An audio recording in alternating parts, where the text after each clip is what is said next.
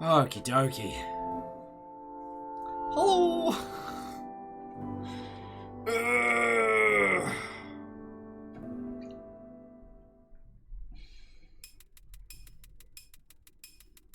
I did this to me.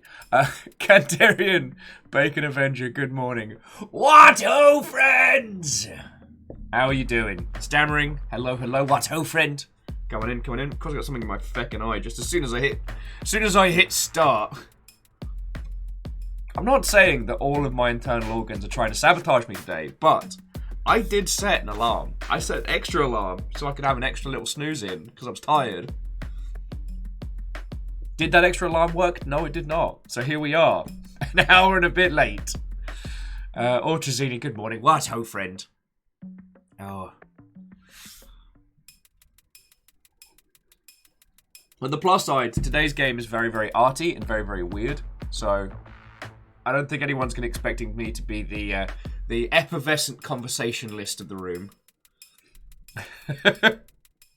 Wolfcrad, what-ho, friend? How goes it? Actually, as a random aside, friends, was it hosting another stream before I hit the go live button? Because I think my hosting stuff's broken. At least that's what it's showing me on the arse end of it.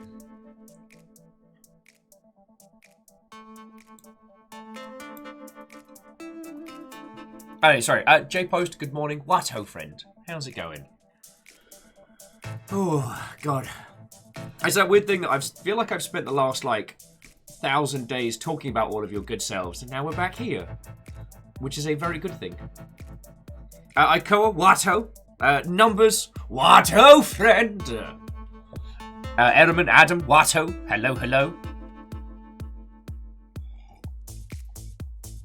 Aw, Numbers, I'm sorry you're feeling ill, friend. I'm sorry you're feeling ill. But hopefully I can provide you some interesting arty backgrounds for your recovery. Vanderbeest, head of house order, good morning, what-ho, friend? How are you doing? Oh, and Vanderbeest, thank you for your phone glass. Come on, ladies, £1 fish. £1 fish. Have look.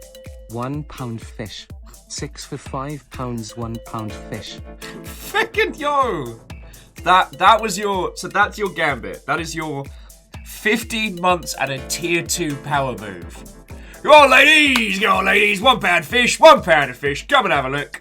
6 for £5, 6 for £5. Fish for a pound, fish for a pound. That was your opening gambit. Wow. And I need to blow my nose desperately. I'm just a class act this morning. Vanderbeest, thank you for filling the pint glass. Git Ned, good morning. What-ho, friend? Oh no, we are not ready for tinnitus dance at this point. We can play if we come back around. Oh, excuse me. Yeah, I stayed up way too late working last night, and then drinking while I was working, and then just drinking and watching Pad Label, so that was my night. Oh, I checked my email this morning and I don't have any thank you for your purchase emails, so I didn't get too trashed, thankfully. And I don't want to brag or anything, but I got my combined emails down to 9. 9 unread. Okay, 9 unhandled. I'm very proud of myself for that. J-Post, hello, hello. The voice continued for I lapsed into it Saturday evening without knowing. And we were coming back from a walk, and what I thought I said was, to Fiona, thank you for coming out on a walk. I know you're super tired, and usually I handle the late night walks of River. And she goes, fuck off. And I'm like, oh, what? Oh, I was just saying thank you. She's like, nah, you did the voice. Starring's like, after watching Saturday, your normal voice, this isn't fun. Wow. Wow. I guess I'll just piss off then. Oh, fucking hell. The amount of messages I got for the whole day did crack me up. The whole day. But yeah, I did keep lapsing into it without knowing. That was what was so feckin' weird. I'm gonna join in this chant. The whole day! But I will say, like, MVP, I mean, outside of getting destroyed by, like, Shackle and Strags and everybody. Reactor online. Sensors online. Weapons online. All systems nominal. What hope? Thank you for your order of Stack Overflow Tepic cards. Please be sure you have warehouse space for Stack Overflow Tepic cards.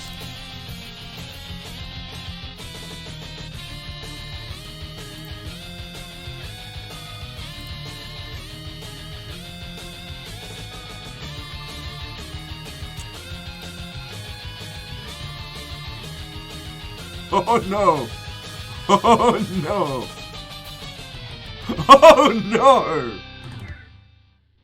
Oh, sorry. Okay.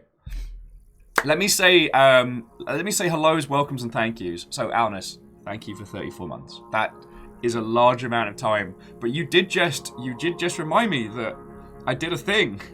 I did a thing.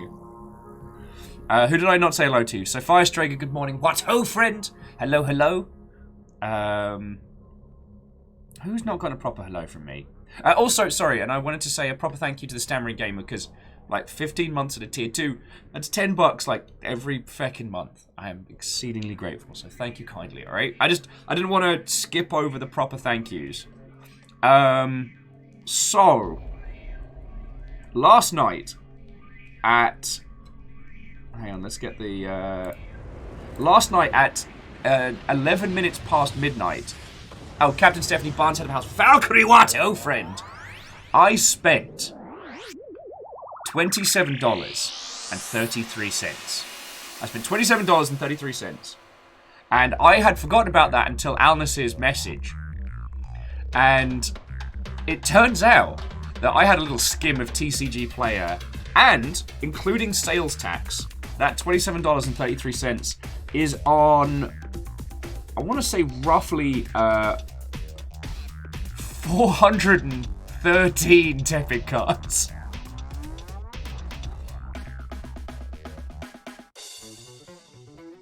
You know what, I'll just put a snip of it. I'll put a snip of it in Discord so you can just see the quantity of what I have done.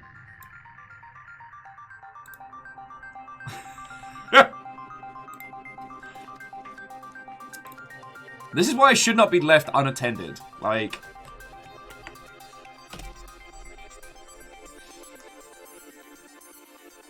now again, I've only spent $27, so I do not feel like I've gone ham, but it isn't Gundams. It isn't Gundams.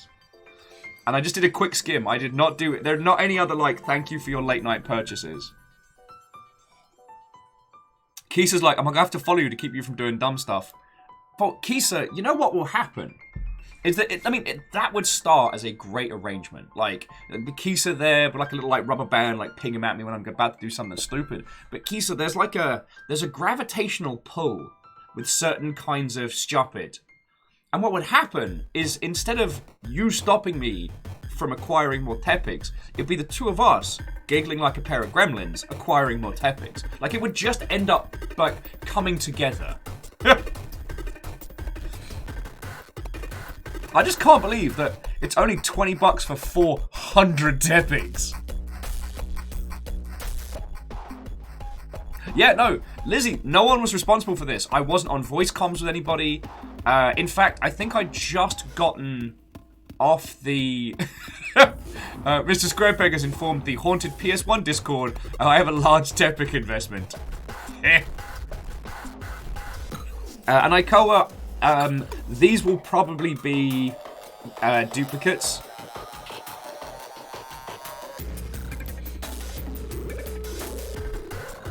But yeah, no one told me to do this. I was not under duress. Ozymandias, what? Oh, friend! So Ozzy, I'm a little tired. I did sleep through my alarm, and the subsequent alarm that I set to make sure that I didn't sleep through that one, quite through both of them, And yes, Numbers, this is the first gnome track. You are right.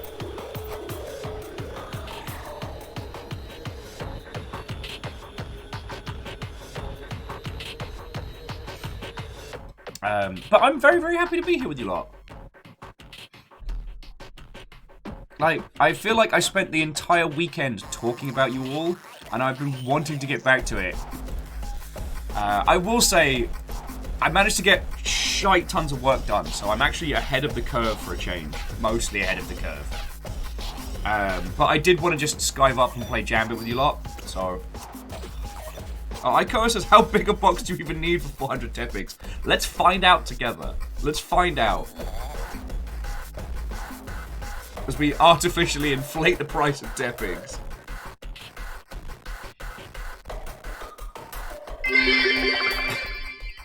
Viking _blonde is gonna cause a run on Tepics amongst the collectors.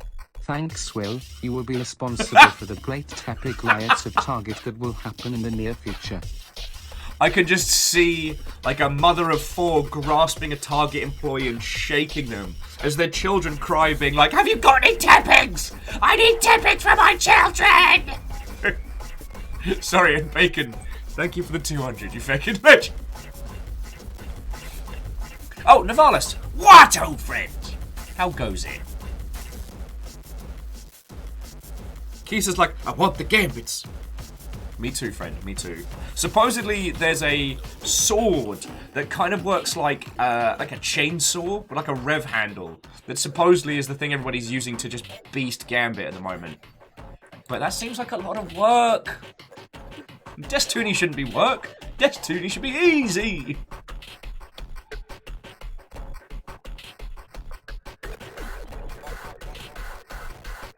Starring says, but what if you combine your loves and have a Tepic, but Gundam? I don't think there's a Tepic kit, but there might be. That would be dangerous power.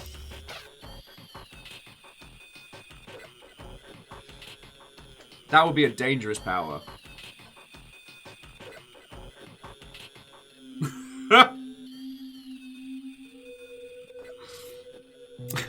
Sorry, Lizzie with headline, fake actor causes value increase in Tepics. Target issues limit on Pokemon cards in response.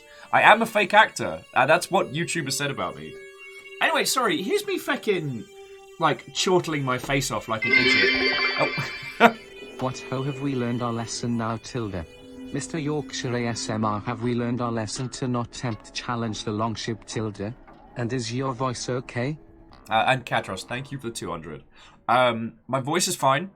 Honestly, it's only got a bit of a gravel to it because I stayed up too late.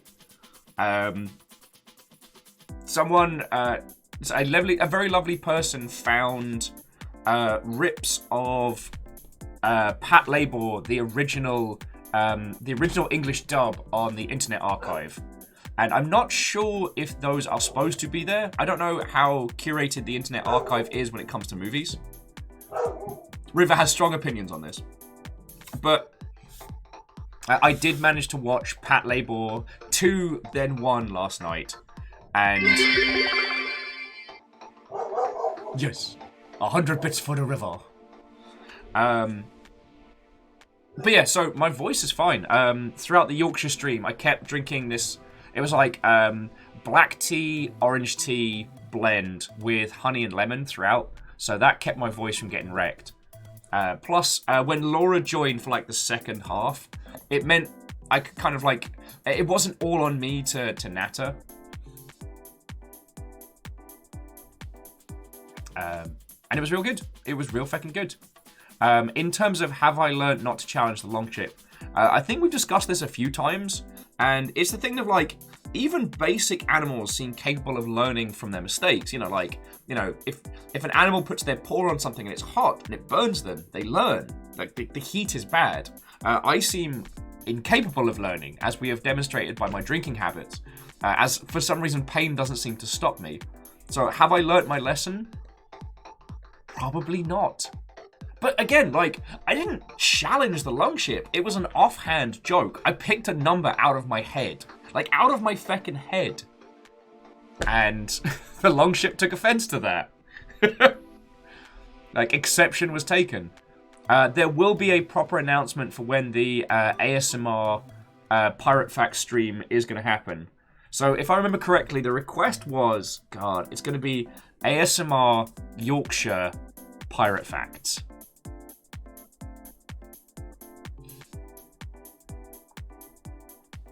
Ozzy's like, how dare you have numbers in your head? You're right, Ozzy. River also agrees with you.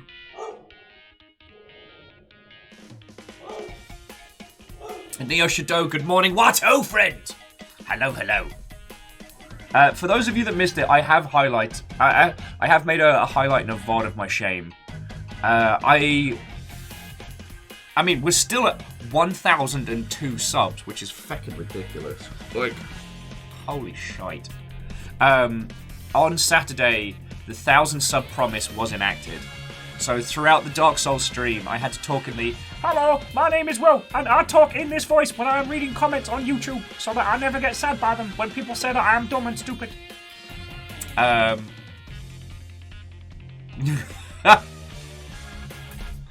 Kimball, I can absolutely do that.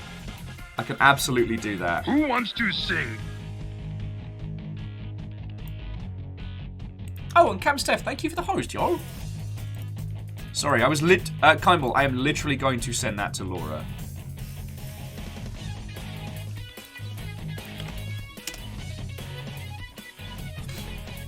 Oh, and Moose, what-ho, good morning. Moose no.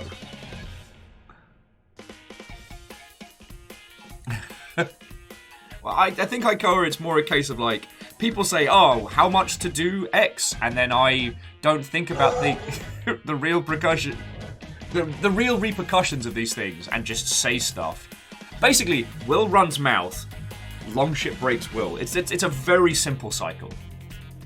Actually, like, I do want to pause that for a second, just because during that day, the amount of cash that you lot threw into us was monstrous.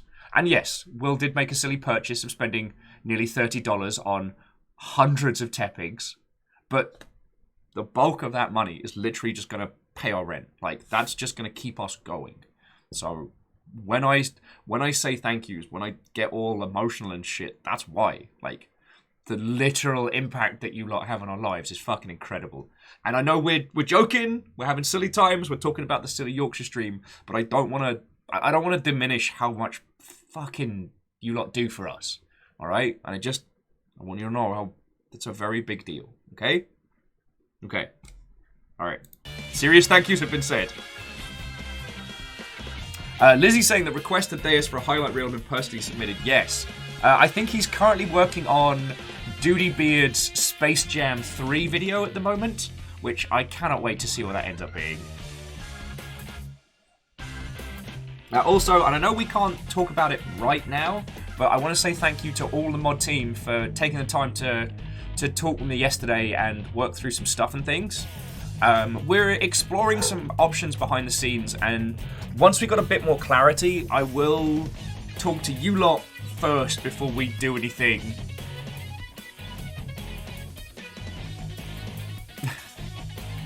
But I just wanted to... Friends, the mod team here do so much. Hey! Speaking of people that spent hours talking to me yesterday, Aperios! How are you doing, friend? Aperios! How was your morning? What were you up to? Hello, hello. Also, friendos, if you are not following Aperios, that is my very, very good friend John. You should do the thing. Please do the thing. Reactor online. Sensors online. Weapons online. All systems nominal. John knows how to get up in the morning. Well, would you look at that? Would you look at that? No, secretly Robin, thank you for 33 months, friend. And I hope you're doing well. Yeah! Reactor online. Sensors online. Weapons online. All systems nominal.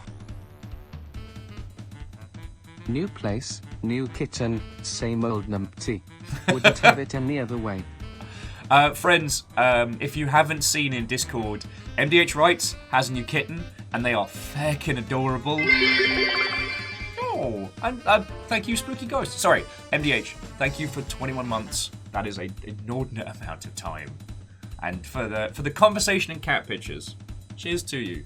I do like that we've gotten to this point now as not just the long ship, but I think like as a species, where there's never a time I don't want to see pictures of your cat. I always want to see pictures of your cats, your pets, like feckin' y'all. So Aperios has been doing great. They're deep in the loops, brother. In my mind, I did read that in the Macho Man Randy Savage voice, but I can't do that right now. So you're all just going to have to imagine, like, Beefcake Macho Man Randy Savage over my shoulder. Fred, good morning. What's ho, friend? Oh, Fred, we are going to get into the arty goodness today. Because Fred's like, wait, Ascension of the Metatron? Interesting choice of theme. Yo, El Shaddai. What if, like, the art team behind... Well, okay, what if some of the people that worked on Okami made a Devil May Cry game that is pure art house batshittery, but not in that Grasshopper Productions parody kind of way, in an unapologetic watercolor flavor of weirdness. So yeah. Staggering breaking news. Twitch streamer Viking Blonde requests illicit pictures from viewers. The scandal. Do not send me illicit pictures. Please do not do that.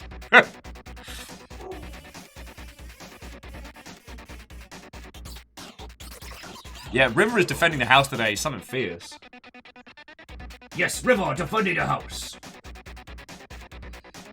But yeah, so how has it been going with your good selves? Also, Aperios, I know I was getting increasingly more drunk while we were talking and while I was working. But again, as I was saying to the mods, like, thank you for taking the time with me yesterday.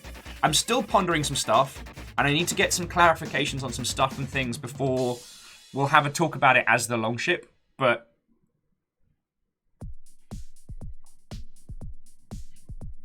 Moose says, I suppose the opposite of illicit would be licit. What would licit photos be? Like requested fully clothed formal attire. Shit. That's Is that the definition? Lizzie's like, Will, getting drunk? Shocking. I know. Actually, on the subject of send nudes, I hate that I've forgotten who it was that sent the palette of cup noodles, of the cup noodle ramen when we did Final Fantasy 15. But we finally got through those, and we actually bought some more because they ended up being these great like emergency snacks. Ardoon, hello, good morning. What's ho, friend?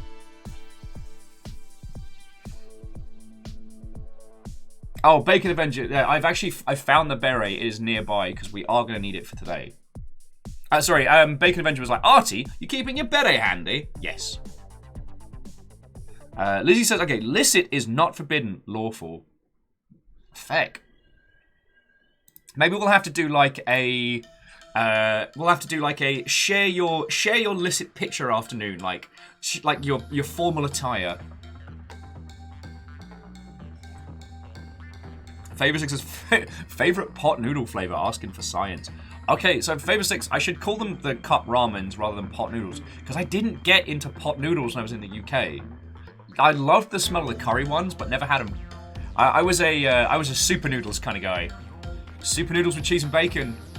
That was my bulk out. That was my bulk out basic food.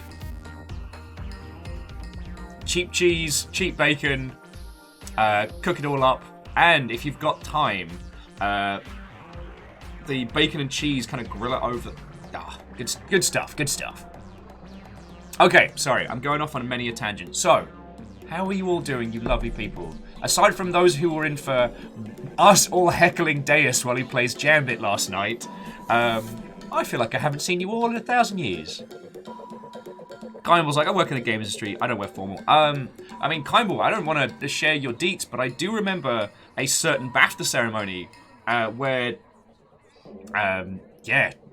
you cut a handsome swath of a figure in formal attire. Elle says, recommend giving good Jajangimon ramen? Okay.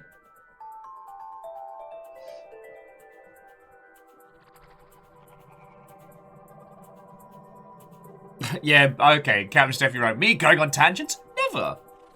See, I fell into the games industry after the recession. But one of my previous jobs had actually been to work in a suit hire store where we rented and sold suits for formal occasions. So, like, I still could probably tie a cravat without trying. And I used to have to wear a 3-piece suit every day. And it felt great, but the amount of work every morning was just infuriating. So, as soon as I kind of, like, fell into fidget gamery, that's when my true kind of grunge trash lifestyle really began. Fred, have a lovely day at work. Okay, so Katros is tired. I've been catching up on Genshin proper and currently doing Final Fantasy XIV. Lovely.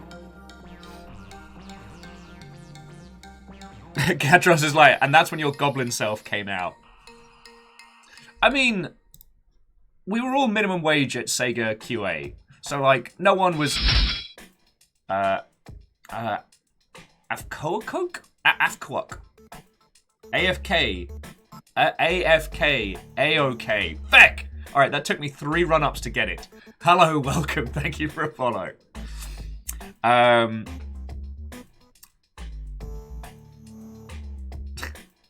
I mean, sorry, Ikoa was saying that the idea of me in a suit is a very strange thing. Like, I like getting fancy every now and then. I just don't do it on the daily. And I'm kind of glad of that. Kyle says they're planning a drunk night out with work peeps in November. Very excited. Yay! Gonna hang out with peoples.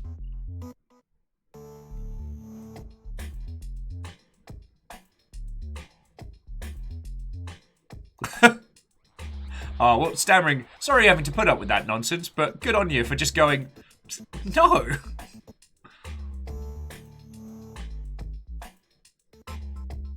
Moose's formal stream when? I don't know. We could do a Longship formal night. Maybe we should do like a formal winter ball or something where we just all get drunk on Discord together but get fancy. That could be fun. I mean, in the mystical future when LongCon happens, we will have a formal night, but that'll be like, that's LongCon, so like formal attire hire will be handled for all attendees.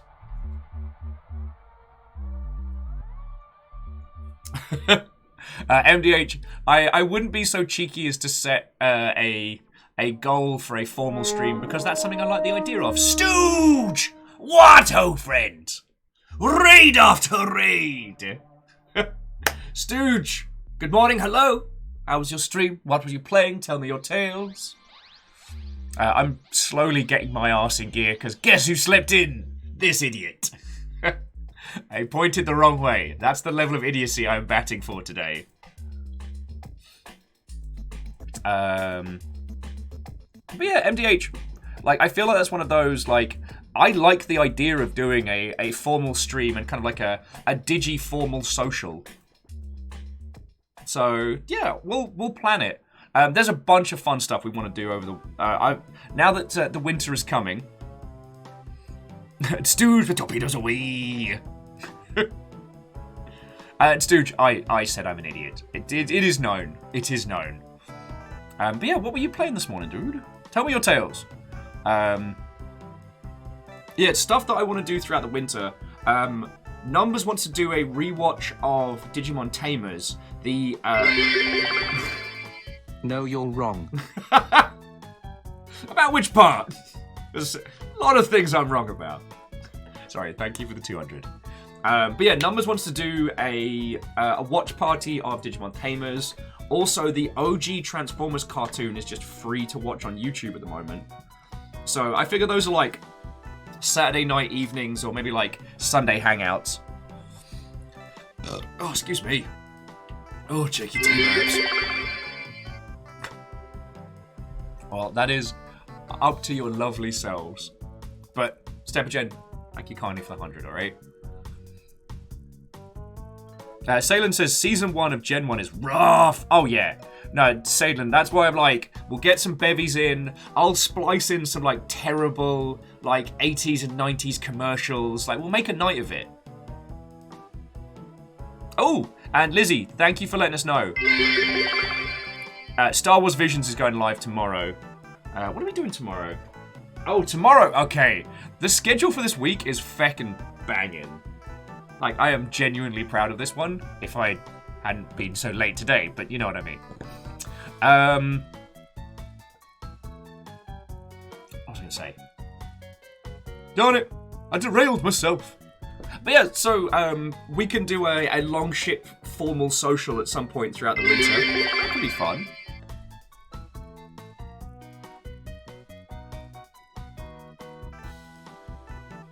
Also, Spooky Anonymous Ghost, thank you kindly for the 100. You feckin' legend. And feckin' yo! Okay, I guess we're doing this. If we're doing this, and we are doing this, we're doing this proper.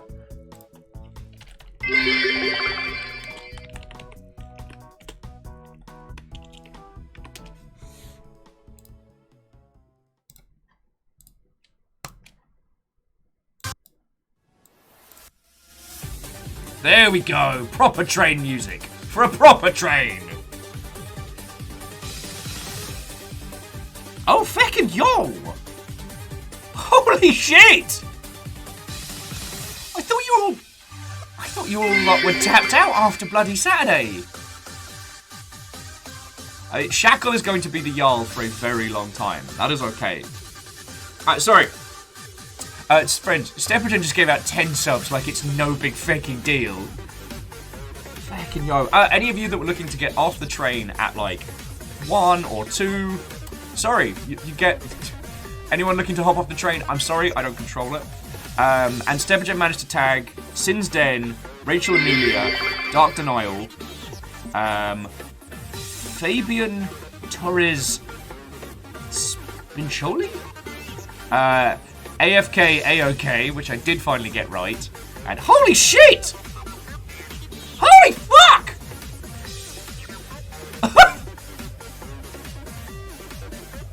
Okay, I guess we're fucking doing this. I'm sorry, forgive my swears. Gilmore Greyjoy, thank you for 20 months, you fucking legend. The Teenage Mutant Ninja Turtles But are 4 reptilian heroes yo! have overcome the Archvillain Shredder. So AFK, AOK was just like, oh, you know, I'm cool, thanks for a sub, I'm here for the banter. And then returned the favour 20-fold by giving 20 subs to the crowd. Fucking yo. Sorry, when my intellect wanes, my swears come out. Fucking yo! Thank you. I mean, you just bloody got here. Sorry, where are my manners? Sincerely, thank you. We've almost beasted level 5. What is happening? An AFK... Online. Sensors online. Weapons online. All systems nominal. AFK managed to tag Genuine Mind, Got Dusty. What ho indeed, Gilmar Greyjoy.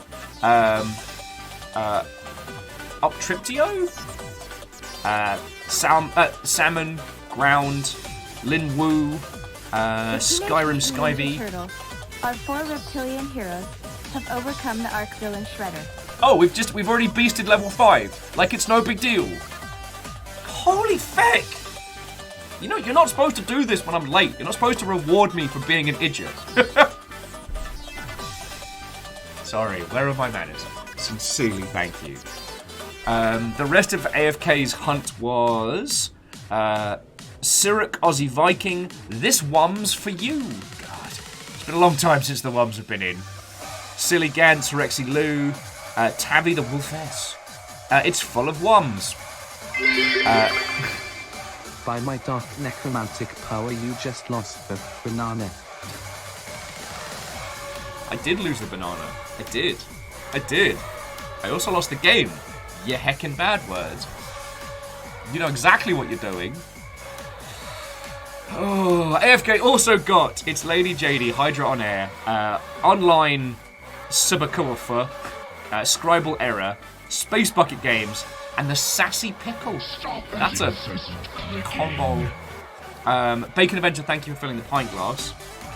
And J-Post gifted us up to Lost Flowers, which is feckin' grand. And Imperios, it's over 1,000! Wolfgrad, I'm so sorry. I know you wanted to get off at the first stop. That's just not going to happen. Welcome to your new life here at Station Level 5. You will be assigned housing and a Wendy's voucher.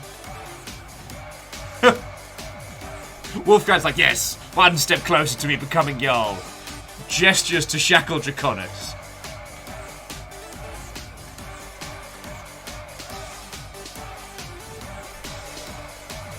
Yeah, Shackle's gonna be there for a while. It's the Forever Jarl Mark II.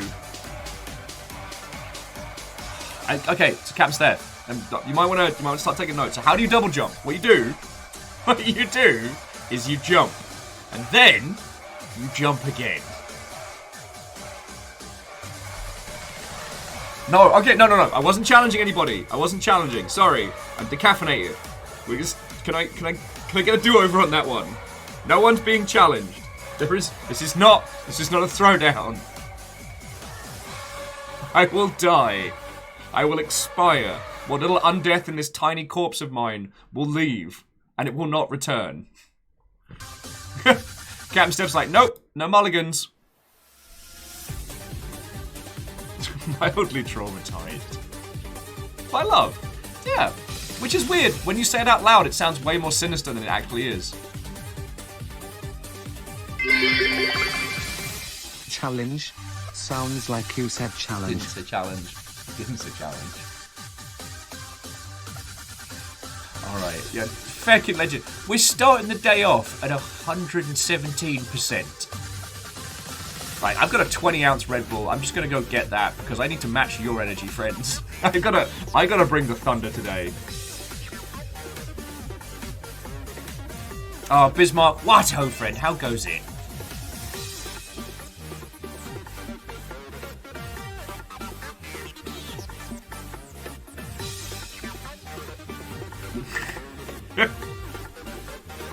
No, sorry. All of you, sincerely fecking thank you. That was fecking massive train! I was not prepared, alright?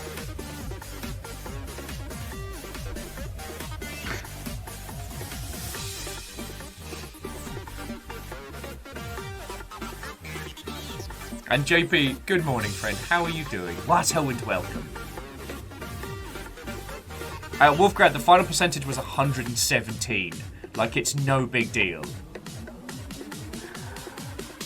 The Fable 6, no, I'm just less prepared right now.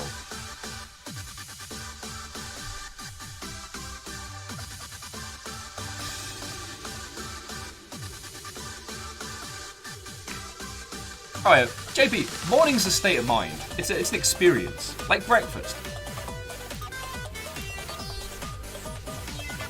Yes, and Wolfgrad, you're entirely correct. That didn't even put a dent in Shackle's Yaldom. Shackle will be there for a while.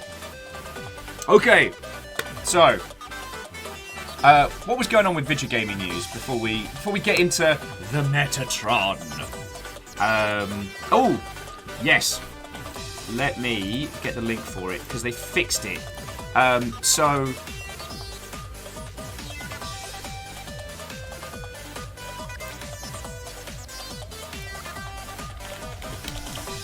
Wow, sorry, I gave you none of the information you needed to pass that sentence. But, alright, here we are. Okay, so friends, Ultimate Lesbian RPG Adventure, Get in the Car Loser, came out today, and it is currently free. The designs of it are cracking. It's just dripping with style. And it looks like a really interesting twist on kind of the JRPG stylings. Like, I can't recommend this enough. And it's at no money. Now, if you want to support the creators of this, you can pick up the soundtrack, which is Get in the Car Loser, The Battle of Big Boardwalk.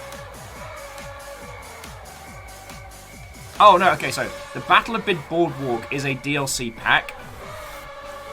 And I think it comes with some extra items and whatnot, but, like, if you enjoy this game, obviously, I would encourage you to support the people making it.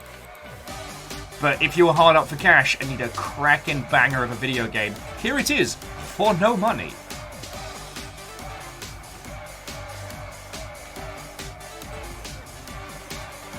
Oh, so jumping back in, JP was productive today. Did their sanitary card exam for the job they're applying for, and did 14,000 steps. Go you!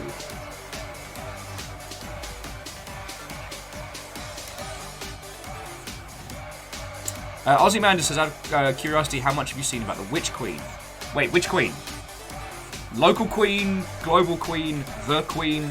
I'm going to need more specifics on which Queen you mean. I'm tired, never. I think I'm even funnier than I really am. Queen Bee, exactly, JP, an important queen. Queen Latifah, also very valid in the Queen choosings. Oh, Queen, the notable band, made famous by the Highlander soundtrack. Oh, you're right, the Pokemon theme is still going.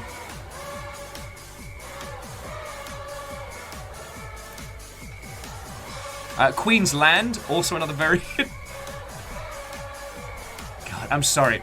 Ozymandias, I don't mean to be a complete and utter crumbum. The Queen's Gambit, a chess show, which actually is currently being sued because they forgot to mention... well, they glossed over a particular chess champion.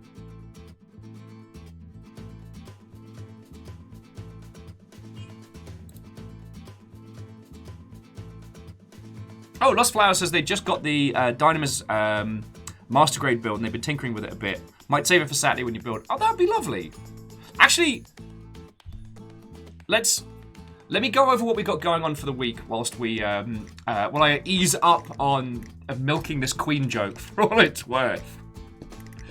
So, today, friends, today we are going to be playing El Shaddai. El Shaddai was a absolute high point of 360 video game era stuff. Sadly, it sold like hot tosh, but we are talking like watercolor art style, glorious Devil May Cry via some feckin' like hard theology, deep lore. It is all style, all substance. And I was trying to find out last night why it was that it didn't sell. I have a feeling that it came out at just the wrong time. Like, I think it went up against a very, very large 360 AAA title and did not survive. But it's a sad reminder that Okami didn't sell so well in the West either. A tragic state of affairs. Tragic state of affairs.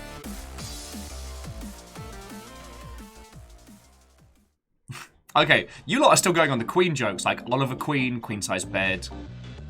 Sylvanas, the Great Banshee Queen. I remember Sylvanas before they did her dirty. That's my war chief.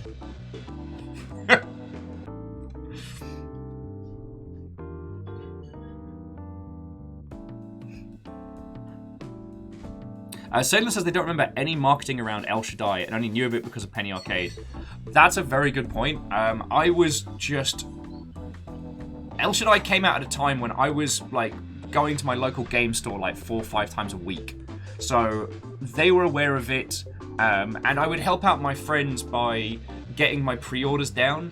And they were like, it's arty Devil May Cry, like what do you want? And as someone that's really enjoyed like the OG Devil May Cry and its variants and the ilk, like...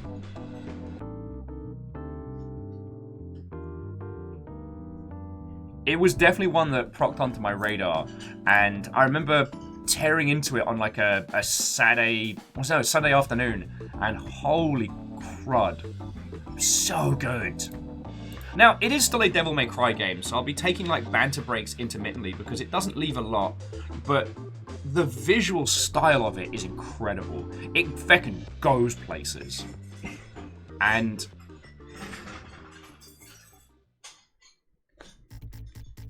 initially, what I had planned to do was wait until I could acquire a copy for the 360 and do like a retro stream of it. But thankfully, it got a PC release this year. which also I've not seen any feckin' noise around. I was worried that everyone was already going to play the crap out of it and be bored of its existence. But no, like, came out beginning of this month, and I haven't seen hair nor hide of it.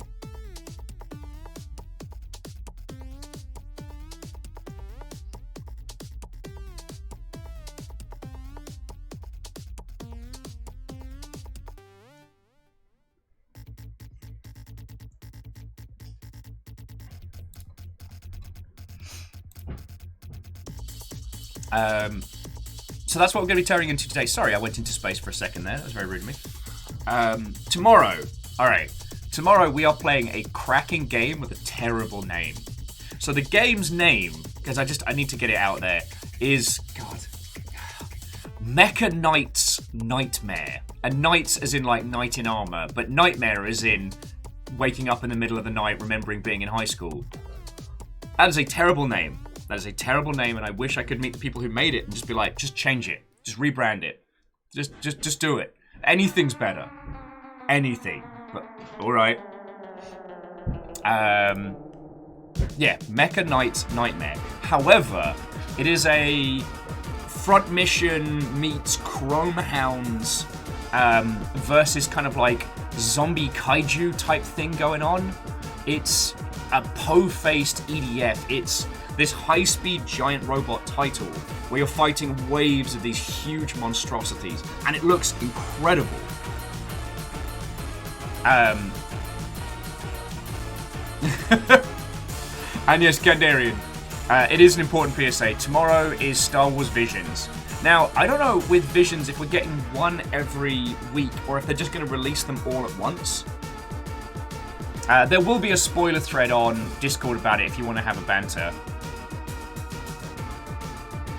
But I'm really looking forward to that.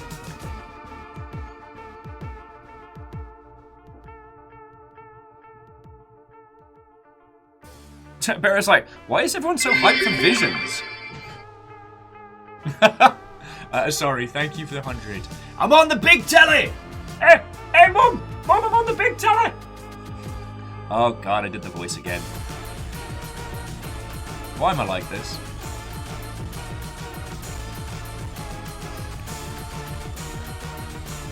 But yeah, if you haven't heard of it, Star Wars Visions is, think the Animatrix but Star Wars.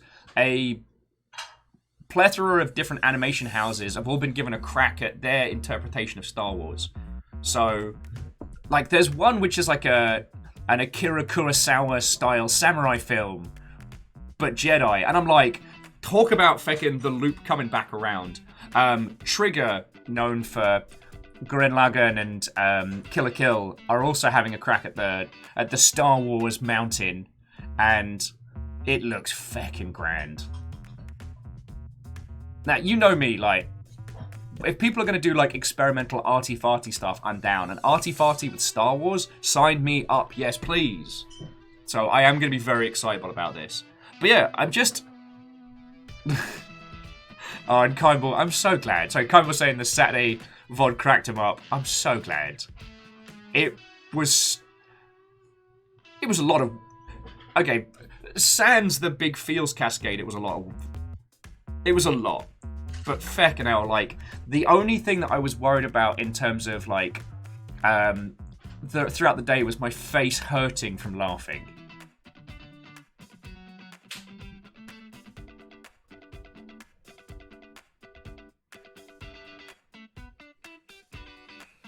Oh, yeah, Numbers also pointing out that Trigger also did Little Witch Academia. Academia, however you want to pronounce that. Which is currently still in Netflix jail, I think. And Beadora, the stream was the whole day! No, it was 6 hours. And Ben Watto, friend, Port Center has joined us once more! How are you doing? Forgive me if I said this the other day already, but I'm genuinely thinking about getting like a Batman-style phone in the house so I can just call you up and be like, Ben, I just made a reference. I just made a reference to Phoenix Knights. And then I can get some feedback on that one. I got too used to having people in the house that got my shenanigans. And I no longer have that.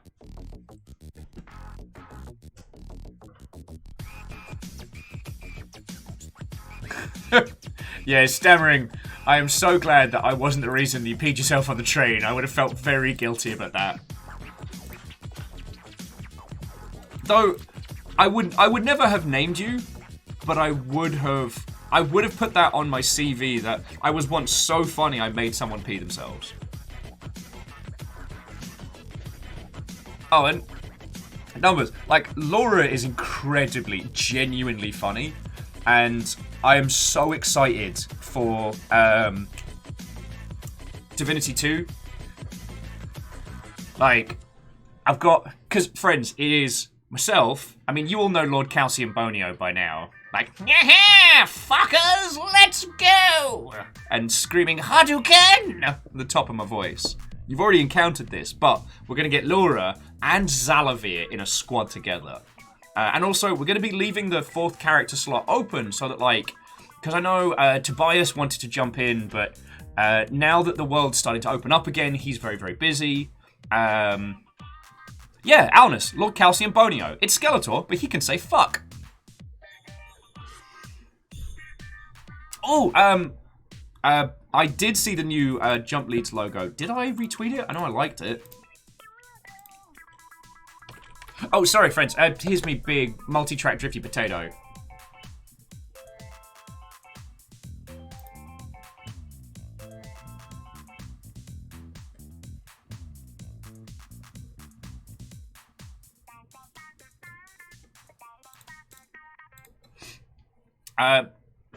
Wow. I'm gonna get that Red Bull in a second. I think that's the level we're batting for today. Oh, Number says they still remember the clip from E3 per Bowl. Yeah, that was literally where it came from, and I'm very happy about that.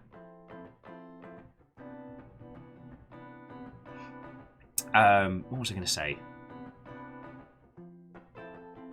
Oh no, I was gonna plug Jump Leads, which is Ben's upcoming series, which is very... I got to see some of the early script stuff for it, and it's very interdimensional Red Dwarf, I think is the best way to describe it.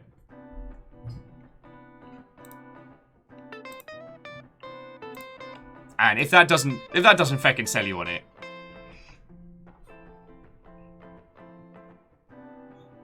Oh, Neo Shadow says they would listen to me make discount Skeletor voice for an entire stream. Well, good, because it's a coming. It's a coming. It looks like the return to Divinity will probably start happening mid to late October, because Laura's working on PAX Australia, which is an online event.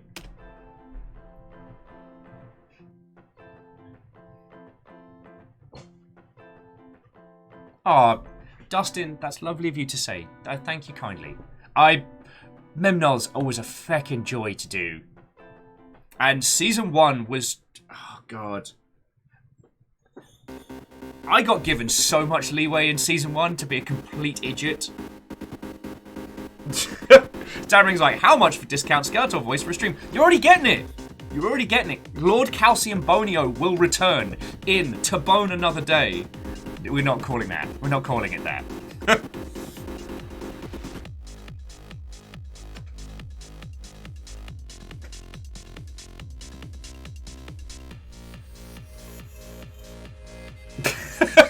Beck. I'm like, we're not calling it that. Ozzy and Neo are like, we're absolutely calling it that.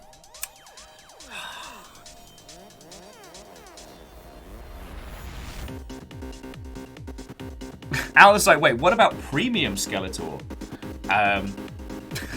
For that, we'll need a special Patreon, the Only Bones. It's just Skeletor voice. That's it.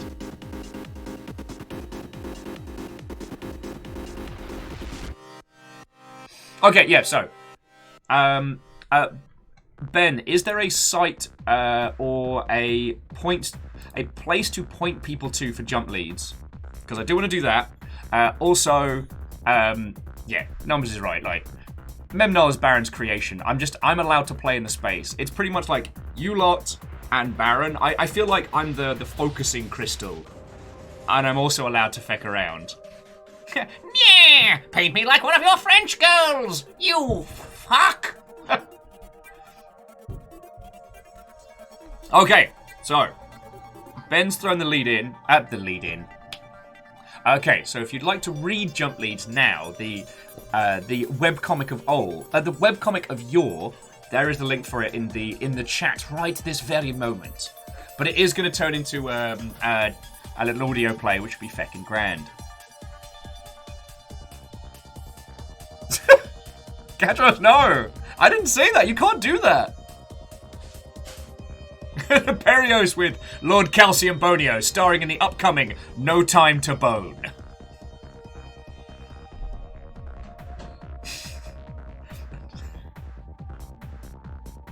Star of the seminal classic Bonefinger. God darn it. You know what? I never stopped to think about how goofy most of the James Bond titles are.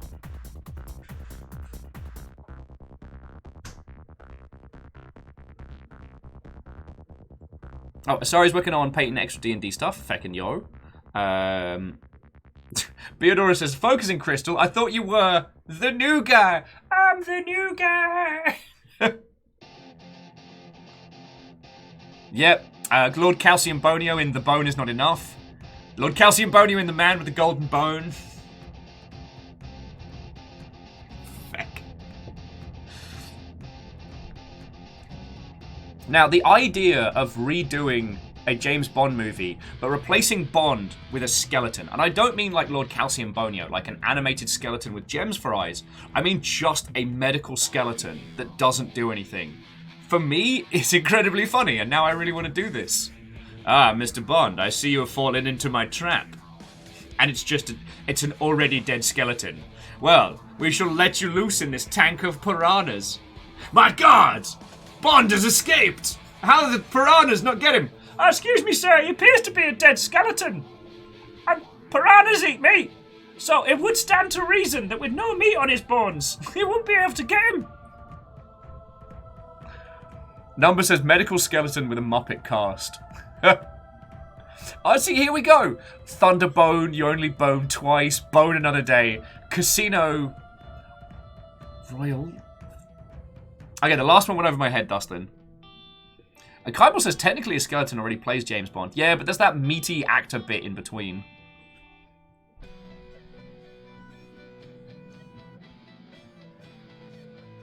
Oh, Neo Shadow's pointing out that we can also do it with Die Hard movies. So like Bone Hard with a Vengeance, Bone Hard or was it Bone Free or Die Hard?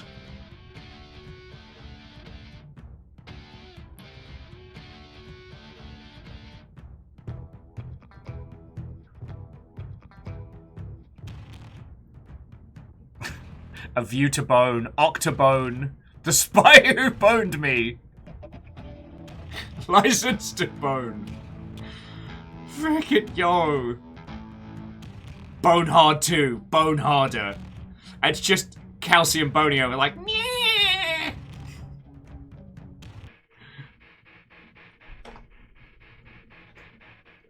Friends, I don't want to alarm you, but according to Kymble, there's a skeleton in the room with us right now.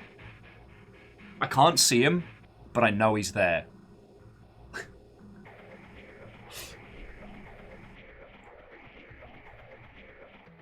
Alan is putting forward Mad Max Beyond the Thunderbone.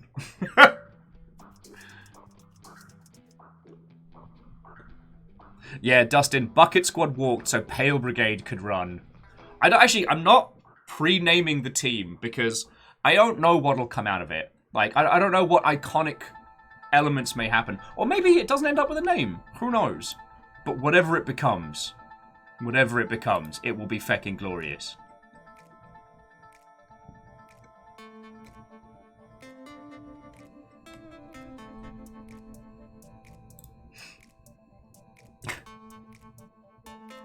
Oh no, Beodora's got 2 skeletons in the room. Feckin' yo.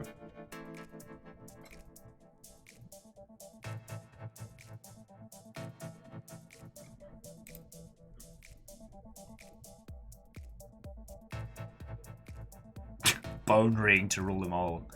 And numbers with on Her Majesty's secret bone. I mean, you're not wrong. You're not wrong. Okay. So, this week. Today, El Shaddai. Tomorrow, giant robots versus zombie monsters. On Thursday, it's going to be a slightly shorter day than usual. So we're going to be playing Skatebird. Because it's a game in where birds skateboard on tiny little fingerboards. What's not to love? What's not to love? Also, friends, so Friday is going to be the Blackout Club, as usual. If you are interested in Blackout Club as it goes down, or if it is a game that you have enjoyed watching, don't miss Friday. I don't know what's going to happen, but Friday's going to be a thing, alright? And then on Saturday... No! J-Post, that's fucking cool of you. Giving a sub to Dustin like it's no big deal. We've already had like 30 gifted subs already this morning. No big fucking deal. God, I'm gonna die. Yes, on Saturday, I want to just hang out with everybody. So let's do like a Gundam build along. Or like, if you've got any like crafting stuff you're working on or minis you want to paint, let's get all the stuff together. I'll finish off this bloke because he still needs his wings. Well, he needs his wings and he needs his ink cleaned. But yeah, that's what I'd like to do. So, yay! And Noma's got a toolkit coming so they can start their first Zoid. Fucking yo! Oh, actually, numbers. I'm not trying to do this to.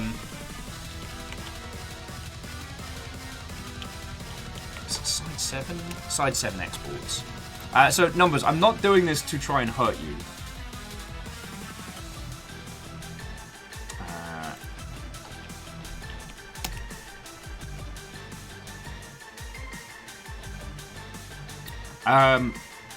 But if you have the patience, a company that I follow that does Japanese imports is starting to do Zoids, and they are considerably cheaper than getting them from. They're considerably cheaper than getting them from Amazon. It just takes a lot longer.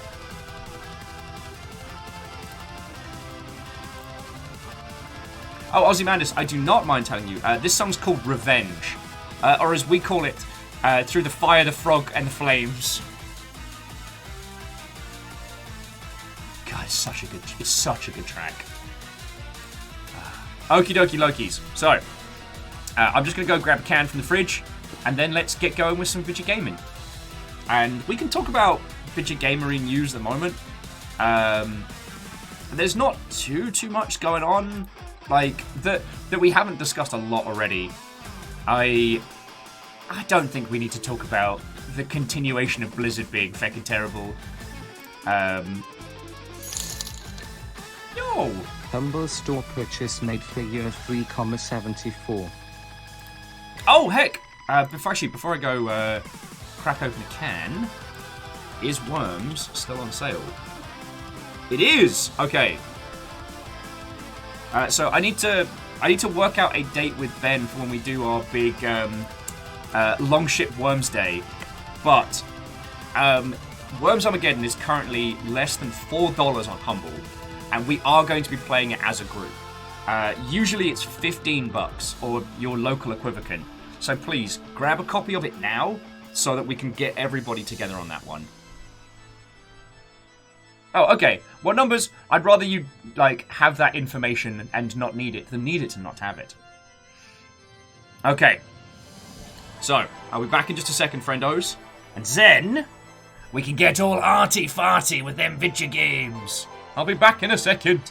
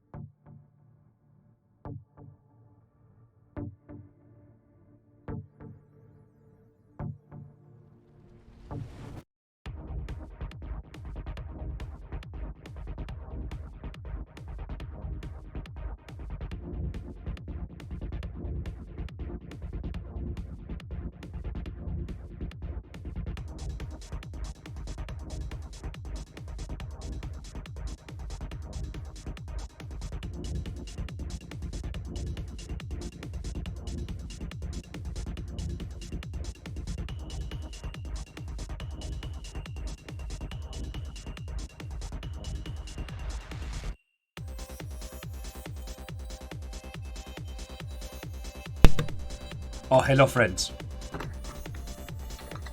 Hey, Sagebell, how are you doing this fine day? What, oh, friend?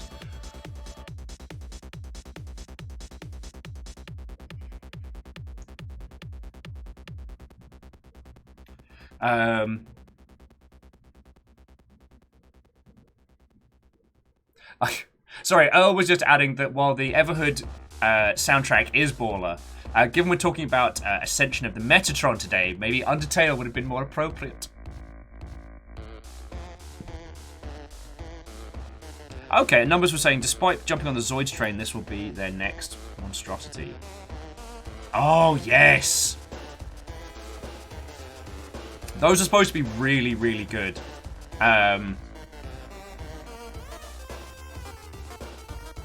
Oh, sorry. What Numbers linked is a Machine Dramon model kit, but it's a proper Bandai Namco one. So, yeah. Numbers, it looks feckin' rad.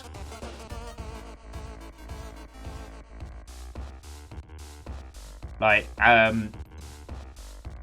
you're definitely going to want to get some ink for the details for that one, but I will share with you all of my secret trips on that one when it comes through. Yay! Humble store purchase made for $3.74. One more into the worms. One more into the Longship Worms event. Actually, how long is this? Okay, it's only on sale for today. So I'm sorry, I don't mean to hard sell you all. I just... After Ben got us the mod working and showed us how to do, like, tournament matches, it's gonna be feckin' grand. Dustin, you feckin' ledge. So Sagebell said they just got back from a dental consultation. Feckin' go! I know, I need to do that. Oh, I need to do that. My teeth are not happy with me. It's so much money. It's on the grand list, friends, so it is actually on my list of things to sort. Is Matifis. Beardor says they have worms, but they're later to check which one. Aperios says, go to a dentist, they're cheap and good. Yo, actually, Aperios, if you don't mind blepping me the name via the Discord, I'd really appreciate that. Because I don't have any major problems, but it's one of those, like, I probably will in a couple of years if I don't feckin' sort it. Sorry, here's me talking about dental stuff. I know, it's so drastically interesting. Right. Kymel says they're not good enough to compete, but fun to watch. Oh, and Worms? Oh, abso-feckin-lutely. I think it's going to be... I think it's just going to be a lot of silliness. I mean, you saw the Legend of Crispy Steve. And Earl says they haven't dropped a concrete donkey on a group of worms in ages. I haven't heard the term concrete donkey in ages. Crispy Steve! The Legend of Crispy Steve. The Ballad of Crispy Steve.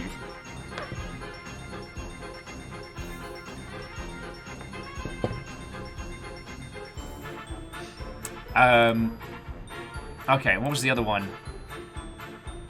Oh, so Numbers is also looking at the Digimon Tainers Gullantmon. Yeah, that kit's feckin' cool. I saw it doing the rounds... although Big Bad Toy Store is currently doing me a damage.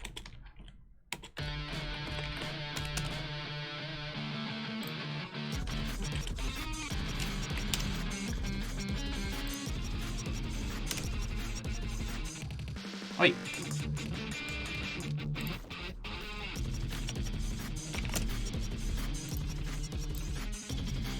Okay, why is it being a joke bot? Sorry, I know, again, I'm Mr. Drifty Potato. Look, I got 20 fluid ounces of focusing right here. Because, as you well know, I am a very, very, very big fan of Purpuri Molcar, right? Well, it turns out that not only is there going to be a Nendroid figure, but there are also going to be 5 model kits, including the Mad Max Fury Road style Armored Teddy. And I keep saying this is it. I keep saying this is done. Oh, Kymble says we make a custom VO pack for worms. Feck. It's been a long time since I did any worms modding. I used to try and like mod like screenshots from like Warcraft in as worms levels. I have this weirdly vivid memory of giving myself a monstrous migraine staring at that bright pinky purple color that worms would use as its transparent color. Paul Sender says making speech banks is very easy in worms. Oh no. Oh no. Worms Armageddon will pack.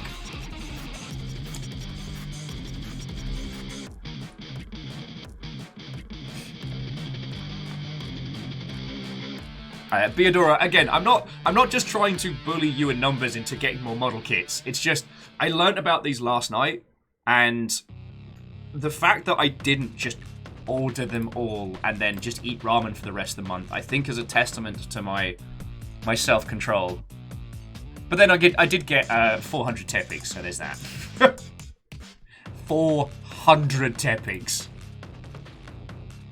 Fucking hell. Alright.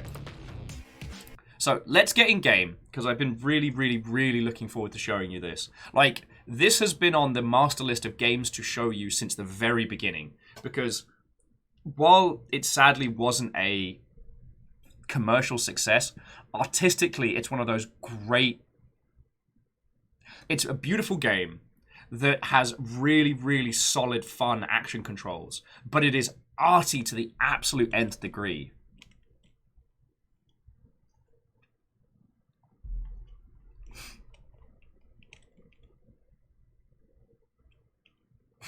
Oh, JP's like, wait, they made Red Bulls that big? Or Will has tiny hands? Yeah, you've rumbled me. All along, I was in fact a hobbit with tiny hairy feeties. I'm sorry to let you know this. I'm actually about 3'11". I'd like to thank everyone in Seattle that's kept that secret all this time. Nah. This, my international friendo, is 20 fluid ounces of poor life choices. Oh yeah, River's here, so the true star is... Hey, don't chew your posies. Don't chew your posies. No. River's got allergies at the moment, so she tends to chew her paws till they get a bit raw. Show the fuzz. When you can plait the top of your feet hair, that's when you know you've reached true hobbit status. And I really wish I hadn't said that out loud. That was disgusting. And I'm sorry. Alright, so let's get this game started, and I think you'll understand pretty much from the get-go why I've been so desperate. No!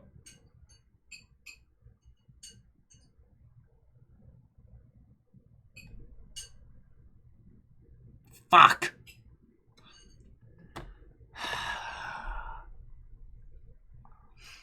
Install physics. Computer needs to restart in order to finish installation. Feck you. I don't want it. Just run the feckin' game. Just run the game. Reactor online. Sensors online. Weapons online. All systems nominal.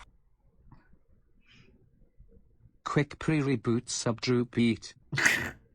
Martin, thank you for the 26 months. How are you doing, friend? How was your weekend? What ho? Alright. Maybe we can just get past it. Maybe we can just get it to ignore the physics. Or I install it and then ignore it when it says, would you like to restart?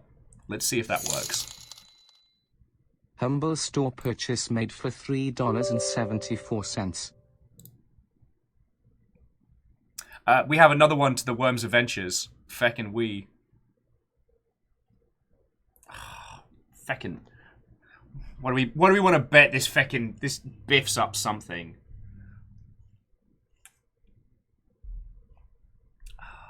Oh, Sage Bell's in for Worms! Yay! Let's get the tune still going.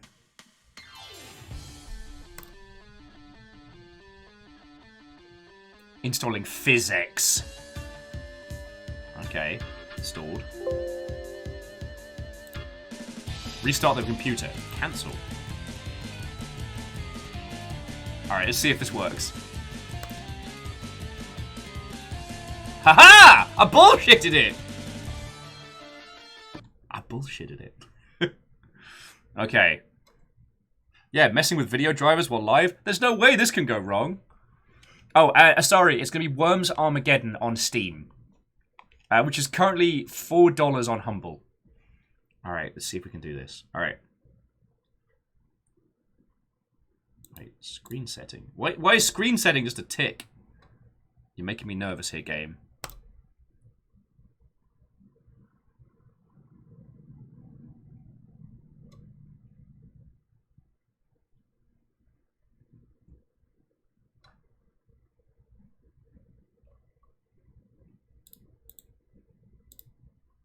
Oh, it might be working. It might be working.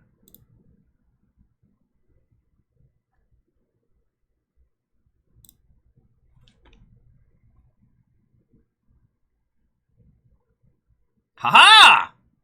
I win!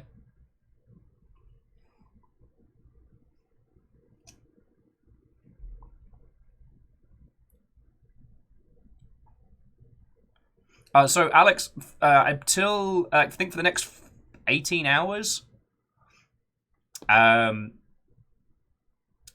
of the Worm series is on sale on Humble, but Armageddon's the... Oh, God, that's loud. Let me tell you a tale. It took place 360,000... No, 14,000 years ago. Well, to me it seems like only yesterday. To you, could be tomorrow. It's the story of a man, known by 72 different names. What should I call him? When we first met, his name was Enoch.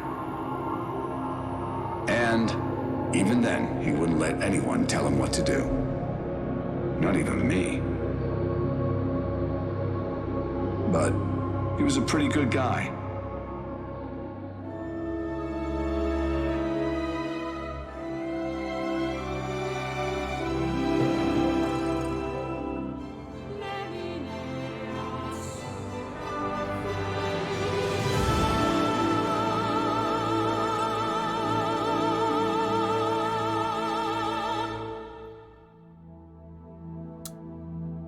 Alrighty. Told you this was RE. I'm gonna turn down the volume though. I do not want to blow everybody's eardrums out. Alright.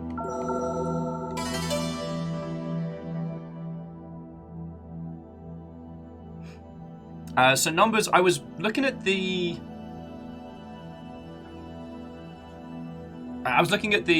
wiki page for this one last night, and supposedly it is like based on Jewish mythology, but it's a sphere of like it's a sphere that I know nothing about, so I wouldn't pretend to know.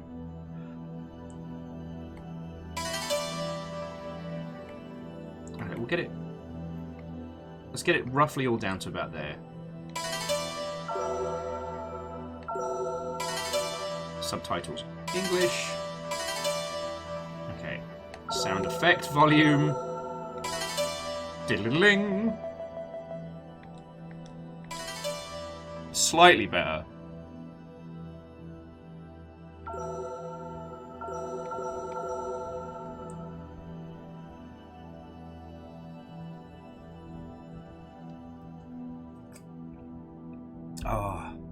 Oh, and D's, what ho friend? 2 days till Diablo 2 Resurrection is... and Humble Pass is being added to Xbox. That's curious. That was one I wasn't aware of. Like, I'm not saying that's a bad thing, it's just that was something I was not aware of.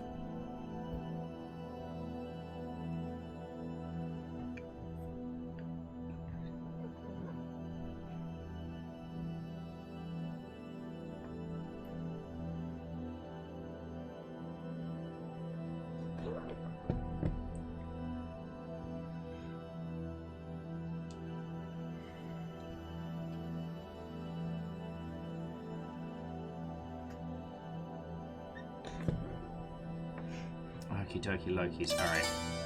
Well, do let me know how the audio levels are if it ends up getting too much. Let me just update the game. as I think this will make me the #1 El Shaddai streamer. There we go.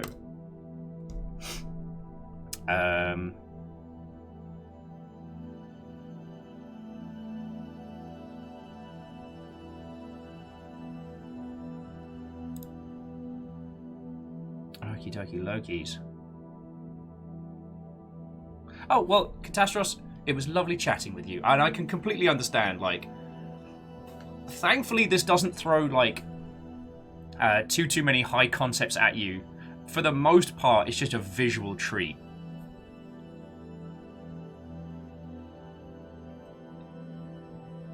And so, friendos, as I was saying, like, I don't think we need to go into the Blizzard stuff. I think we've discussed it a whole bunch. But it is interesting that the lead developer on Diablo 2 Resurrected had literally said, like, look, if you don't feel comfortable buying this game, don't buy it. And not in a, well, feck you, but in a, I am working on a game and things are bad here, like, I won't be offended if you don't pick up this game. And in PR speak, that reads as, feck these people, feck what they're doing, but I still have to do my job. So, do you know what I mean?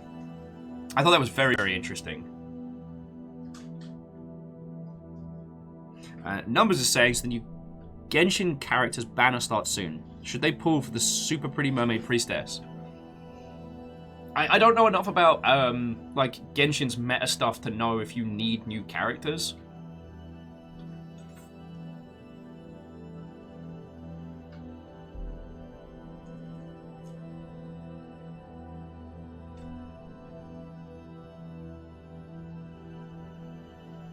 Okay.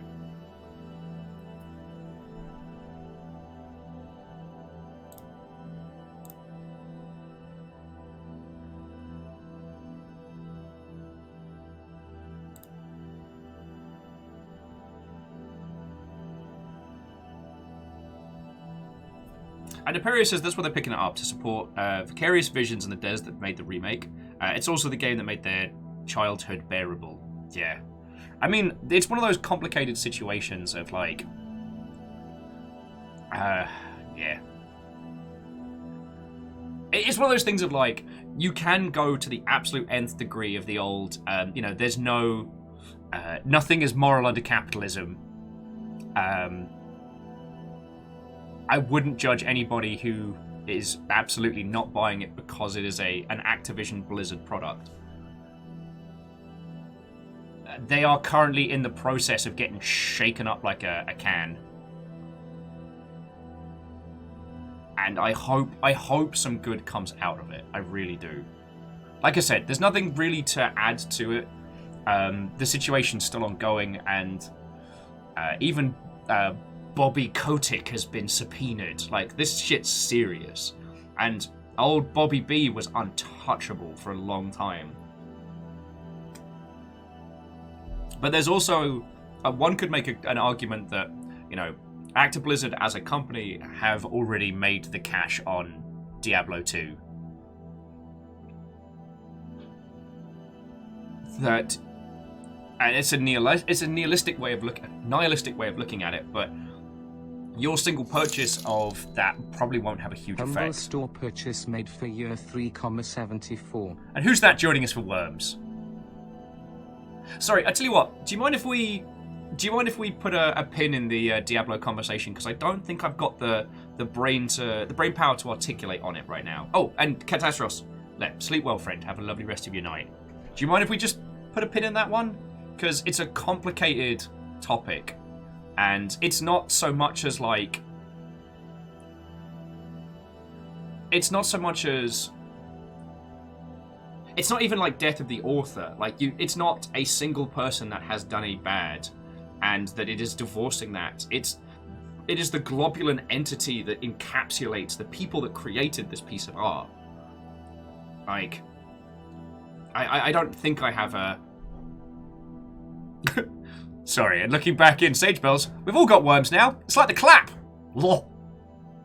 I wish I'd lived my entire life not knowing what the clap actually was. I sincerely wish I'd never found that out. Oh! And Alex, you have a lovely rest of your day as well.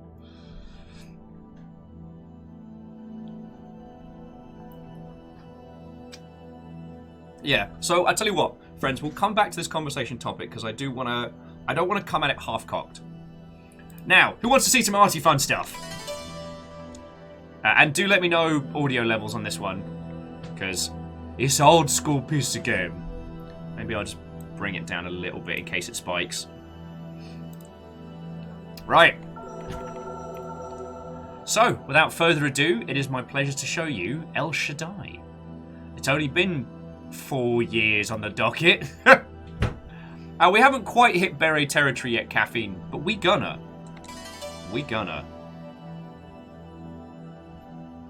I'm gonna keep it easy because the combat system in this is very good and very in-depth, but I'm gonna want to take more time chatting with you lot. The armor okay? If not, I could... No problem. Everything's fine.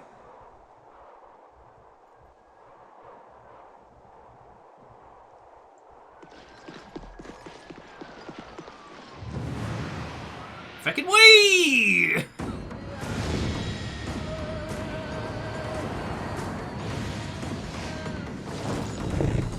Oh, rumbles! I warned you not to follow us. Have it your own way.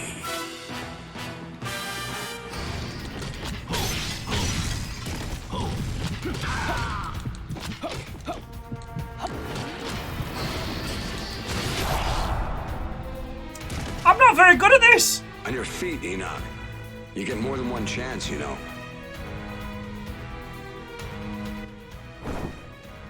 Okay, rapid fire recovery. Hit all the buttons. If you die in battle, rapidly press the buttons on the controller. I forgot about this.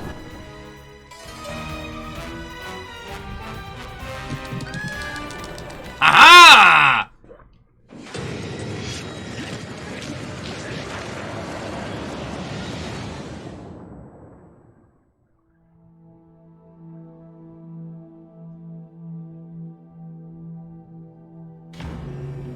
Oh, Dee says I was on YouTube not long ago.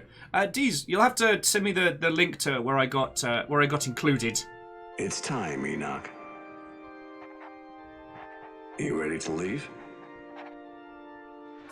I gotta say, I'm kind of looking forward to this trip. Say, you've not been down below for some time, have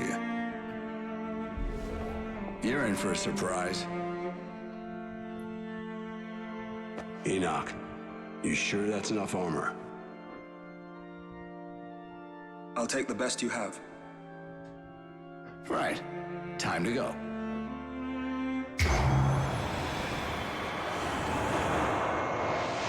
Feckin' wee! Enoch. Oh, and thank you for the spooky ghost bit. Chapter 0. The journey begins.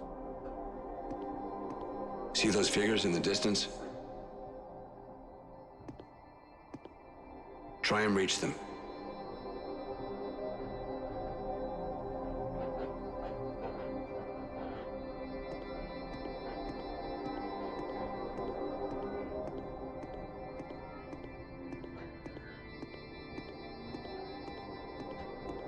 Oh, a Bacon Avenger. Thank you for filling the pint glass. Ozzy, this definitely came from that period where most of the, like... The tools and weapons humans use are all based on wisdom from heaven. Hold that thought. Wisdom humans couldn't attain in 1,000 years.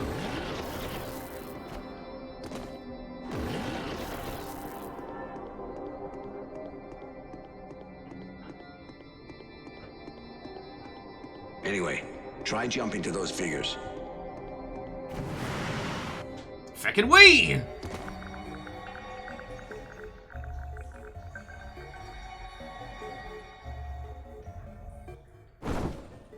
Fruits of wisdom. Created by God are helpful for people. Or they can be abused for evil. It all depends on how you use them. Don't let your enemies draw near them in battle. Okay, can you take it from here? And I did not have to restart my computer. Mainly because I didn't want to. So if it ends up biffing it later on, then we'll know. Enoch. Humans have a unique gift, the power of choice. Free will. They can follow any path they desire. So choose your path carefully. The future of mankind depends on it. To take a moment to appreciate the character design in this, at a time when it was just nothing but stodgy, boring brown cover shooters. We get stuff like this. Like, again, it still breaks my teeny tiny heart this game didn't do better. But, like, this would be arty-farty for now. You know what I'm saying? That's the beret upgrades being installed. It's gonna be some serious tilted beret.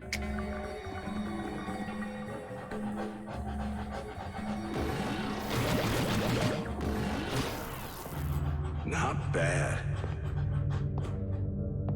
If you're that good with your bare hands, let's see how you handle one of God's weapons.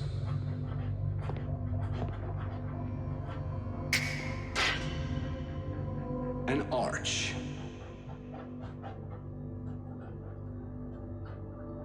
It's one of those little shards of wisdom the fallen angel stole.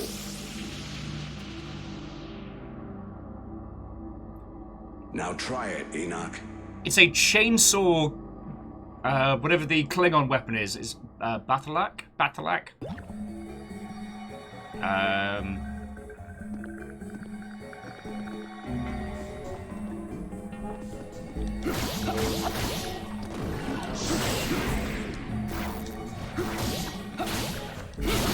I kind of feel like I'm the bad guy here. Oh, Batleth. Oh, Batleth, or however it's pronounced. It was only when various shards of God's wisdom were stolen that Semyaza's betrayal was uncovered. But by then, he, together with the Grigori he led, had already fled. Oh, if this plot doesn't make any sense so far, it's not mana. It's very Nicely much done, Enoch. very much playing with space and time.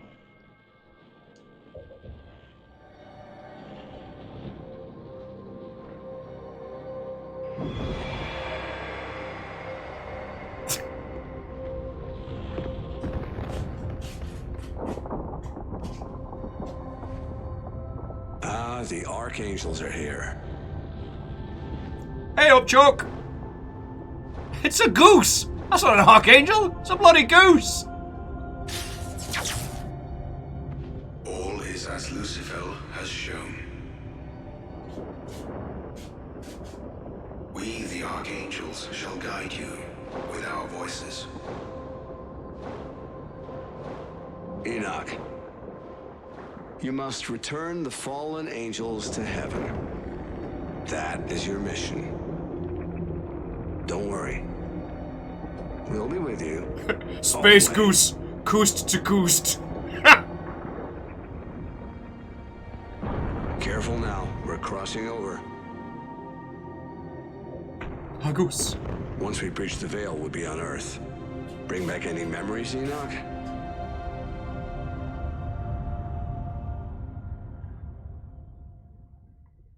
I think that's one of the things that I loved about this is... 7 angels have fallen to Earth. Hold that thought. Big mistake. We're going to tear out their souls and lock them in this prison for eternity. That's a bit mean.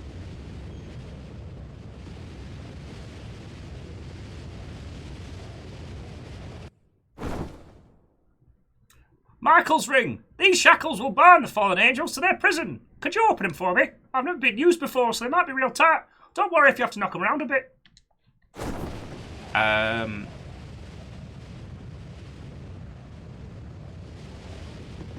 Yeah, we'll give him a quick tap. No, so one of the reasons why I remember loving this game, and one of the reasons why I still think about it so much, is that it has no qualms in just throwing you in headfirst into this. It does not.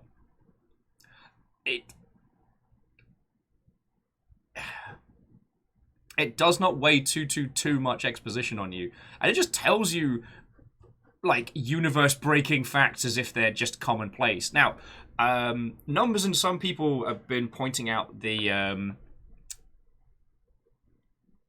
references and where it's come from, which is very interesting because, as I said, I don't have that level of knowledge, it is interesting that it is all based on things rather than just being thrown around loosely. And actually, so Favor 6, there is a very interesting game, the Dreadex Collection, which lets you grow traditional angels and then race them like Chows from Chow Garden from Sonic Adventure. So that's fun. Anyway, let's crack open some rings. Barakel. May this be the place he dies. I guess we don't like Barakel then.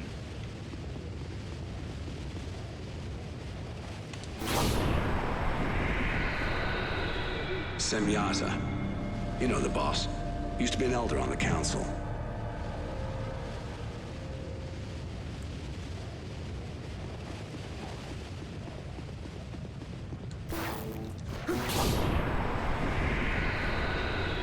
Arakiel. We can't let him live out his days on Earth. I don't think we're the goodies in this. I'm just going to say it now.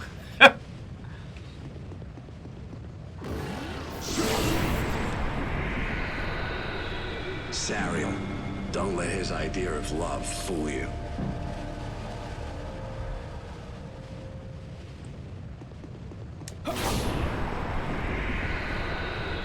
Armoros. Good luck getting him to repent.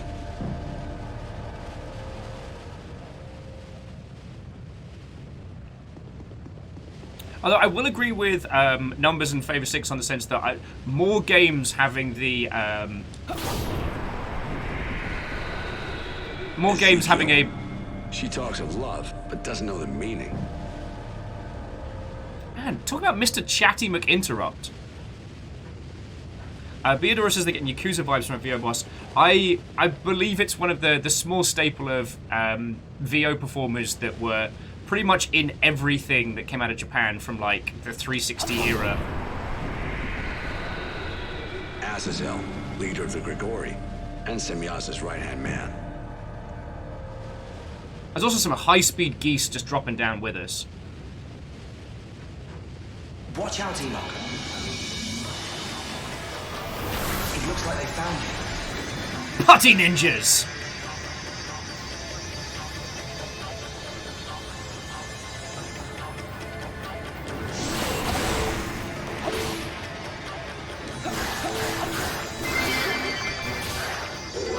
What did you know about love? After all, a pimp's love is different from a squir's. I feel bad that I don't get that reference, but thank you for the 200 bits.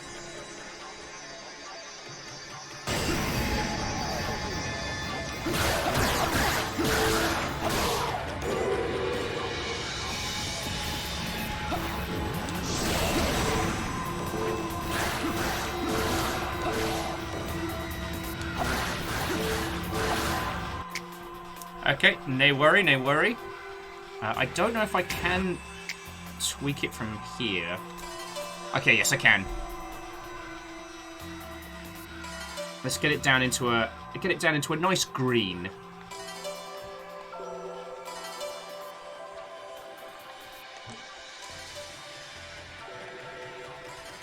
Bring the voice. Oh no. Alright, there we go. Hopefully that's better. It's from Idiocracy and I didn't get it? Oh no, what is happening to me? Have I finally unraveled? Did a day of the Yorkshire voice finally destroy me?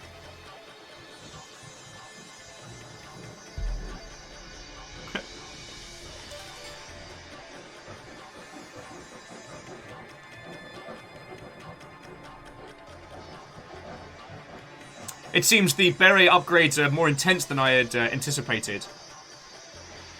Alright, where were we? Ah, yes. Kicking ass and some putty ninjas!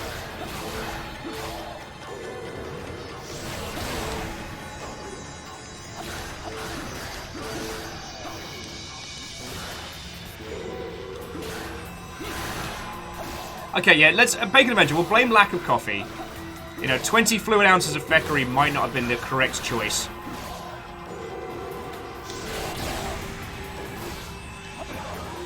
Oh!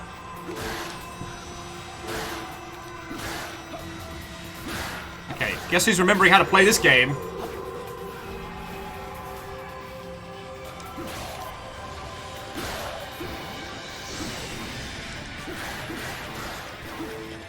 Yeah, 200 fluid ounces required. Oh, God. God. That would be 10 20-ounce Red Bulls. I'm pretty sure that's an instant heart explosion.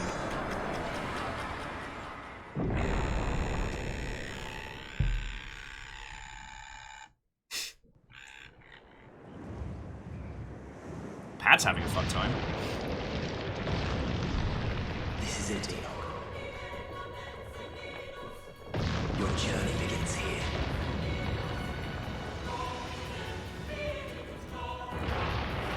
So many bathroom trips. So many exploded internal organs.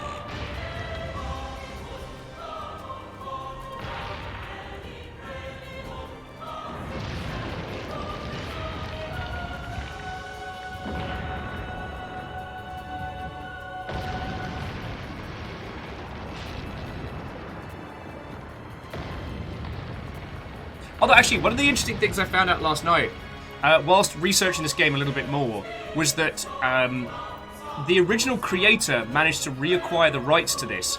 And there was a PS4 era, I want to say prequel, or... Oh no! I killed the bugs! Follow the geese! A goose! But yeah, I just... Can you see now why I've been wanting to show this to you for so long?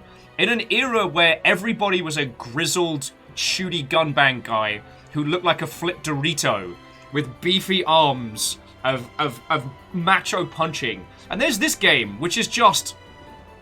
Like, is our main character wearing boob armor? Because I think our main character is wearing boob armor.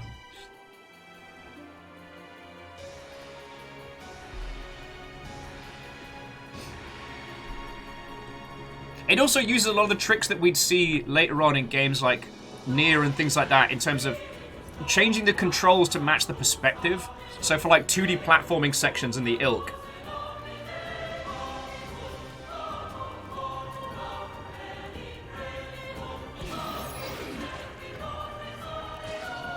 Yeah, Hagusen. The control system is interestingly simple as well, so it's a... At least to start with, it's a one-button attack, but the idea being is that it's all based on timing and location. It takes a little while to get your head around it.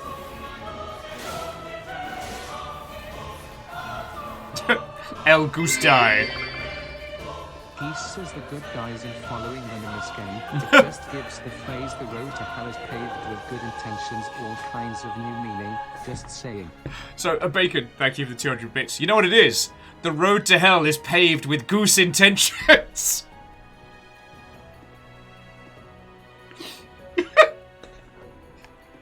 I think I'm very funny. But just... Show love, Feckin'... mercy, and forgiveness. In the name of the Lord.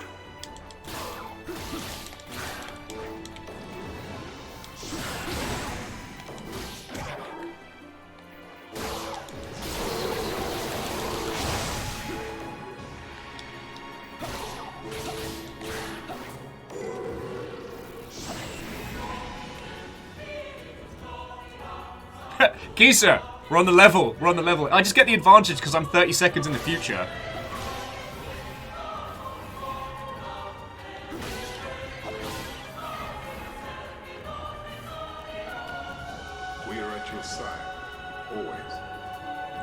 The goose.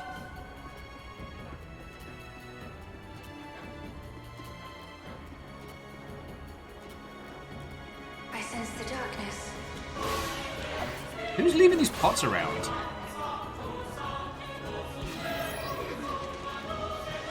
Let's frickin' go!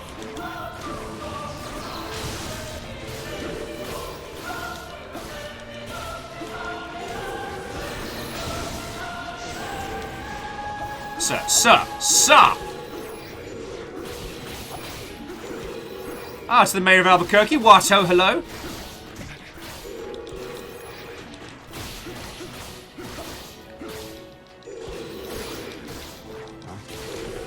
Actually, that's very interesting. Because Mayor of Albuquerque was saying that they remember this game because it got recommended in their local game store. And I was talking with Sadlin about this, and it's like, there was little to no buzz around this game. There's very little marketing. And I also found out about this because it was up for pre-order in a local game store that I frequented. As you purify enemies, the vileness accumulates in your weapon. It's possible to remove such vileness by purifying the weapon.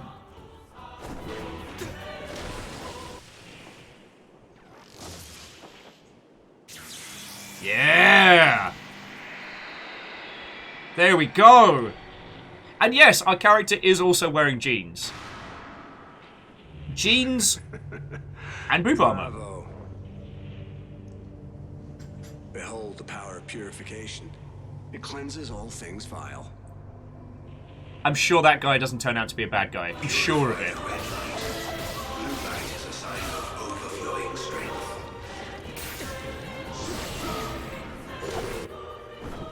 Alright, when a weapon is equipped, you can move away. When barehanded, you can evade. Oh, okay, yeah. Check it out! I've got Goose Jump!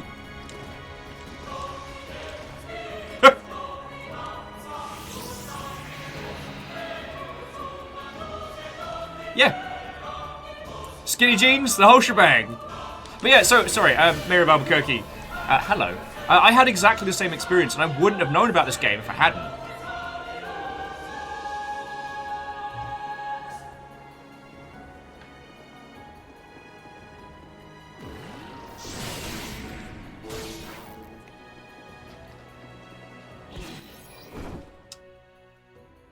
Oh, I think this one's the one we've already been faffing a boot with.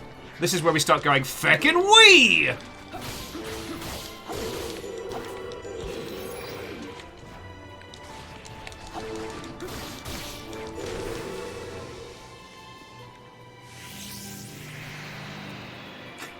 I'm sorry, I'm getting really, really into this, and it's just kind of teleporting me back to a time when, I don't know, I wasn't quite in the industry just yet, and... Where was I? God, I'd have to get my timelines all straight.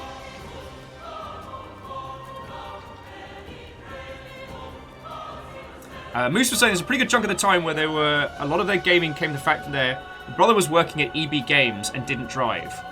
Okay. I mean, especially during the 360 era, like the pre-order business model was at its most rampant. And it wasn't a good business model. It was never sustainable. Oh. Get off the bloody phone! I'm trying to purge angels! Hey. What's the matter? You don't trust me?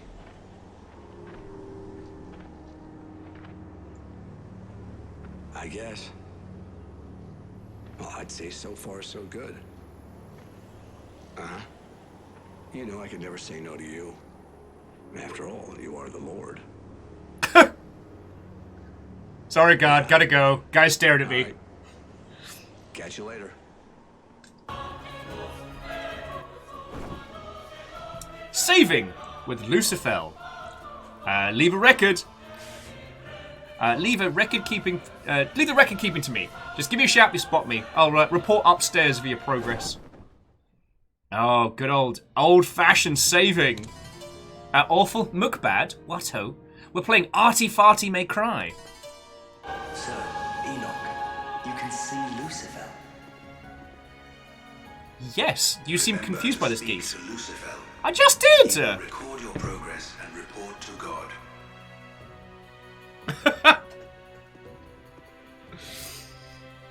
Oh yeah, so I was a wee bit drunk last night as I was finishing... Well, I was just working on stuff and watching Pat Labor, and I just tweeted, like, one of these days I'll find someone that I can get shit-faced with and watch Pat Labor with, but it is not this day. And the sheer number of people that DM'd me were like, yo, you never asked. I'd watch the shit out of that. So yeah, at some point, friends, we're all going to get trashed and watch Pat Labor together. That's been decided.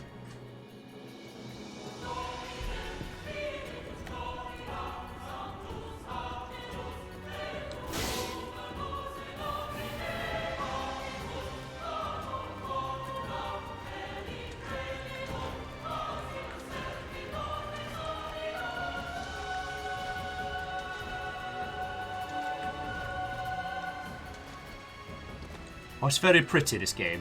It's very, very pretty. Imperial Smith. Who's Pat? How do they work? Oh, we cool. Hey! Whimsy, how in the bloody hell are you? What? Oh, and welcome.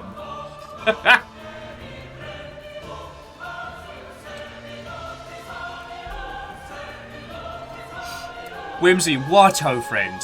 We're playing arty-farty 360 era games. What's going down with your good self?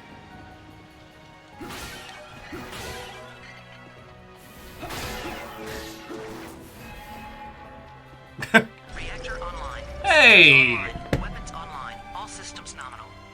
Unitax, thank you kindly for 35 months. You feckin' ledge. And to definitely, absolutely not a real therapist. What oh and welcome, how goes it? My dyslexic ass had to read that several times. Oh, everything's gone all black and white. That means bad. So yeah, we're playing El Shaddai, which is a gloriously weird, wonderfully arty, Devil May Cry-esque title. Oh, look who's back! What brings you? Oh, Sagebell. So that's the bow of House Carl. They are the hunters. So heaven is in an unforgiving mood. No matter. We are already in a better position than we ever were.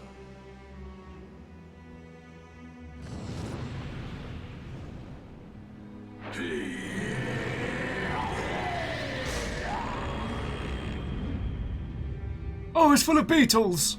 Oh no. But yeah, so Whimsy, what were you up to? How was your stream? What's going down, friend? Tell me your tales. Not even God can stop us now. But can dog? Sorry, that was a terrible joke and I apologise. That's what happens when you don't take the bloody bins out. I'm still repeating myself.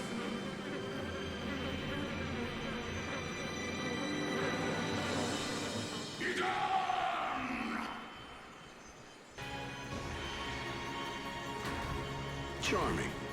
He's either very confident.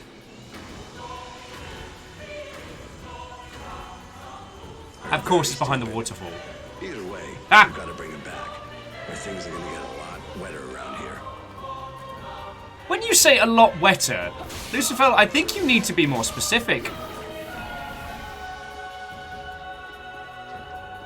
Oh, and Autozini, Ami would absolutely kick ass in this one. I believe one of the team that worked on Okami, I think it was the art lead on this one, was also worked on this. In case you couldn't tell. And as I was saying earlier on, it's just like with Okami. Oh, the Arc Glide. Very handy. Okami was also one of those games that deserved to sell so much better than it did.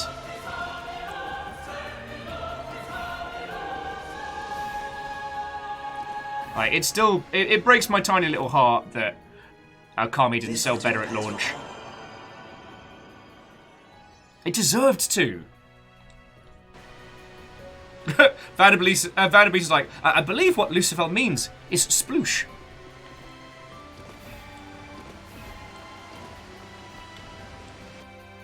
Oh no, I missed one!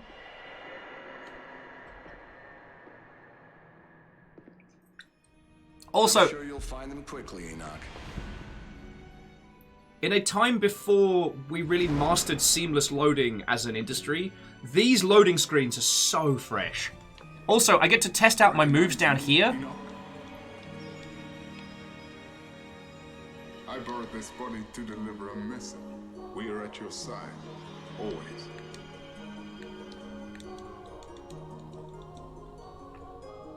Like, fucking check this out! There's just something about you. I hope you find who you're looking for.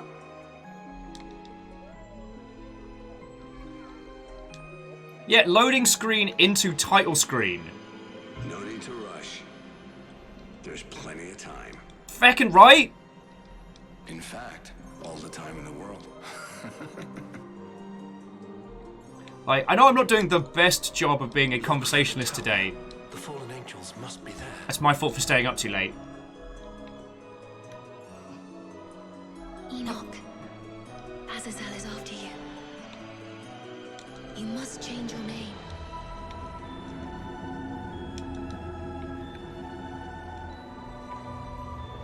The tower is a lie. It does not exist.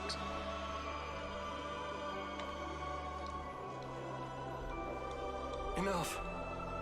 If I stay, it'll be the end of me. Fear not, Triniel. The four great angels. When will he ever learn? Ha! Joke's on you all, I've never learned.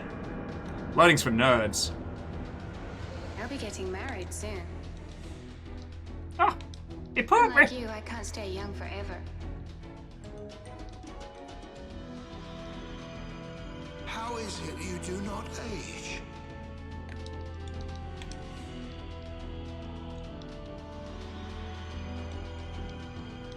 Eternal life is just a myth. Show Eved the meaning of mortality.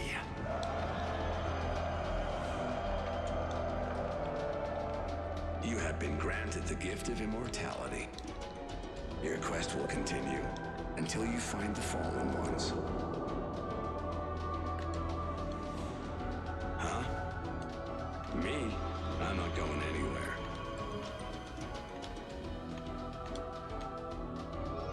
Midrash, Raphael has a gift for you. And you can see what I mean about, like, this game has no qualms in treating us like a feckin' grown-up in terms of, like, plot points and characters. Aha. So this is where they fell. I bet they're still close by. Zeke, I'm pretty sure I said absolutely anything apart from Shark. How are you, you glorious Mother Hubbard? Except for your shark wielding. This I do not approve. We're playing arty video games! What, let me stab stuff? So, you chose to ignore my warning.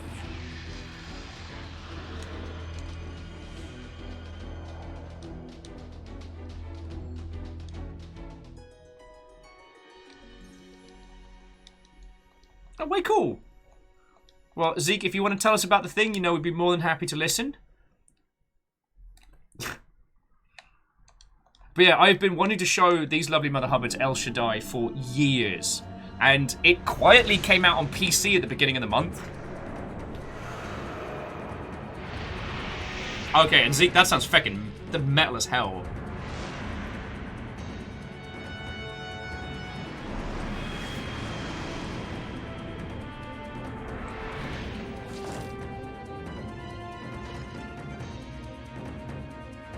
Beta is doing side scroll of the game is now. Well, it does this interesting thing that Nier got the most amount of praise for it because Nier took it a step further and did multiple genres. But this had no qualm.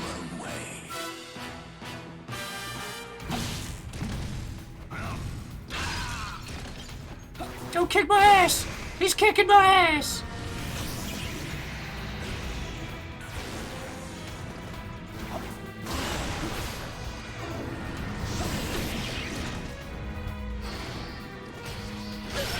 Ah, P-balls!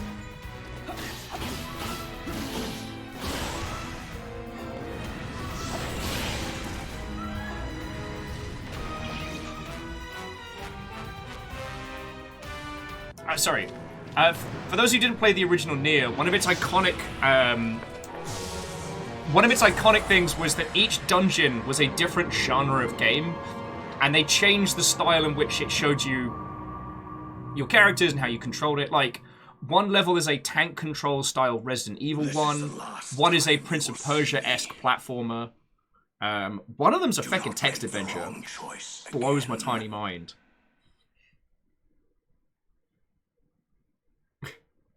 And Vanderbeest, yes. Actually, that was a giant laser disc. Zeke was pointing out, while I haven't played Nier, Automata and its seamless switching between perspectives is cool. Yeah. So, when they were experimenting it with the original Nier, it's more definitive. So it doesn't do the thing where it blends in and out of perspectives and genres. The OG Nier is very definitive of how it does it. But it then uses those genres to fit with that particular dungeon's story or what's happening. Which is some top-tier meta-nonsense. He is a free man. He will give you information on conditions inside the tower. Mr. Freeman.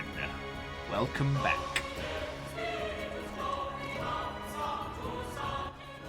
Oh, he gave us a letter! Freeman's notes. Observations by the Freeman. Alright. Heavenly messenger. He wanders from place to place. Never aging, never dying. He is a wise and righteous man, a mighty warrior. And for this, he is despised by those in power, and must constantly change his name. He may truly be the messenger from heavens. Gonna get an Ishtar. I was disappointed, Zeke, that wasn't actually just us being given a crowbar. But...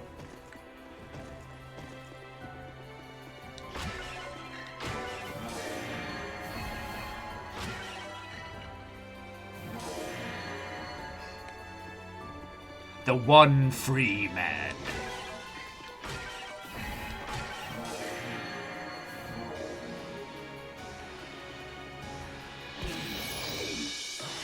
Great. This is not a job for bare hands. Liberate one of their arches. Oh, yeah. Weapons mine. Ha. Per. Cha!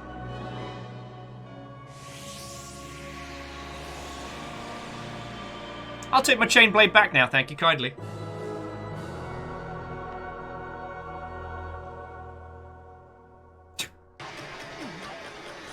Sorry, just Zeke was saying, one day they'll make a game with a pub called The Freeman, and it'll be a bar for crows.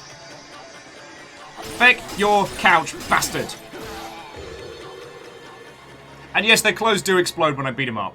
But no, it's not being used for Animu level shenanigans.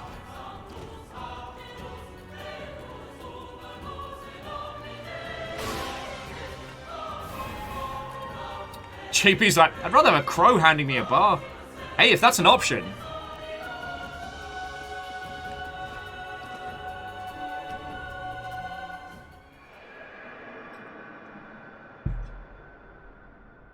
Go ahead, Enoch.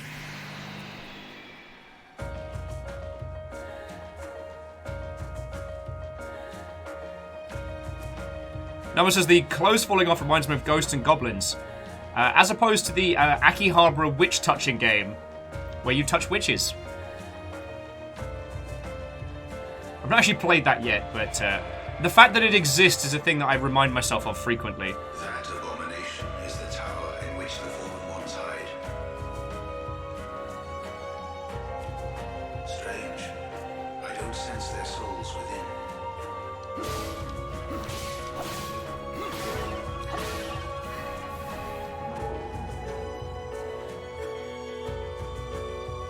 Kisa's like, you forgot Bayonetta! Kisa, I have never forgotten Bayonetta a day in my life. Do not accuse me of such heresy.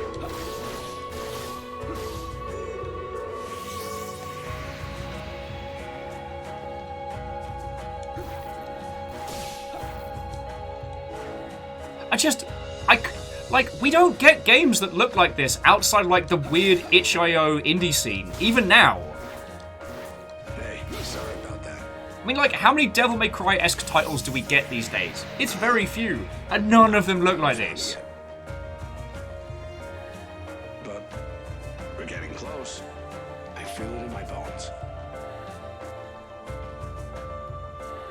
Okay, I'll be in touch.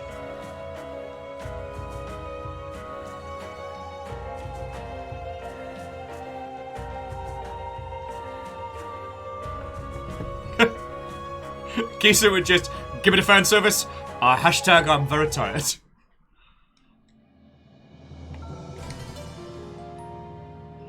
God, this is taking me back.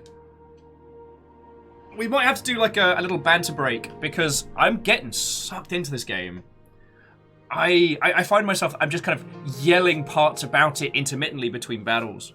So the combat in this is very, very smooth. It's a one attack button, but it's all about timing and positioning.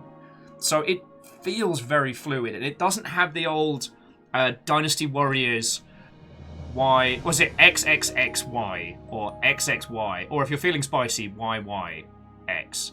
It doesn't just fall down to, and then I do those combos for 20 hours. It's fucking cool. It also uses a similar system to, oh, what is it called? Onichambara?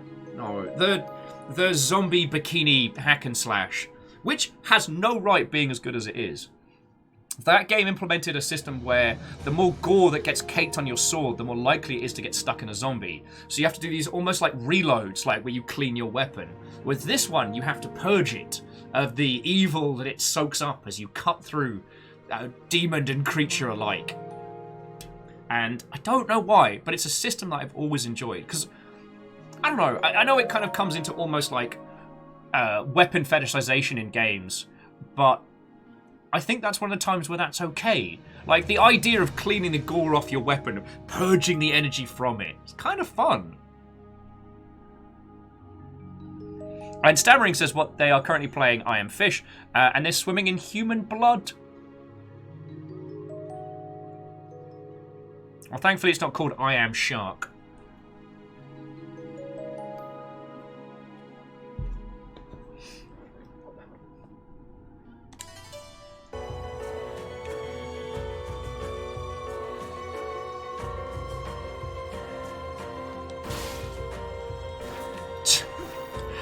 Numbers is like, no, that's called depth. God, I've still got to play Sadlin at Soul Calibur for another depth day. And that's definitely under the I will, but I don't want to.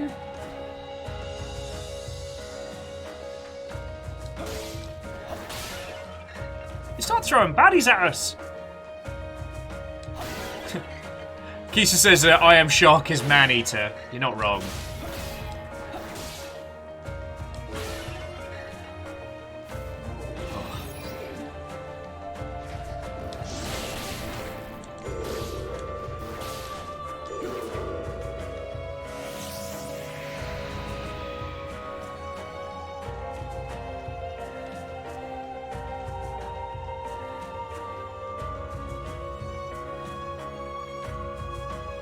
It's good to be back.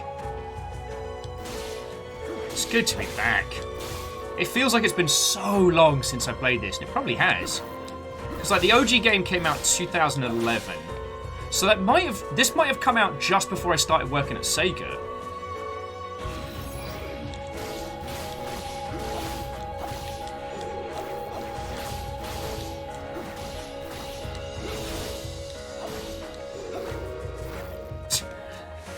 I see. Okay, Bacon Avenger, I see you there. Sorry, because Number says I wanted to play Depth with, and I'm like, the idea of doing another Depth day fills me with fear. And then Bacon's like, you know what would be right? Sea of Thieves. Do you know they have multiple sizes of Bastard Shark? They're not just content. They're not just content to have one kind of shark. No, they gotta have many.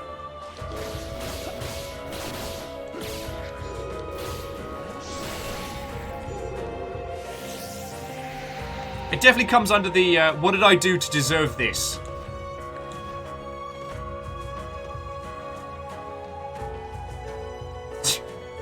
Staring, just yelling, this fish is getting a taste for human blood!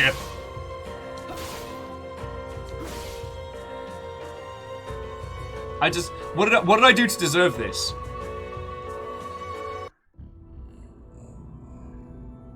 Speaking of big fish... Wibbly fish.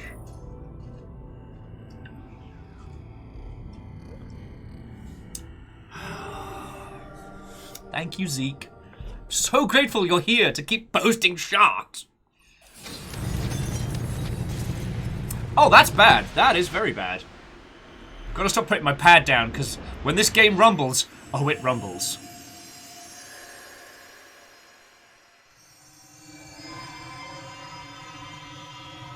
Frickin' sharks with frickin' laser beams on their heads. And what have you got for me? At last, you have found them. Oh look, it's the tower from Mortal Kombat. Numbers like, do you want to play Funkoverse with the Jaws set? How about? No, whoa. It only took you 300 years. A lot faster than I thought. The Watchers are in that tower. You had trouble finding it because it's wrapped in a veil of distorted space. As you do. Enoch, the Watchers await you within. Seek them out and bind them. Also, this guy's got like a whole like unironic Travis touchdown His kind of efforts vibe. have been hindered by a shroud of distorted space that hid its location. On the other side of this dimensional rift lies the giant tower the fallen angels erected, surrounded by a sprawling city. Why does that shark spit fire? Why? I'm not okay with this. Zeke, stop modifying your sharks. Sensors online. Weapons online. All systems nominal. Oh my 2 years worth of subs. That's a lot of Navy presents. Sir John Bacon, what ho friend, how are you doing? And no, seriously, thank you for 24 months. That is 2 fucking years. Currently, we're playing El Shaddai, which is like the artiest game that no one played. And Zeke is committing science crimes in chat. How are you? Yeah, I'll take the first one, Zeke. The other one fills me full of fear. Also, check out this feckin' demon tower. Like, it's full of fireworks and good times. Actually, not to say hi and bye. I'm gonna go quickly grab Asani because the little sub rolls were on sale today. So Fiona got me a sandwich, so I get to have a fancy sandwich. Yeah, welcome to Demon Rave Tower. So I'm just gonna go grab my Sani and just leave some of this up for you. This whole area is feckin' great, and I remember it very fondly. I also remember getting lost as hell on these tiny paths, so this might take us a while. Peter was like, no, going to hell seems pretty fun now, right? What's the joke from Blackadder? I mean, heaven's alright if you're into that sort of thing. You know, standing around, being pious, talking to God.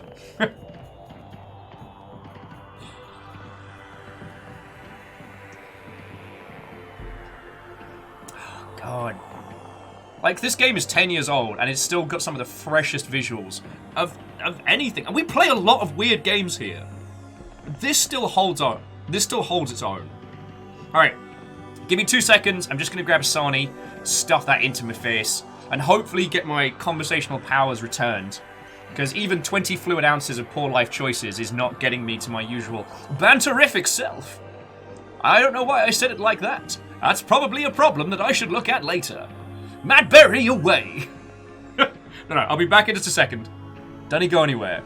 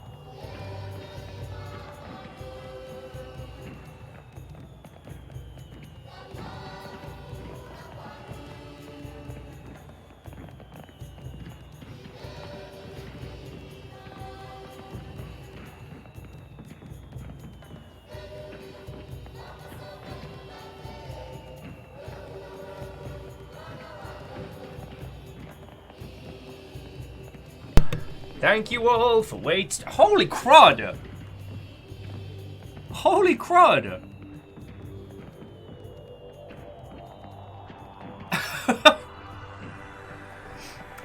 Some spooky ass ghost threw in 1,000 bits while I was gone.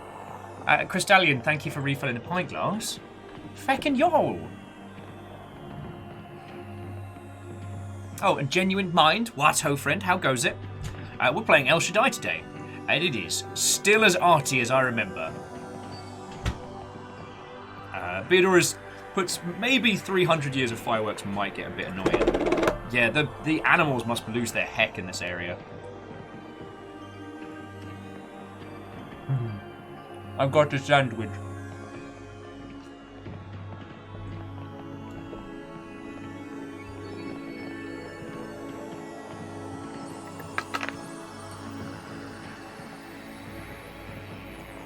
Vanderbeast is asking if a spooky-ass ghost would be a fart. No, no, no. This is just a ghost that got booty.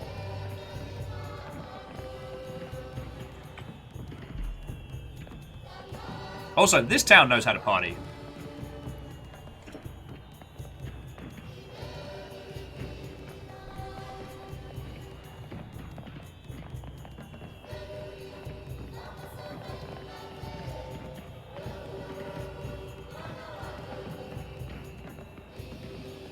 And Wolfgrad, have some lovely sleeps, friend.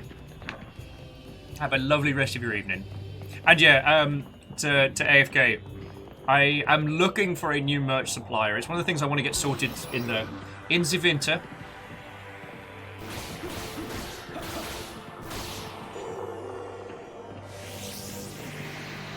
It's on the grand list of things to get done. I put too much sauce in and now I'm going to make a mess of myself.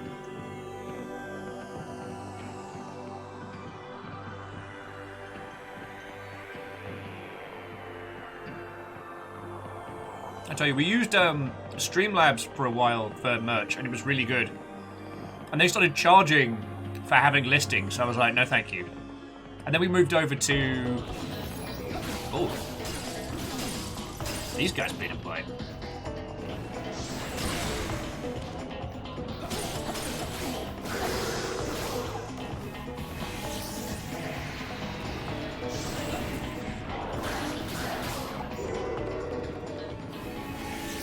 Sorry. Then we moved over to... God, I forget who it was now. And they stopped doing the feckin' the number one thing that I wanted, which was the cool zip-up hoodies. They stopped doing them, and I'm like, grumble, grumble, grumble, grumble.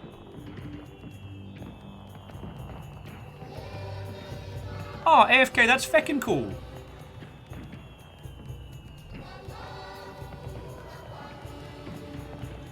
What kind of Tunesian habits are you into? Because I wouldn't claim to. I am by no means a musician, or I'm the opposite of musically gifted. My presence detracts from other people's ability to play music, but I'm always curious.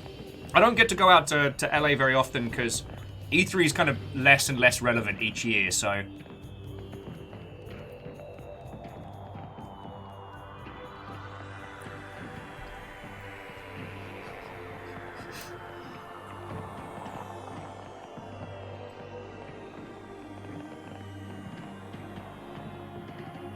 And to the smallest waffle, Watto, how are you doing this afternoon?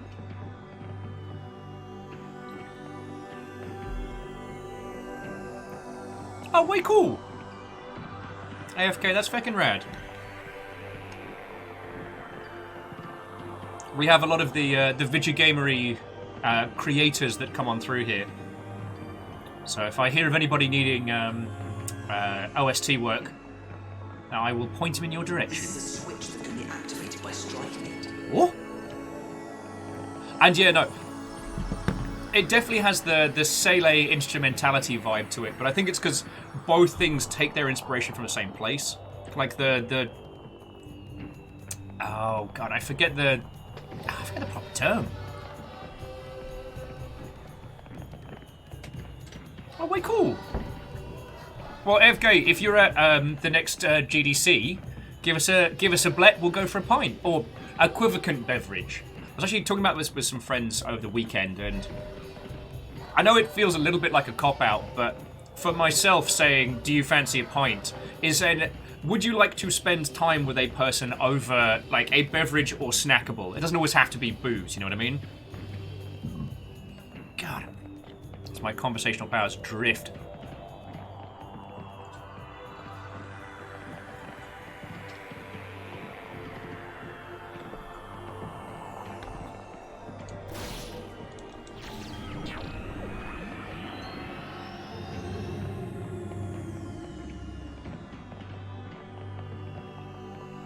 Splendid! Splendid!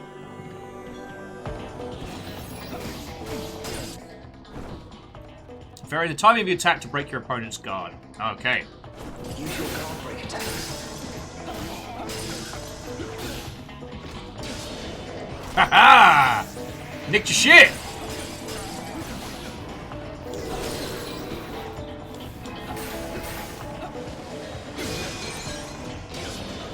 God, this game looks gorgeous. Also, have you noticed, there's no UI? Like, everything's diegetic.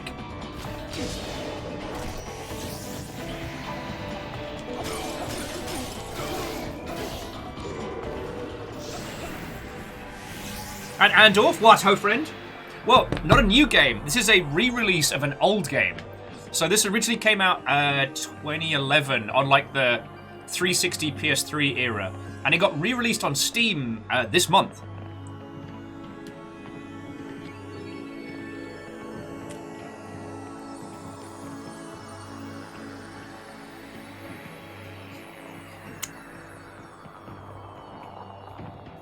Forgive me while I wear my sandwich.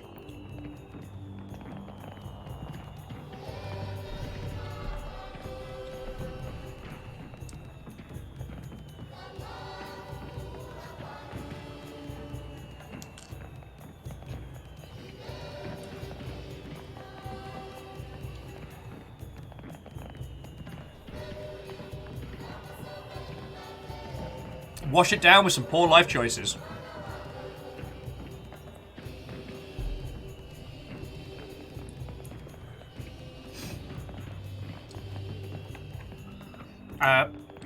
Ben is putting forward a formal request for a Chip Butty emote. Alright, I will add it to the grand list. Where's the grand list? Yeah. Chip Butty.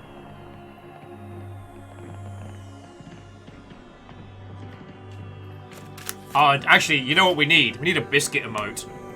A proper biscuit emote.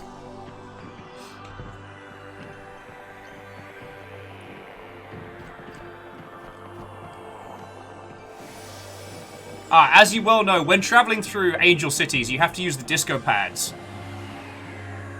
Are the people celebrating? It kind of looks like they're celebrating. This doesn't seem like a city run by an evil demonic force.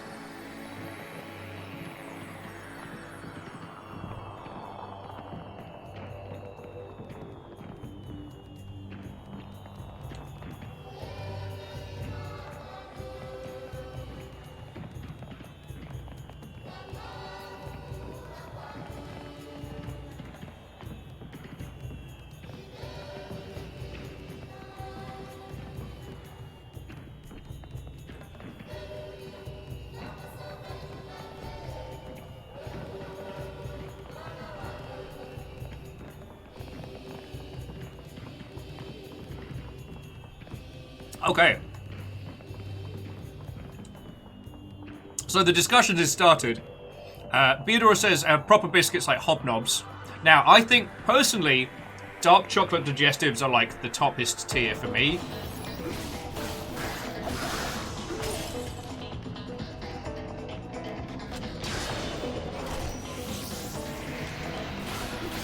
And according to Bacon Avenger as well, Costco now has Tim Tams, so that is some very useful knowledge.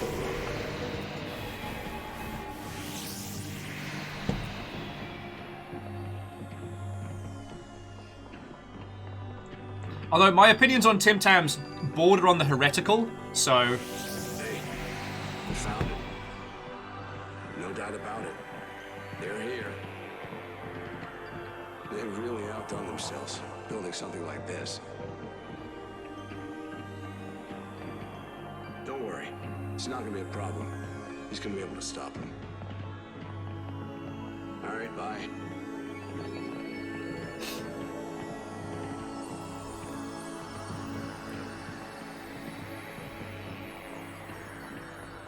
Wow. It seems that Ben has woken this day and has chosen chaos. Because, I mean, one was saying if we have a Costco, a Cost Plus World Market in Seattle, they do Tim Tams and penguins. Nice.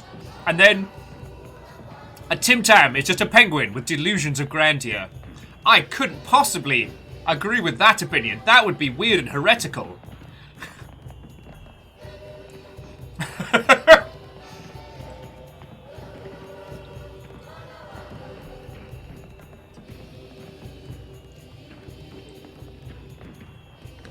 Oh, Sagebell's asking if I've ever drunk coffee out of a Tim Tam. Shit, I have not, but that does actually sound feckin' grand. Also, I do remember getting very lost in this area the first time I played it.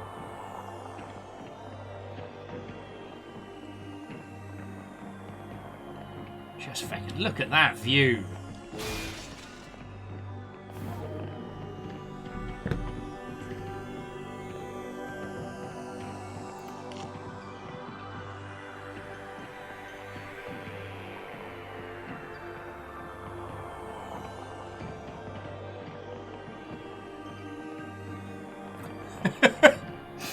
Zeke says, anyone with an accent from around the UK has incorrect opinions on penguin bars.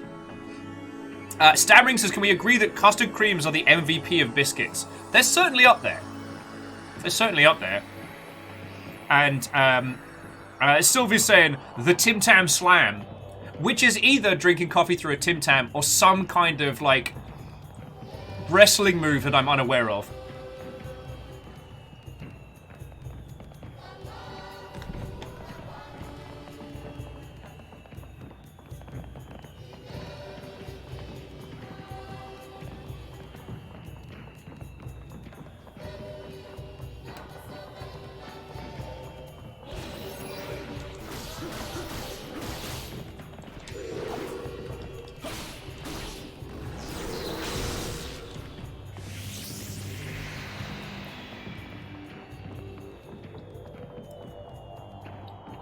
Milo better than coffee?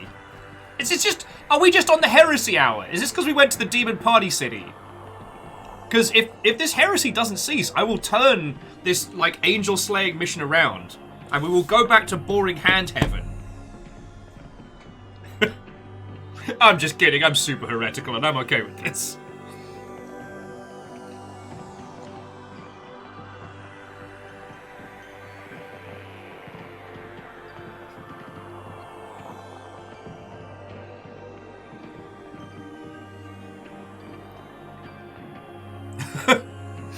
Okay, El Ravage is asking what the feck a Tim Tam is. A Tim Tam is a state of being. As Porson says, a Tim Tam is a penguin with, you know, delusions of grandeur. And yes, welcome to the Longship Heresy Hour. This week brought to you by our sponsor, Chunky Kit Kats. They're better than regular Kit Kats.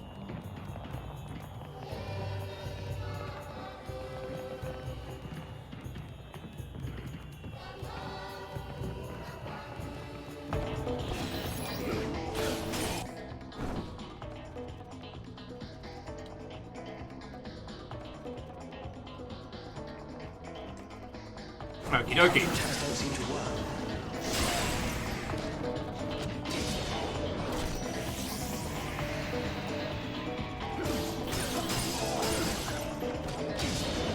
I steal their stuff!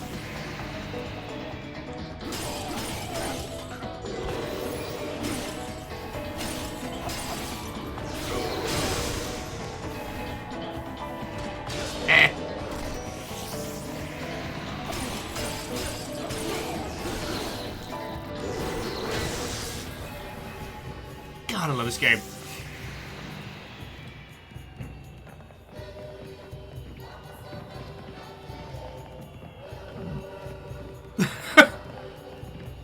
This episode of the Longship Heresy Hour brought to you with limited commercial interruptions by Diet Dr. Pepper. That's what regular Dr. Pepper wishes it tasted like. Mr. Pibb, from an alternate dimension where Dr. Pepper never got his license.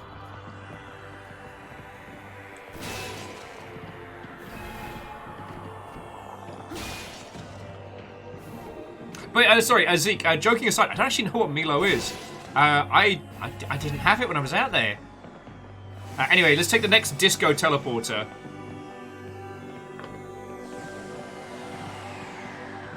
It would appear the evolved ones worship the fallen angels as gods. They don't even realize how vain evolution is without strife. Alright, alright! Sanctimonious Sky Goose.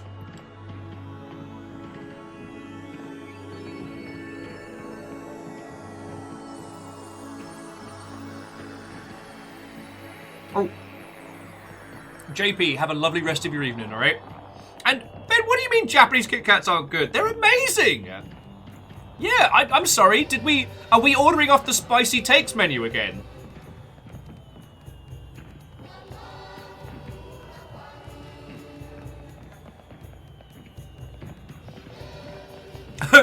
Geezer with, I'm turning into such a gremlin. Turning? Yeah, Strays, like, yeah, apparently we're getting takeaway from the Spicy Takes menu.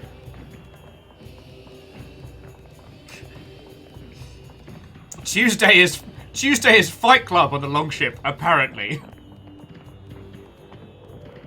But yeah, El Ravager, how are you doing today, friend?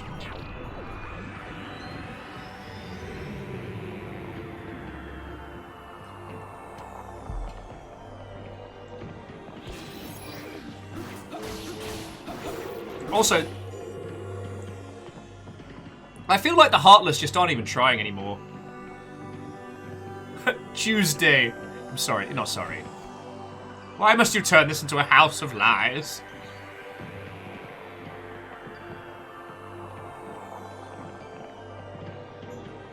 Anyway, I mean, we're already in the heretical party city. It feels like this all tracks, you know?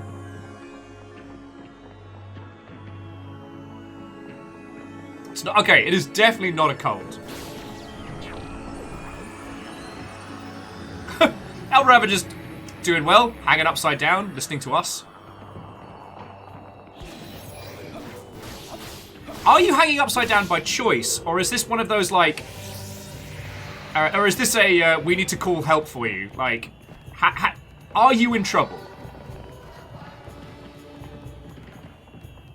God, also, this... I thought I was going to get way more lost, but I remember so much of this as just, like, muscle memory. Hey up, look!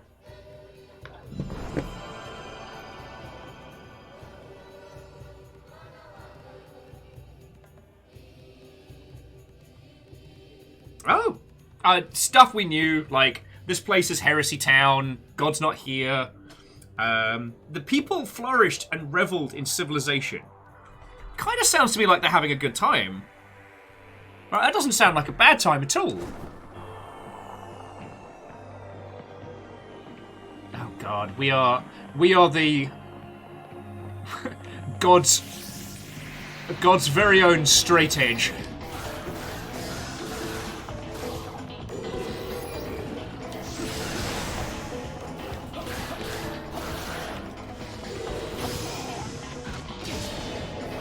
God, this game still looks so good.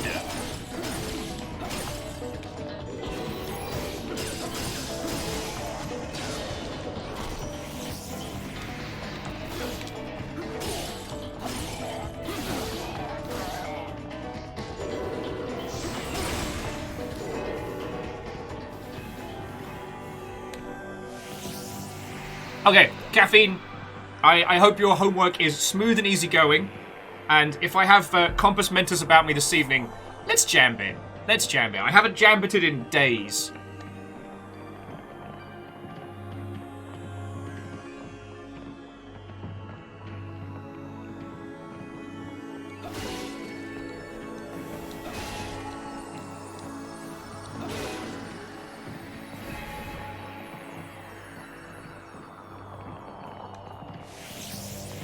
Kisum, are you also of the Jambits? And as Moose would say, the winners of the Jambuti.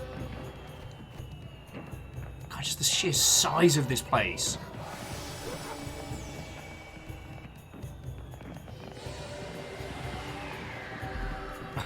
El Ravager, we've been on a bit of a Destiny 2 kicker in our off hours. And my personal favorite is the kind of like the boss rush PvE, PvP-ish gambit. Where you take on randomly chosen enemies to try and rush down a boss before the other team. However, I believe it was Compliment Cap that showed us some incredibly cursed information. Hey.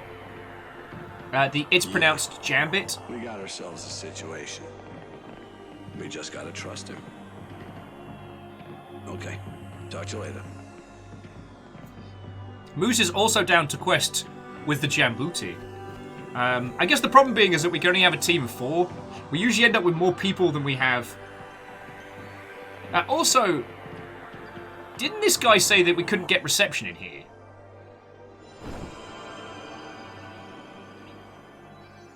Sage Bell's like, you're talking about jam, and I get a jam-centric ad for Pop-Tarts. I like it when our devices pretend they're not listening to us. I need them to at least fake it a little bit more, like, oh, I didn't hear you talking about jam. I didn't hear you say, okay, Alexa, play Africa by Toto.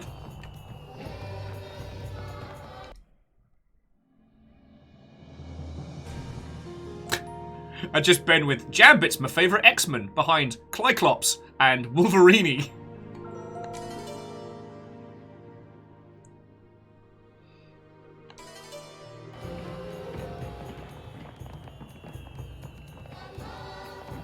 Ah, didn't work. Darn it! It's not like I said, okay, Google, play Chumbawamba by Tub Thumping. Fuck, got the wrong way around.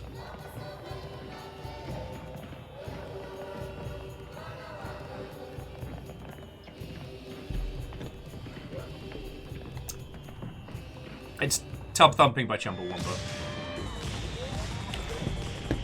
Okay! Okay, Heresy City is living it up.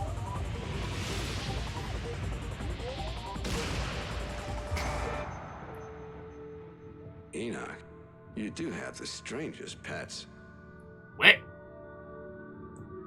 Okay, here's the deal. See these little things? They're called gales, weapons made from God's wisdom, just like arches. They'll be a little harder to steal. First, you'll need to get in close.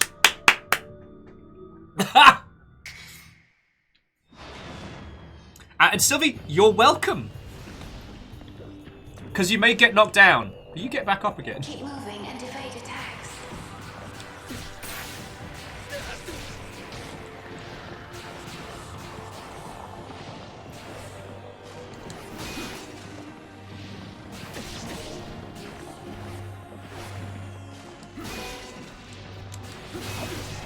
Ah, it shot me in the bum.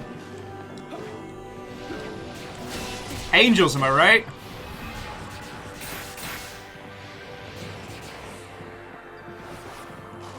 Like mech jet fighter fallen angels. Like, okay. Ha! Oh, I'd say I'm sorry, but I'm not.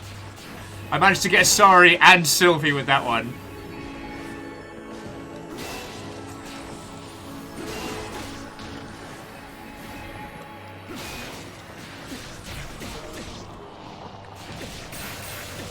Oh, I'm not doing good. How are we all feeling out there tonight? I am not doing good. Stop shooting me in the bum.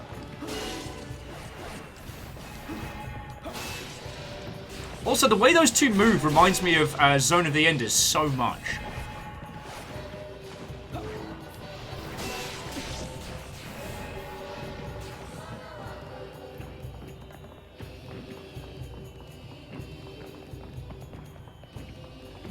Did we avoid him? Cool.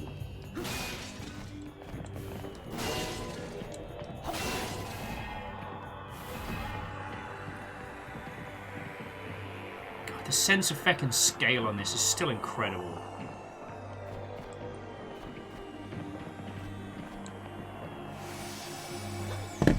No shooty the booty!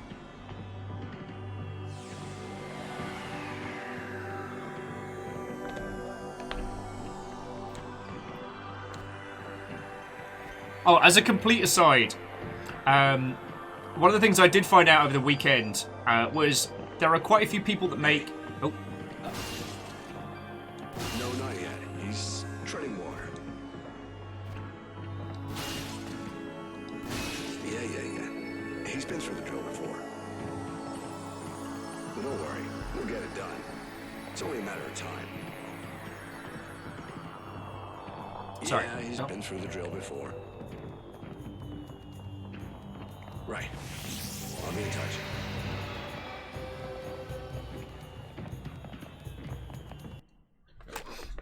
So Musa says that weirdly this aesthetic almost feels like a Sonic level. It does. It's the fireworks and the combination of. What was I going to add? Oh, just that.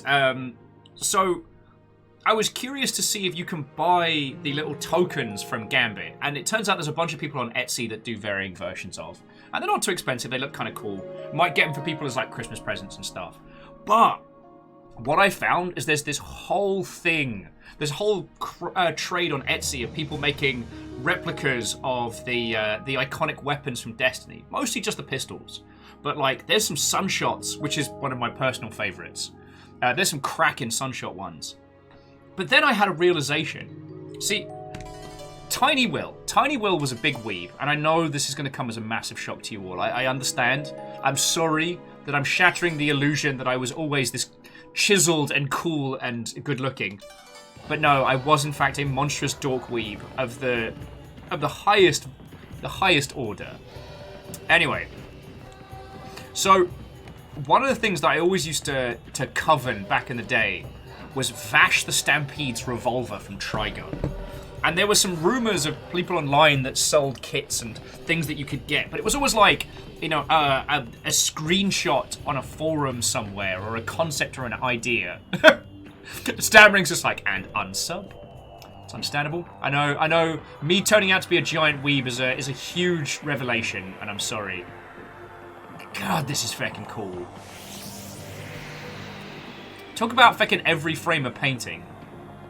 Anyway, sorry. So I had a look on Etsy, and you can get so many different variations of it, and they all look feckin' glorious.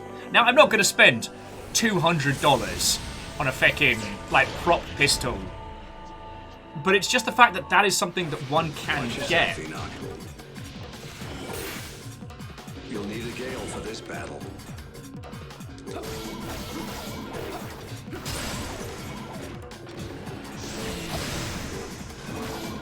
All right, give me the good stuff. Also, the sheer amount of fun the animation team has with this.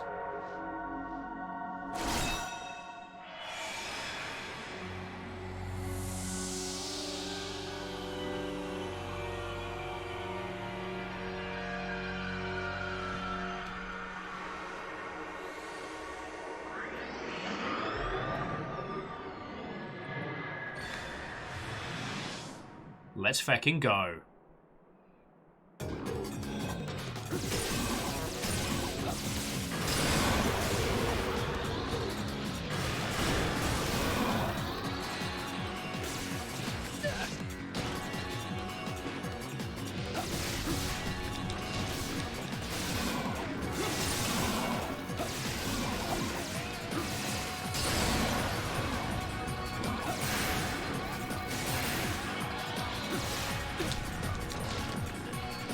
Stop it crab shuffling at me!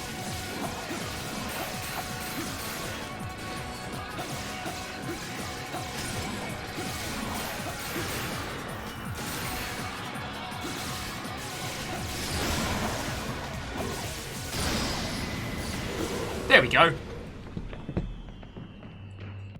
You've unlocked the holy pipe fitting. Now you can fix the seals and leaks. Wielding the Gale. Tailor-made for long-range attacks let you damage your enemies and objects. Also lets you unleash Gale Tackle that propels you forward in a shockwave. Like so.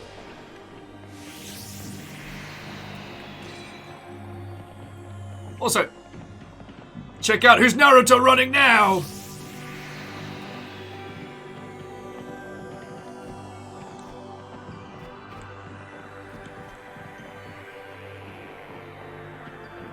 But yeah, so El Ravager, I think a lot of the Trigun kits online are 3D printed, painted stuff. I'm not asking for this, by the way. This is not a thing that I need. It's just the sudden realization that all of the Animu nonsense that Tiny World would covet are things that can just be acquired. Good news. You got a Gale. No, I haven't told him that yet. Told me what? I figure all in good time. Okay, later.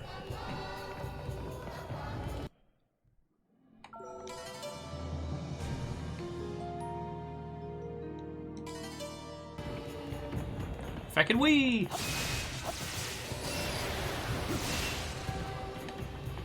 Actually, I think we're supposed to do...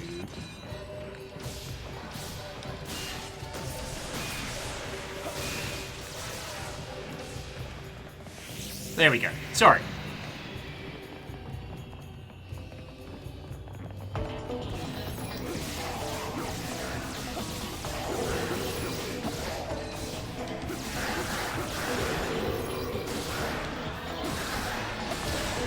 Oh! Feckin' yes! God, it's been a long time since I played this.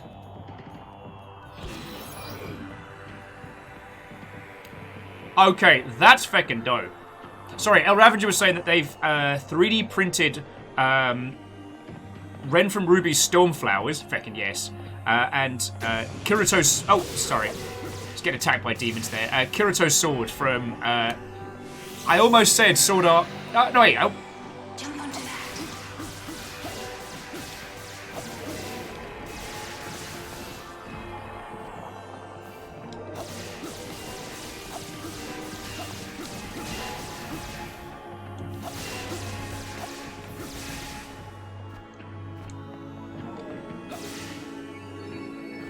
I take it that was good. Oh, no!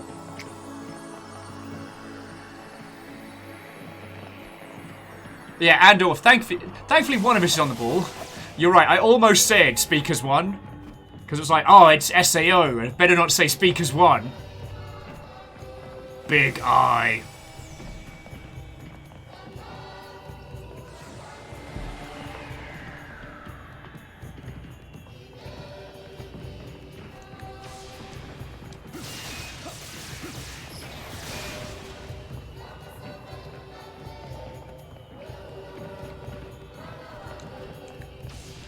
There we go. God, it's all coming back. What up, dude, with a message?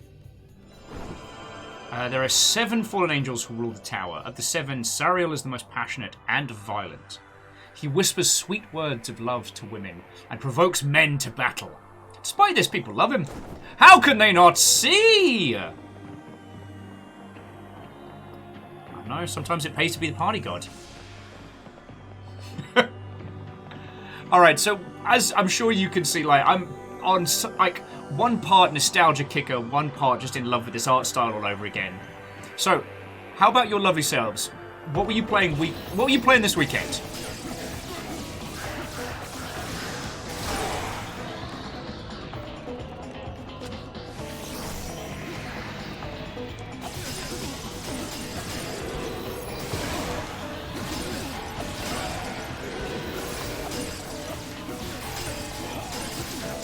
Wrecking face now.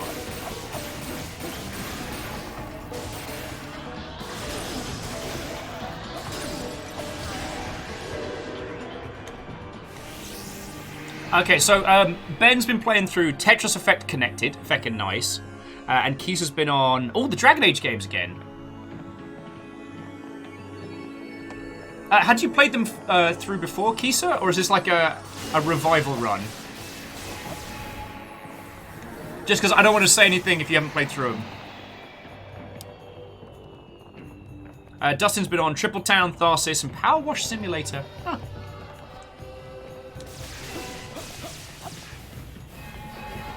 I am somewhat fascinated by the... I wouldn't call it a craze or a wave, but the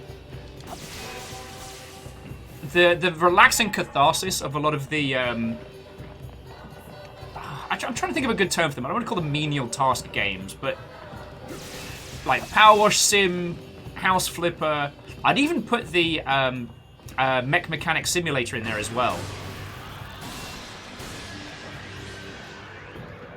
Andorf's back on Valheim. Oh shit! Yeah, they rolled out the new. Is it Hearth and Home update? I forget. Task-orientated titles, virtual chore games. Well, you know what I mean, where the crux of the game isn't necessarily conflict, but a slow or a series of objectives that you work through. Because Stammering's been on Hard Space Shipbreakers. And you know I love that game. That one feels like the same kind of vein, you know what I mean? Sage Bell started Naraka Blade Point. Shit, I was going to ask you about that. How is it? Because it's been... the promotion drive for that has been pretty intense.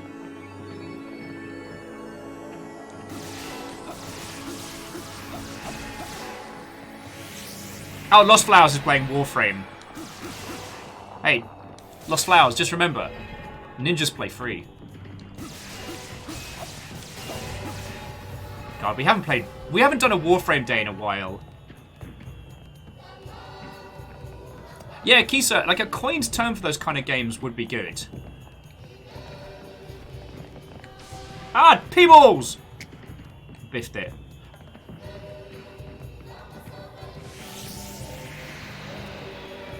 Also, I do love the fact that when you biff the jumps, there's this little satisfying click sound. Feck! This one's a bastard.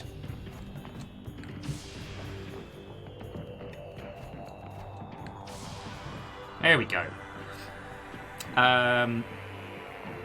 So Sage Bell was saying it's pretty, and it's more melee orientated, not weapons. Each character has their own unique skills, but for... MMR.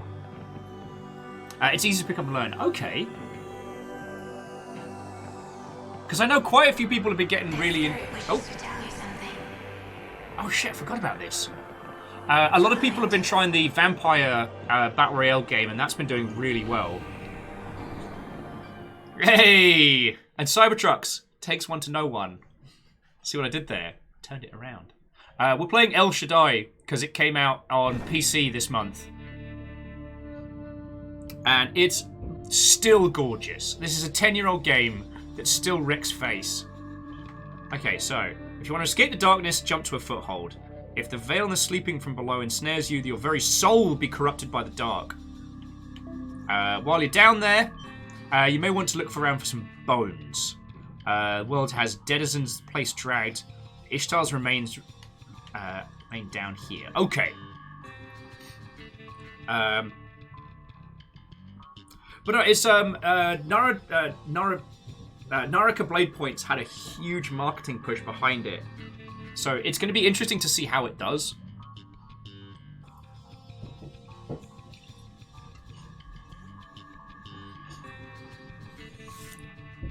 Also, I will say, not to get into heavy topics, but with the amount of games coming out from China being released in the West, I genuinely think that rather than it being like an aggressive expansion into other markets, I do think that like Chinese game creators, I'm so sorry. You can tell I'm brain dead today. Chinese game creators, I do think, are using like Europe and US, like English language territories, basically as a lifeboat. I think it's not just they see us as a way to make more cash, that there is more to it. Alright, I gotta remember how to fucking do this.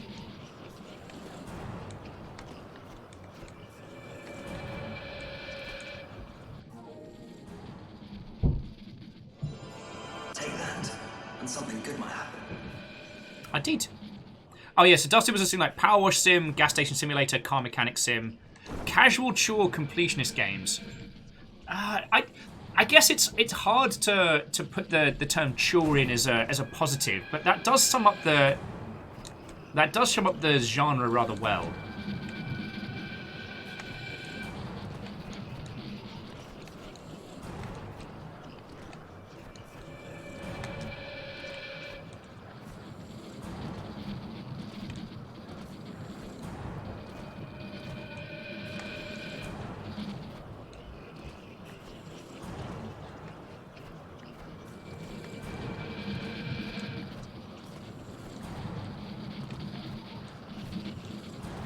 forget what my overall goal was in these. I think it's we get high enough up, we get more narrative content. God, this is probably wreaking havoc on the fucking, yeah, this is probably wreaking havoc on the fucking, transcodes. Ah, there we go. Skullabones.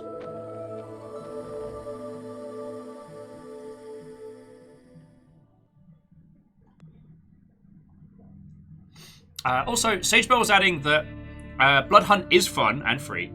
Basically, Blood Hunt doesn't have a ranking system yet, so they would say that the learning curve for newbies... I guess you mean the learning curve for new players is very hard. And Naraka has a system where there's bots in the lower ranks to mix into the fight. Nice! Lord Calcium Bonio with the fucking save! Let's go! And sorry, what was that? I can't hear you through all the loud pixels!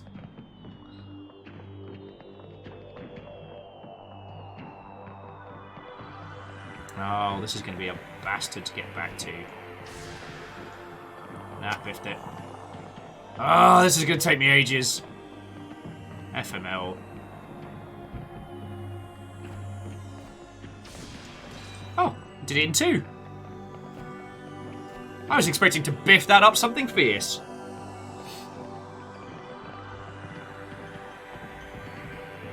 What was it we were playing last week where it just the visual noise ended up destroying the transcodes?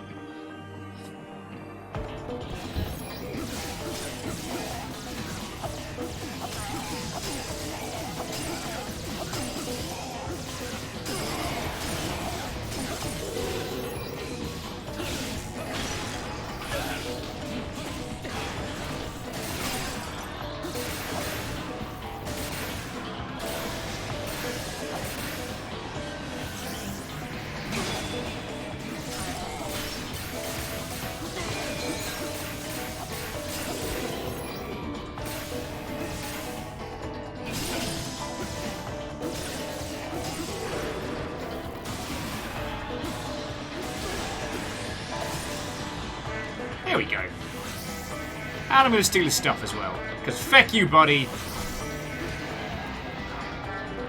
Oh, actually, there's an interesting... I'm sorry. That person was seen to be under the mistaken impression that the fight wasn't over.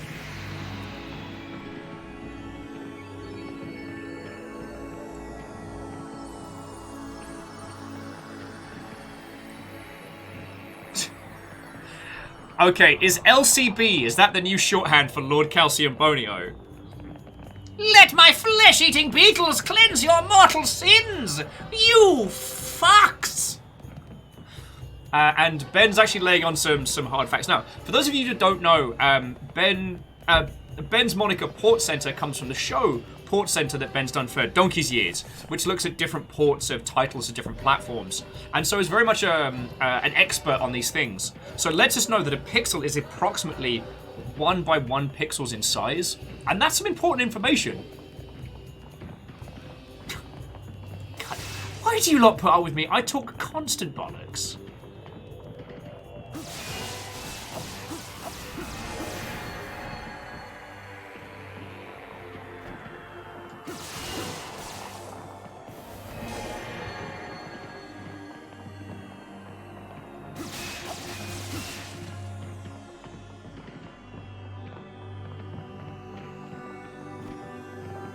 Can't remember how many more. Ah, fuck!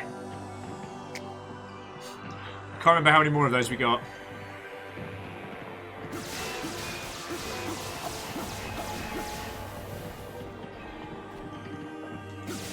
Engage the LCB sound system. Your sound card works perfectly.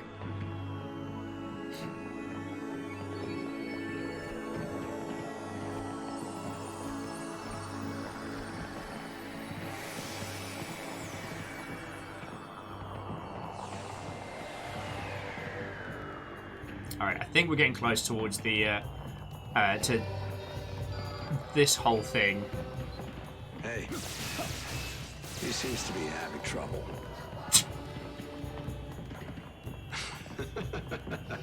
It'll take more than this to keep him down. Yo! I didn't realise you're going to talk about me. Oh, well, AFK, it was lovely to make your acquaintance.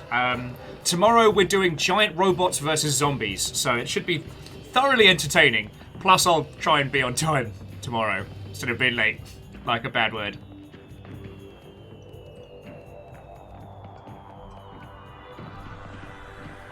So Dustin, no, this was a 360 era title, but I know what you mean. It's got that kind of... It's got that weird arty vibe to it.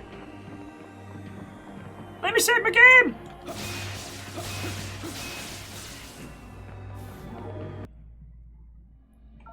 I want to save my game!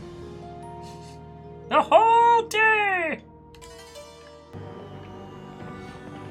I sense a fallen angel. What gave it away?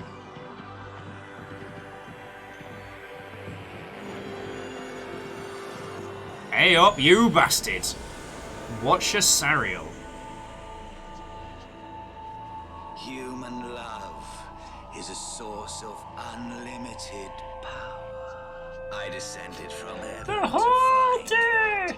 love. That is why I must fight you. This guy fucks. Even though you come in the name of the Lord.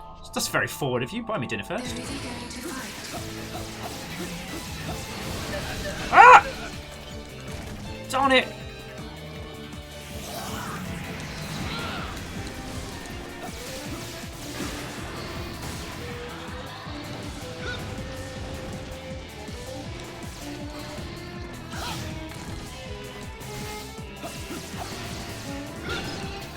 I'll get my ass kicked here.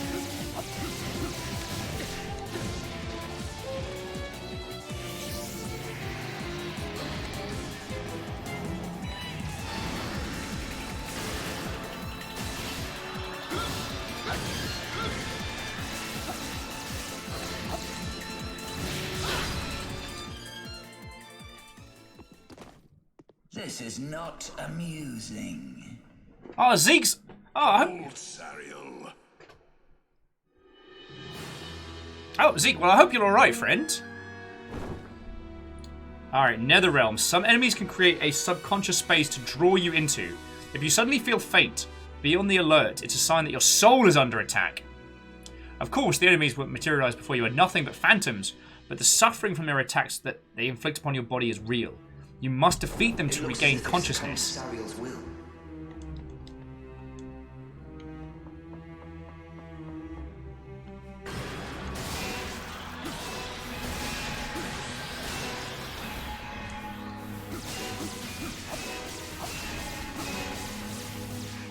Alright, Zeke was saying they were slightly confused as to why everything was shaking and the cats were calmly sitting on the couch. Sorry if I've told you this story like 8 times, but my first earthquake I experienced was in NZ, and I thought I was having a stroke. Envision the future of the tower, how it will evolve.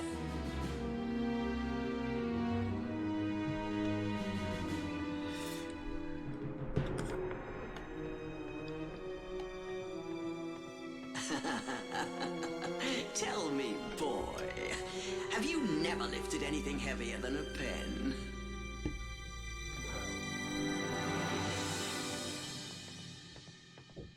Yeah, honestly, once I realized that the shaking wasn't me, it was the world, I was actually surprisingly calm.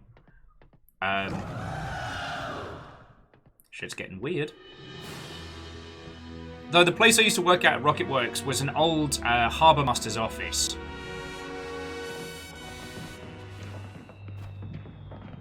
And so it's designed, it's actually out on stilts on the water, and it's designed to withstand earthquakes. But it means that the whole building shakes a whole bunch. Good times, good times.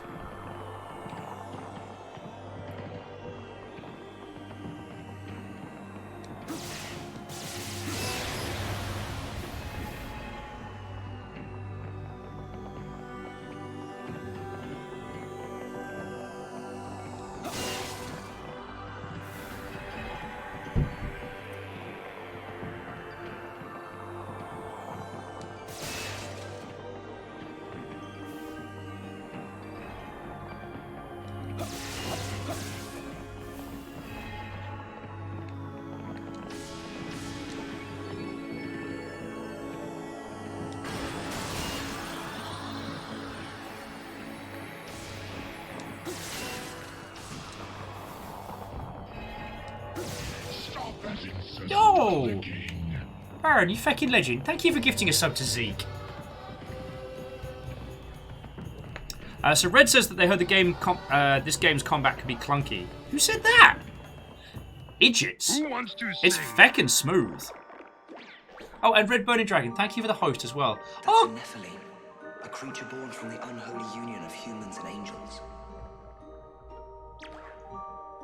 We got ourselves an SCP up in here! Enoch, follow it into the tower. Yeah, sorry Baron, you have been rumbled. And we're gonna go follow the Wibble Baby into the Tower of Weird Darkness. That's a great idea. Clear this in 7 hours, if you're good enough.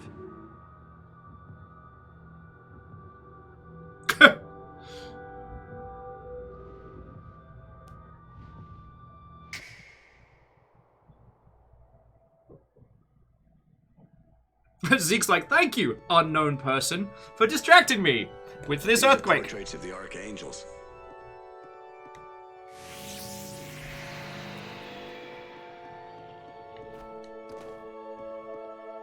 Yeah, this has got some big be not afraid energy going on.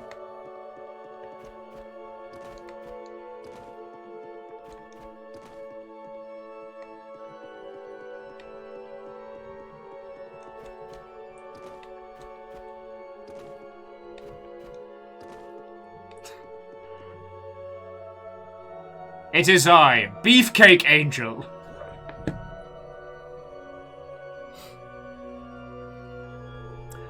Sorry, and Red Burning Dragon, I didn't mean to come off as hostile there. I love this game, and I think that there's a brilliant simplicity to its combat system. A fitting rendition of Uriel, the angel of warfare. It's one of the few games that has had like a one button combat system that I think has worked. Be not afraid of these chestled abs. Yeah, I'll go the conclave, thank you.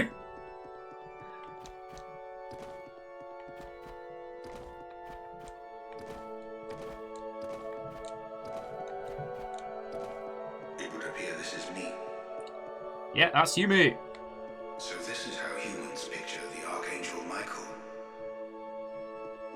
Got a cool blue thing going on.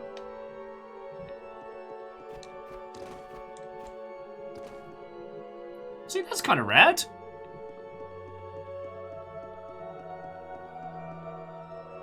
Oh, and Bacon Avenger, thank you for refilling the pint glass. This must be Raphael. The kindness in his heart is perfectly plain. Some dope hairdos. Also showing some of the weapons that we have and will acquire.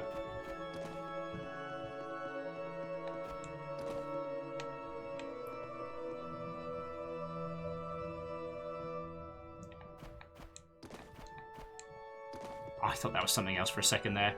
I thought I was going to have to scream, "Avert your eyes, children." Change the game screen.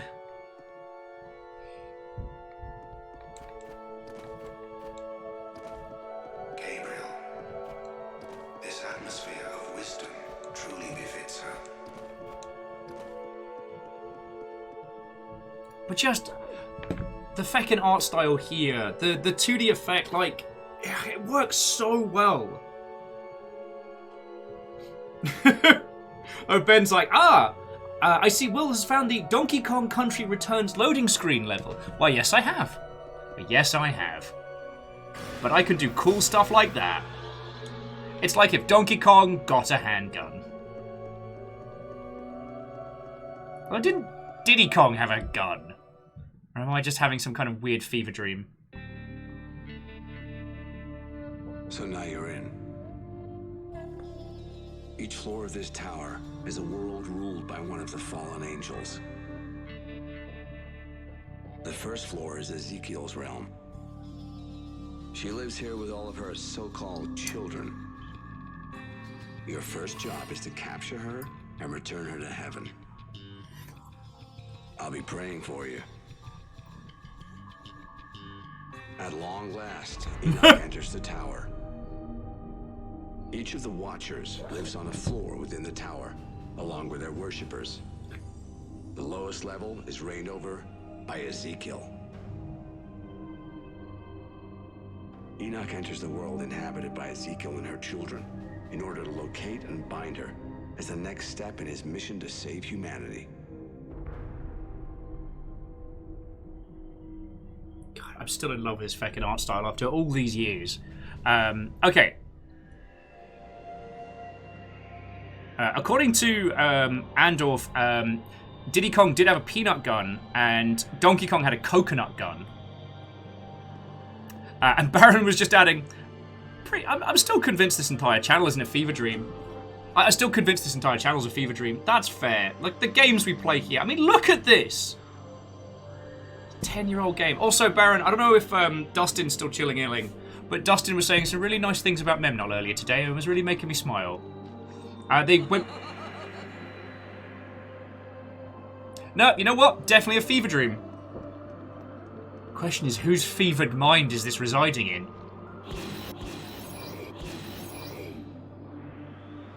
Souls of the Beloved. To Inajuju, Watto. It is! Yeah, El Shaddai in 2021. And we just got into the tower, so we're still... It hasn't all been unfurled to us yet.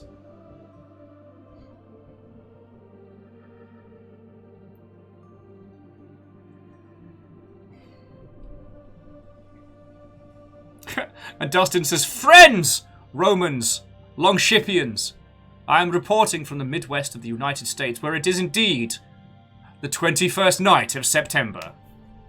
God, how have we not spammed that today? Oh, so, Inajuju, I have played through this before, way back in the day, but I've been wanting to show other people this game because, as I'm sure you're aware, like, this did not get enough attention when it came out. And even the re-release on Steam kind of felt like it got quietly slid through. So I thought I'd spend today, tear into a little bit, show people, hopefully inspire them to play it themselves. Because I don't think we'll do a full run of this. It is, at its heart, still a Devil May Cry style action game.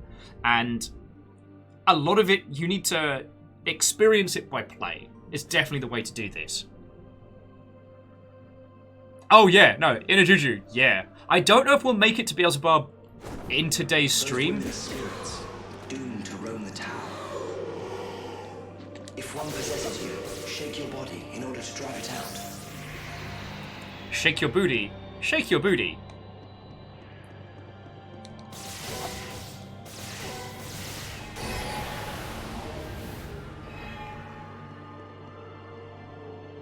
But actually, so Inajuju, this is where I kind of have to admit my failings. I didn't realise that The Lost Child takes place inside this, well, I say universe. That it was essentially It appears Ezekiel is watching you. a side story, a prequel, call it what you will, but there is another game in this franchise. Which I did not expect.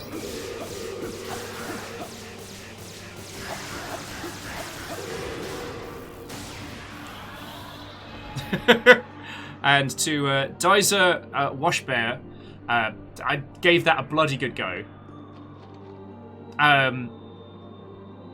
Just comes in and says, hello, I heard we hunt the people here who scream, be not afraid of these chiseled abs. Inajuju was saying, just adding that it's a weird franchise with basically no market. Yeah. And it's a sad reminder that good games do not sell themselves. No matter what, like, survivor bias stories you've heard, good games don't sell themselves. I knew you'd come. It's a bit personal.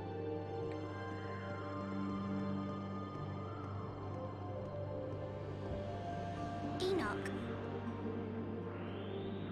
I sense the presence of a little girl. She's looking for you, Enoch. Thank you, Strange Goose Angels!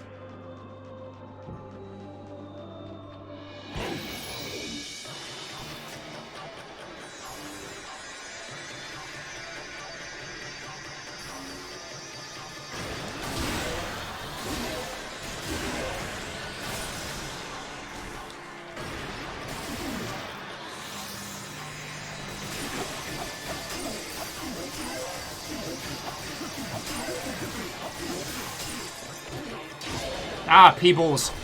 Did not mean to do that, but alright.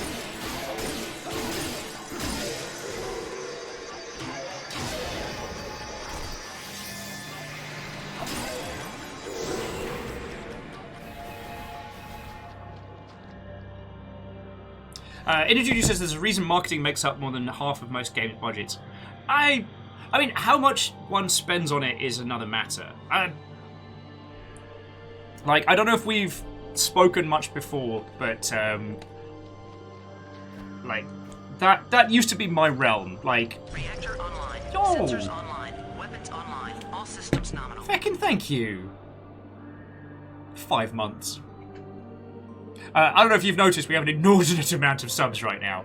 It's blowing my tiny, tiny feckin' mind. And I almost missed Stammering Gamers. People! I come from a few hours in the future! It's the 22nd of September, and there's only chaos! Will makes rubbish jokes, the world's gone to hell! Stammering Gamer, you have told them all my plans. For that, you have foiled me. And therefore changed the space-time continuum. Both. But no, it's... Promoting yourself is always hard. And when making video games, like, sometimes the scariest thing can be putting that game in front of someone else. Like, when creating video games, especially in an indie space, there can be a temptation to just keep working on it. And marketing very much goes kind of against that.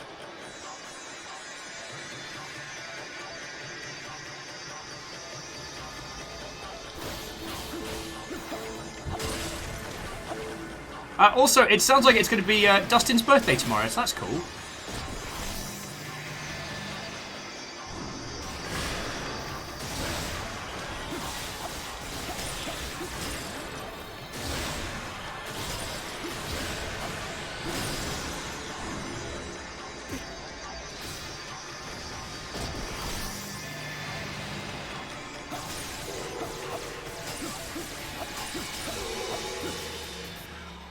Oh, and Inajuju, I didn't mean to leap on that. I wasn't saying like, aha, you are very wrong. It's excessive spending on marketing is definitely it's a different topic of conversation, but it's equally valid. Also, Dustin, was it Dustin? No, Neo Shaddai. In case I don't get the chance to say it tomorrow, happy feckin' birthday, you legend.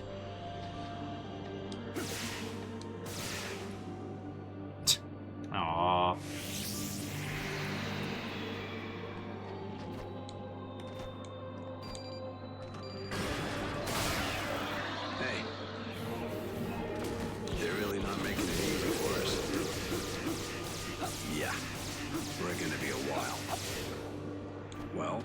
Depends on what weapons he steals.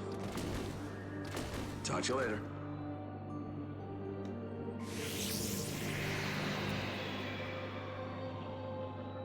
Oh, Dustin's is March 9th, baby! So it's Neo Shaddai's birthday tomorrow. Feckin' yo. Yusto says, thanks. Sucks to hear that everything's on fire tomorrow, but I'll take the garlic bread. Yeah, the garlic bread, infinite garlic bread and whiskey rain wasn't something that we anticipated from the time continuum, but that might have been caused because of Stammering Gamers time travel. Keeks is like, Steam is in maintenance. Tuesday morning. It was nice though, it was always like a nice little break.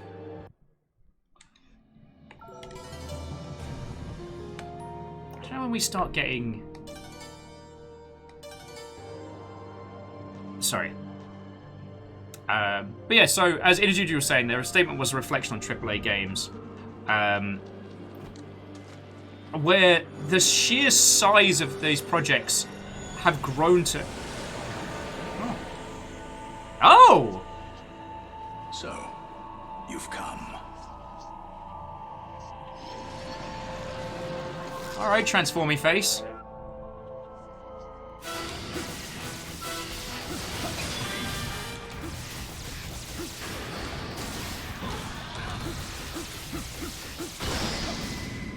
Yeah, look who just got his armor broke. This isn't over. Wee wee wee. Check out my neck muscles.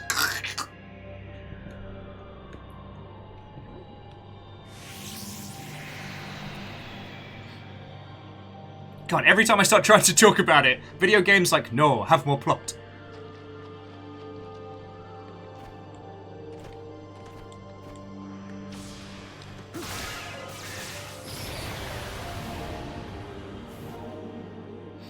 God, what was I having a natter about? Oh, just... Yeah, one of the hard things when it comes to video games is telling people about it and being enthused. Because you have to dispense with a certain level of modesty when... Oh, I forgot it does that. When advertising one's own game. And that's difficult. Having to unironically tell people, no, my game's great and it's awesome, please buy it, is not easy. That's why you hire someone to do it for you.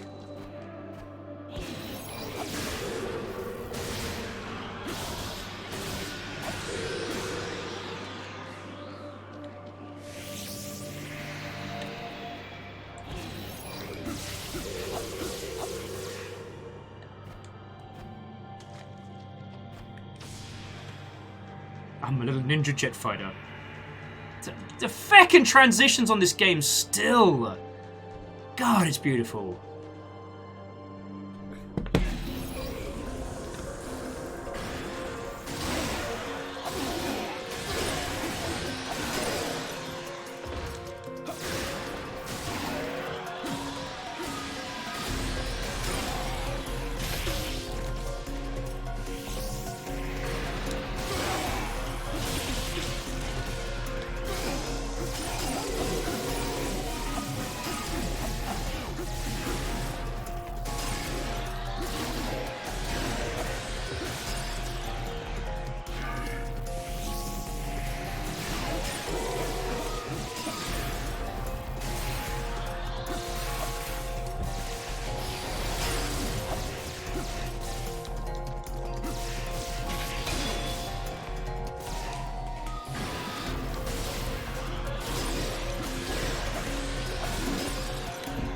Get you some funnels, my friends. Get you some funnels.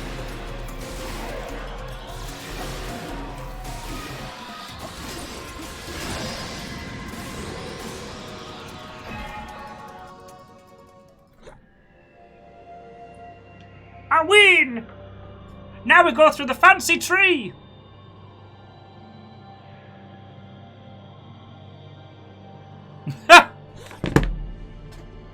Okay, Stammering Gamer, thank you. I read that with such genuine... Okay, so Stammering Gamer's like, I kind of feel that some devs can go too far. I remember seeing this one example of a spokesperson for a developer that put themselves through pain to promote their newest game. Poor guy had to, like, eat hot chilies while talking about it. Wonder whatever happened to him. He is now the games industry's premier dumpster fire.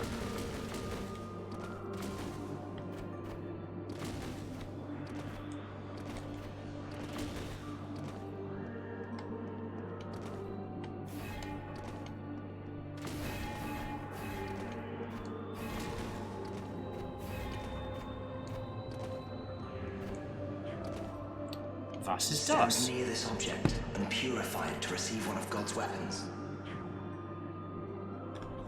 Which weapon you receive depends on the object's state.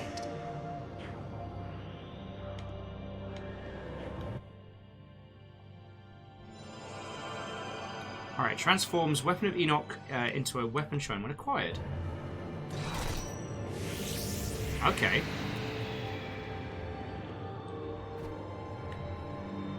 Peoples!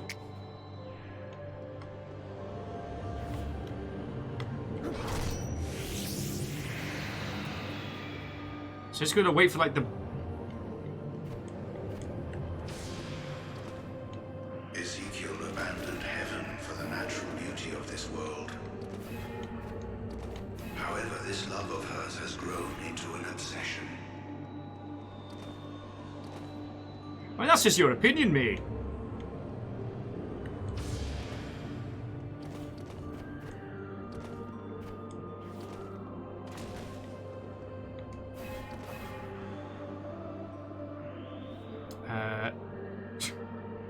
Oh, just Dustin saying that they miss Hop Pepper Gaming. I mean, I guess I miss it. Oh, feck me sideways. happened? Oh, we got ourselves some drifty potato platforms. An obsession that will Officer Charles. Big snack. See what? I have many snack. Many snack, no.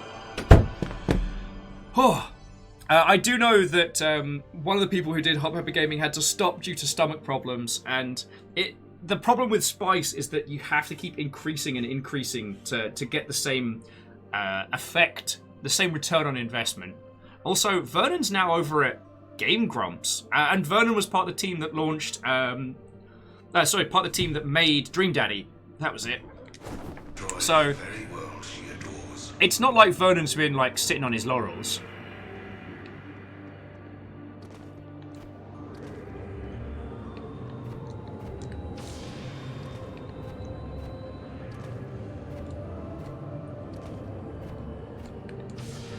Also, these whole sections have got big, like, Shinji tripping balls and Evangelion type vibes, you know what I mean?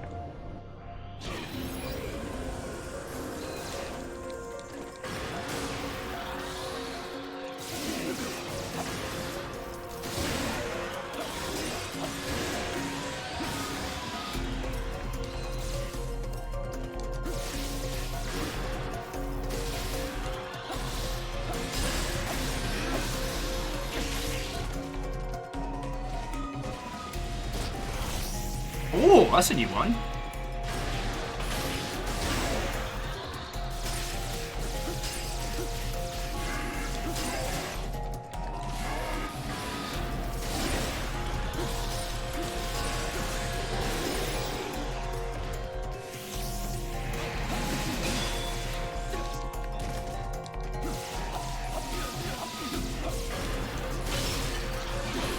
Okay, feck you.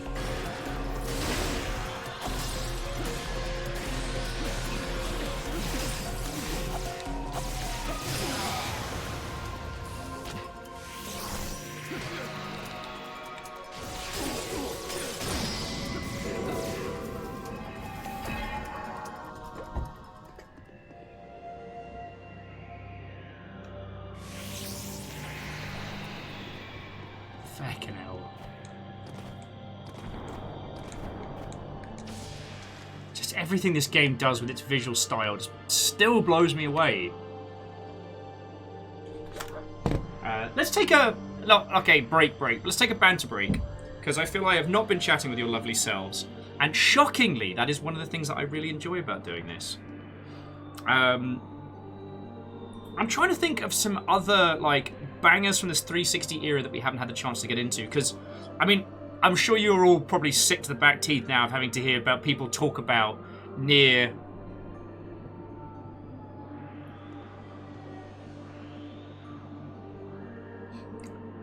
But that was definitely one of the ones from the 360 era that really blew me away.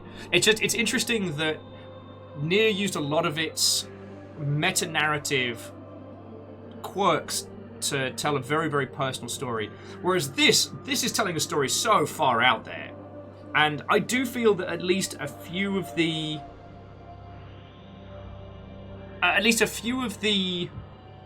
narrative beats from this game don't translate as well as they could have.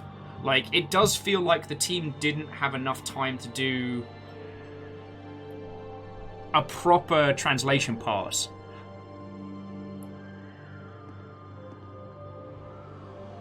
But then, like, it's a case of, like, time and cash.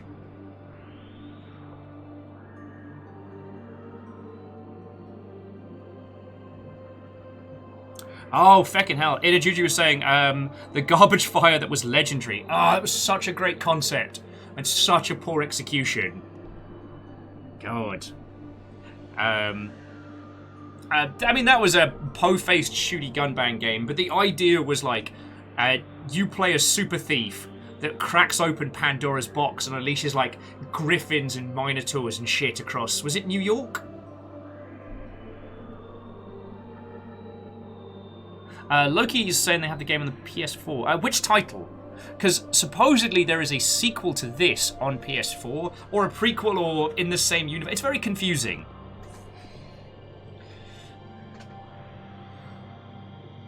Oh, lovely. Sorry's managed to get some of their art framed. Wonderful. It started in New York and then went to London. God. I played that and absolutely rinsed Game Station's 10-day return policy on that one. Because I was so excited for the concept, and it was feckin' terrible. I have a similar feelings with, like, Darkest of Days, but I didn't get to play Darkest of Days until much, much later.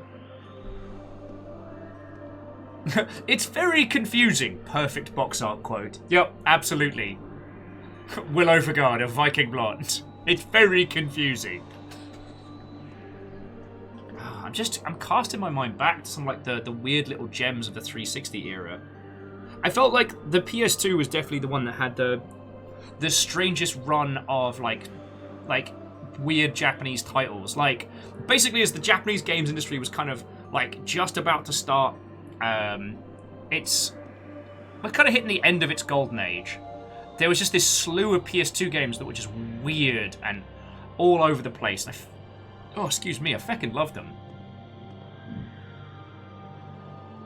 Yeah, Inajuju, you are correct. Like, the PS2 era was just the treasure trove.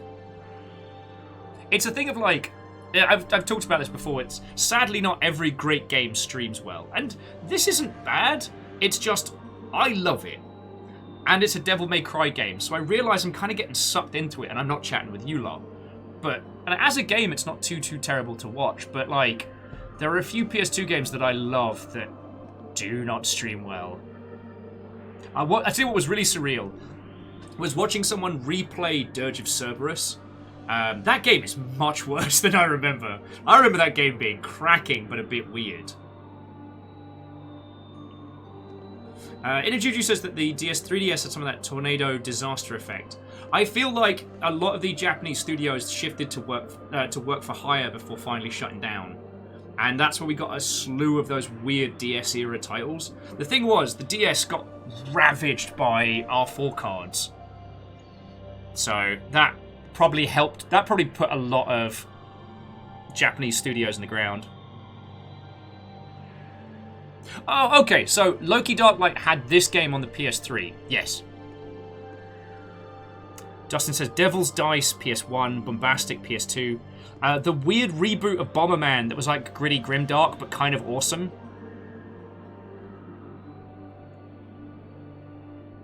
God.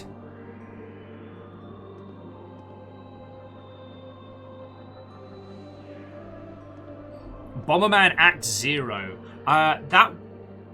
Okay, that wasn't the one I was thinking of, but a good reminder.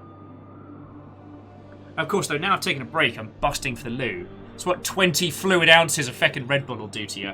Okay, so friendos, I'm gonna nip to the loo. We'll ponder some more classics. Because I do feel like, especially with how teams like Night Dive are doing, going back, acquiring the rights to these games, like dusting them off, re-releasing them, makes me so happy.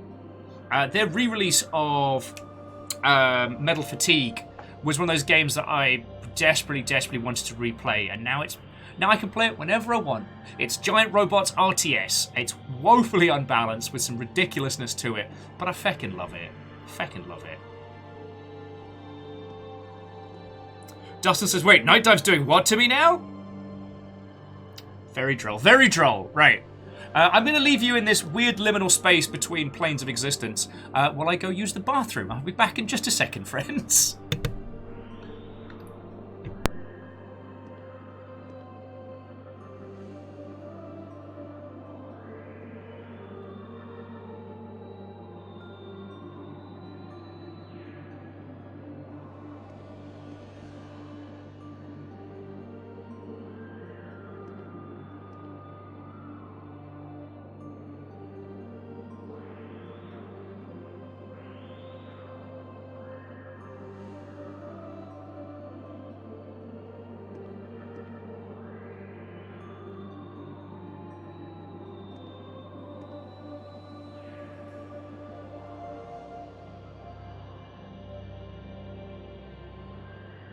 The Teenage Mutant Ninja Turtles, our 4 reptilian heroes, have overcome the Arch-villain Shredder.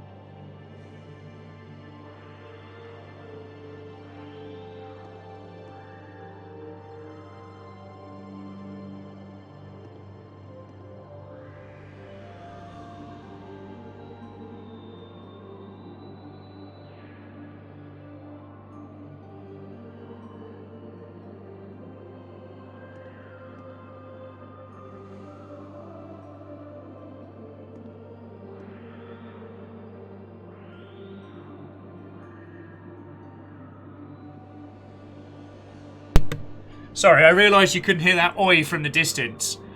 Feckin' yo! Crystallian, thank you for gifting 5 subs, you feckin' legend. Like, feckin' yo! Did anything else happen while I wasn't looking? Okay. So Crystallian managed to get Dreamo Forker, Wraith the Rat, I don't know why I had to roll all the R's there, but I did. Lone Ranger Sarah, Lost Light, Lathi Arcanus, which sounds like a very powerful spell. Crystallian, that's feckin' kind of you, thank you. I guess we're all going through some more classic bangers, because Dustin was looking Azure the Heartless, Medieval. The PS1 era was golden. I mean, we haven't had too many bad eras of video games. I mean, there have been some consoles that have had a bad time, but like, oh, well, Crystallian, sincerely thank you. Oh, to Lone Ranger Sarah as well. What, oh friend? Because I'm trying to think of some of the other, like, super whooper classics. There's a bunch from the PS1 era I would love to see. Oh! Flare, if you haven't seen this, so it's a re-release of a 360 title. And it's like, what if Devil May Cry was just this super weird art house game? And I love it. Like, we've just been sitting and chilling and while I nip to the loo because I've had 20 ounces of Red Bull today. Not advisable. Sorry, Flare, where are my manners? Watto and welcome. How are you doing?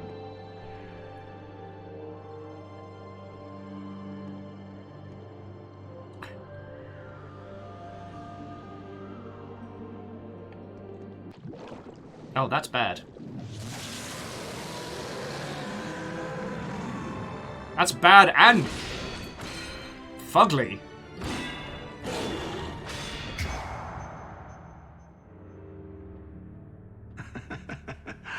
At last, the final weapon. That's a veil. Go on, take it. Sure, I'll get right on that. But yeah, Flare, we were talking about like old titles that kind of deserve this kind of treatment. Not even necessarily like a remastering, but just making it available on Steam again. This creature wields a veil. You need its divine weapon. You need to stop telling me what to do, you goose. Knock it unconscious and steal its weapon.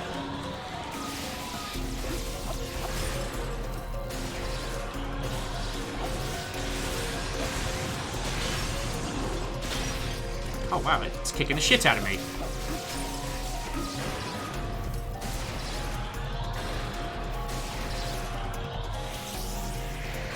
What are you waiting for? Grab a veil. Oh, I thought I'd just wait, let it kick my ass a bit more, you know? There we go.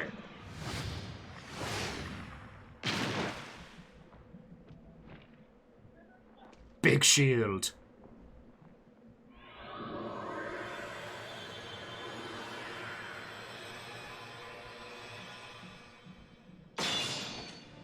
Big shield, come to shield!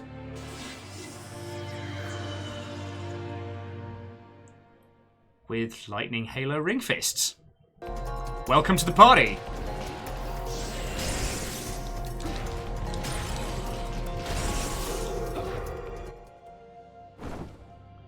Okay, guard jump. Use. Okay. The veil provides superior defense. Its destructive power will aid you as well. Feckin' wee. Also, he has a super dorky run when he does this. I forgot about that.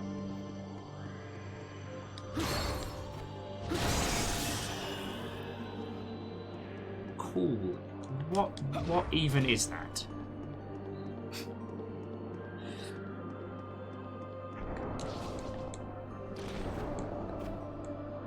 Oh, feck.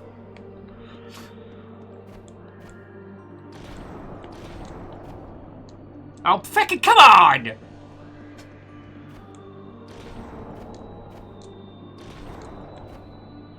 There we go.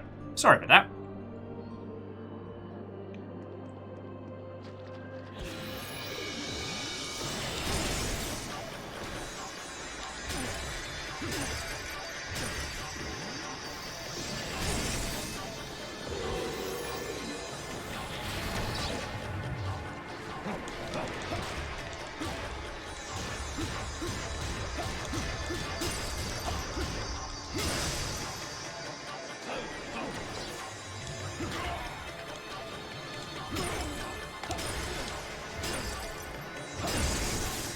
So let me just break this person's face mode. Oh, and Inajuju, thank you kindly for the host. For the lurk. I know how words work.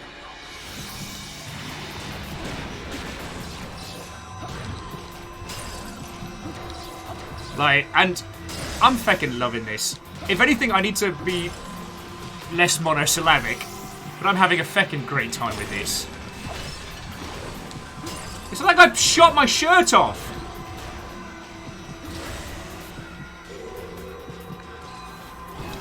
Don't give up. Keep moving. No problem. Everything's fine. Sorry, let me just break that person's face. Hey. Yeah. He's finally got a veil. No need to worry on that account. I'm telling you, it's not gonna be a problem. Look, he's figured out how to use everything so far. Yeah. Talk later.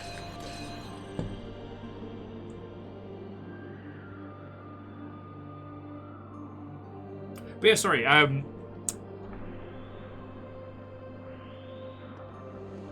there's still so many cracking titles, especially from, like, PS1, PS2 era that we just haven't had good re-releases of. I mean, you all know my feckin' obsession with Phantasy Star, with Panzer Dragoon Saga.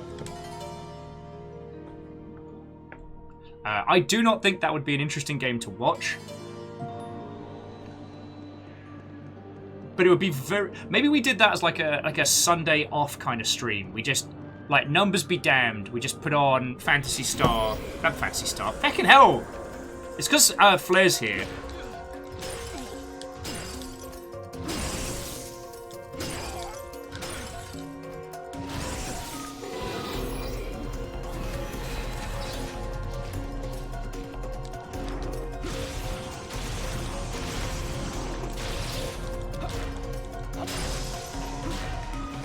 Alright.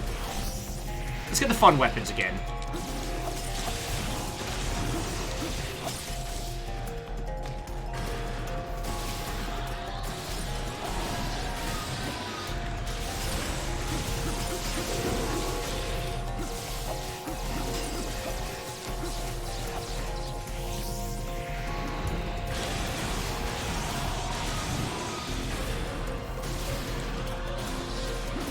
Also, and sorry, I don't think it's by no means a bad thing to point that out. I mean, the fact is, sorry was saying that, you know, forgive my paraphrasing, lead character looks hot. It does. And considering that at the time, everyone else looked like, I mean, let's be honest, some varying flavour of, like, meaty Dorito head. You know, from the era that brought us Gears of War. Ah, oui. And then we get this guy who's just unapologetic pretty boy in jeans and... You should be able to break this.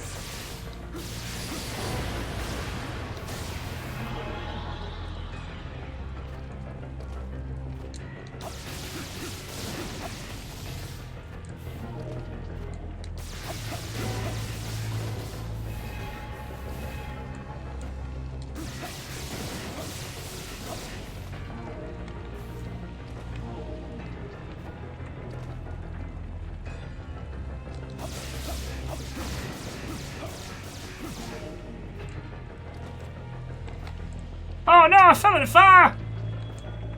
Oh damn it, I did the voice again. Ooh. Be careful.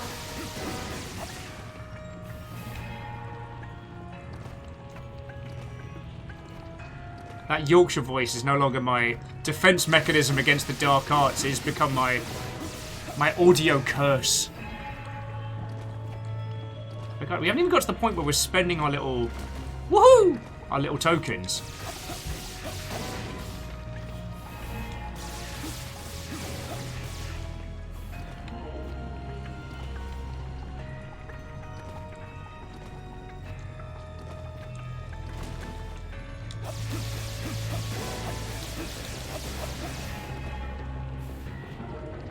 Jump down.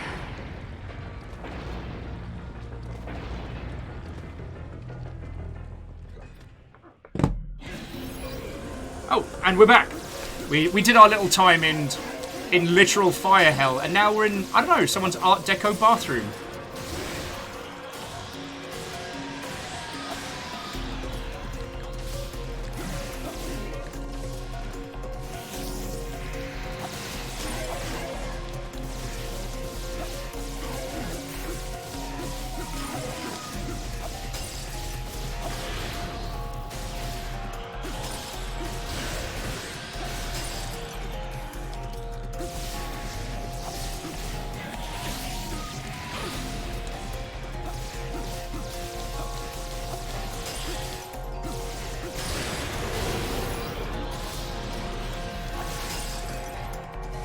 And Sean Peoples, how you doing, friend?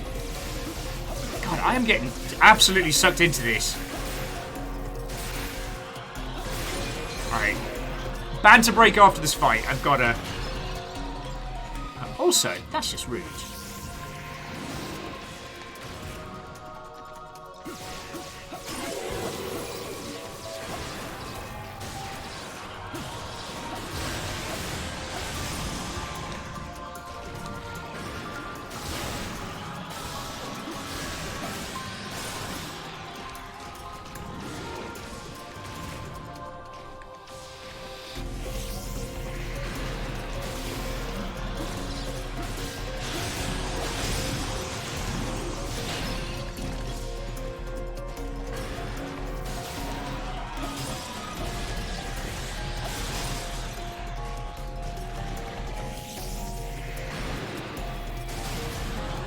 Stop interrupting me.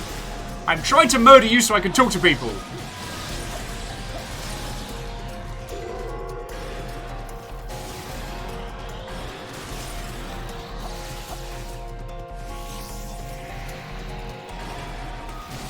Oh, feckin' hell, Dustin, nightmare creatures. That's one I haven't thought about in a long time.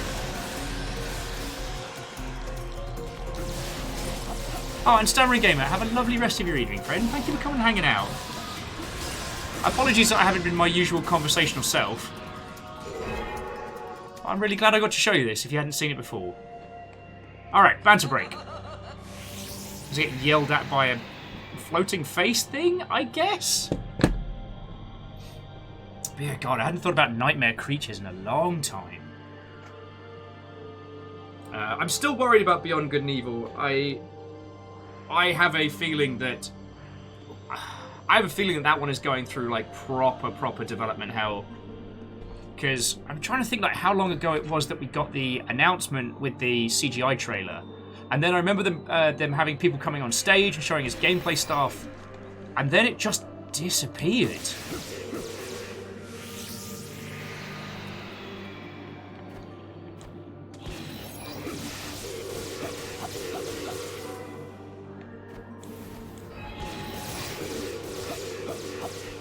Also, I will say this is using one of my favourite tropes in especially games like this,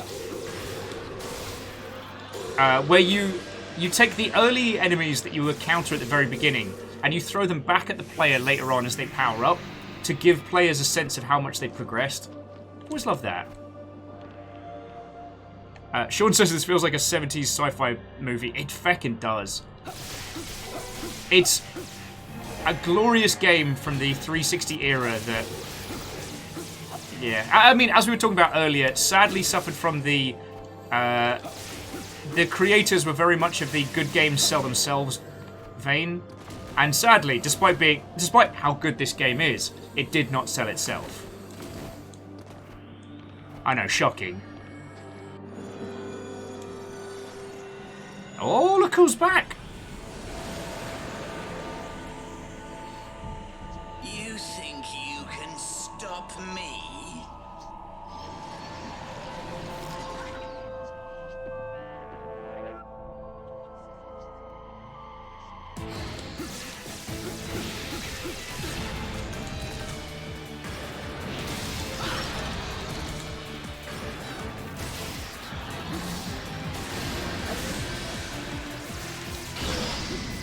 Yeah, I can.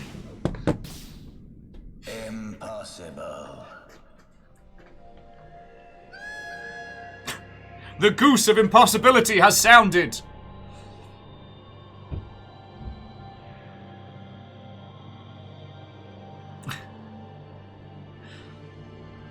And you are correct that no one can stop David Bowie. Although it disappoints me that the game that David Bowie has been in is sadly a David Cage game. And the idea of Quantic Dream Star Wars fills me with dread.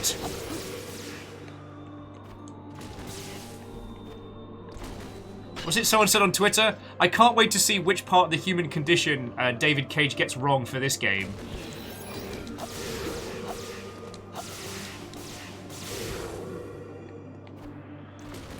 And that, Dustin, you are right. That was the Nomad Soul. Was the David Cage, David Bowie collaboration, we'll call it.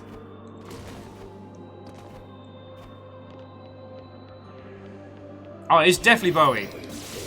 I don't know if Sting's ever done video games. Here's a completely pointless fact. Peter Gabriel used to have his own development team.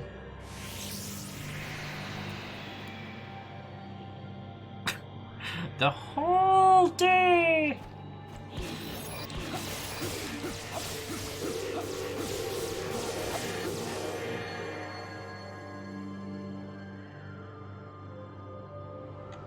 I was like, please don't say Sledgehammer. No, it was called... Oh, God. Oh, fucking hell. Now I'm trying to remember the name of his studio. I want to say it was Strange World or Real World. Lizzie, no! This way. Follow me. Remember, kids, follow the SCP. Follow the bouncing cryptid.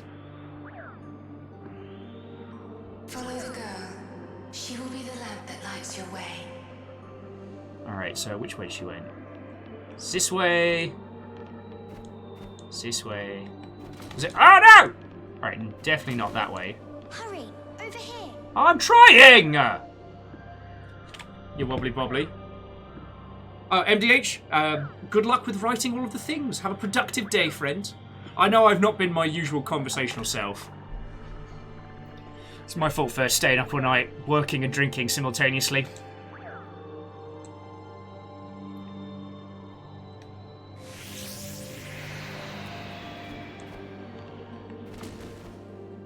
Ah, fuck. Careful. You careful.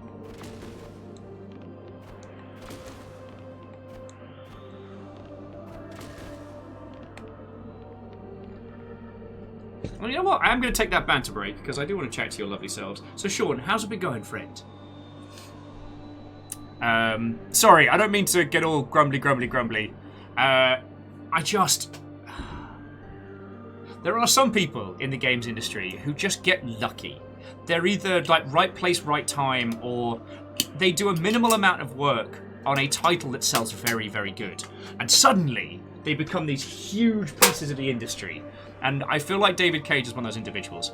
There is someone who he has worked with this entire time who is incredibly talented and is what basically keeps the good bits of Quantic Dreams like upright.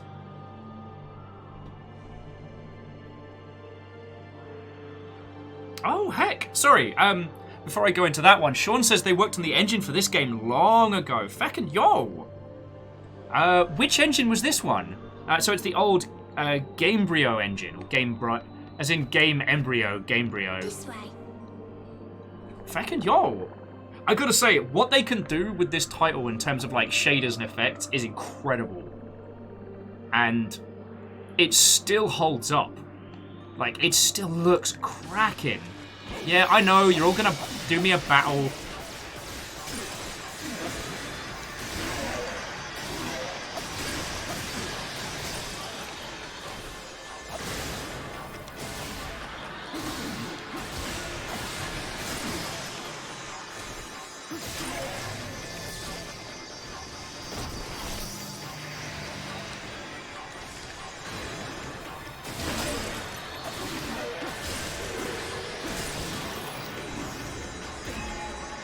And yeah, that's the thing about this title, is that, like, it still looks cracking.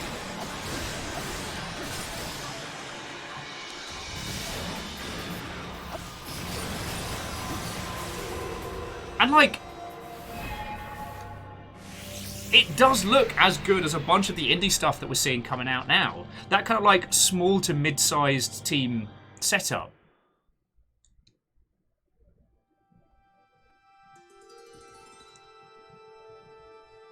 Oh god, and the amount of stuff this game does, like... You're Enoch, right? My name's Nana. Sin told me all about you. You're here to help the Nephilim, right? Yes? Question mark? They're always in so much pain. And always so sad. And they're like that forever.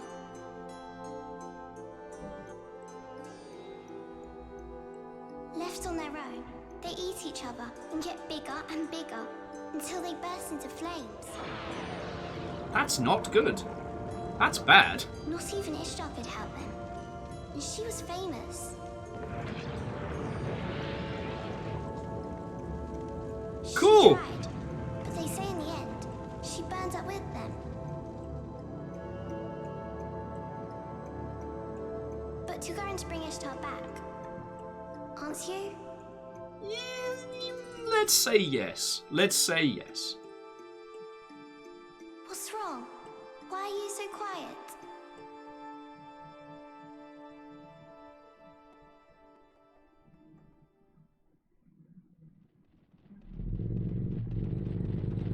Enoch, behind you. Oh, fucking hell!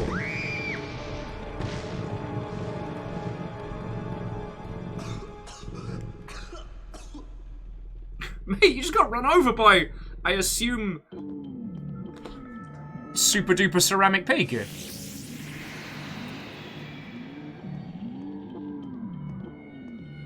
In time, the resulting fire Nephilim will incinerate the world. I thought I was meant to go kill angels. Okay, we're doing that. But yeah, so Sean, how long were you on Gamebryo for? If you don't mind my asking. Enoch, you are the key to Ishtar's resurrection. The Baconator. Wait, no, Baconator was... No, that was the Baconing. Oh. Friendo's got a call. Hey, we're almost there. We met up with his child, too. You know, you worry too much. Oh, wow. Fine. I'll keep you posted. So Sean was saying that they were on Gamebryo for 3 months as an internship. God, has it been that long? Time travel's weird. Time travel's super weird.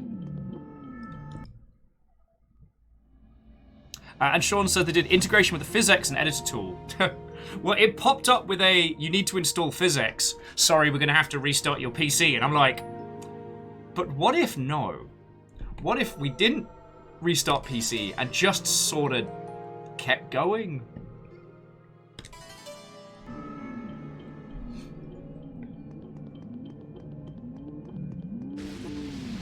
Oh, nope, this just in, fire still burns.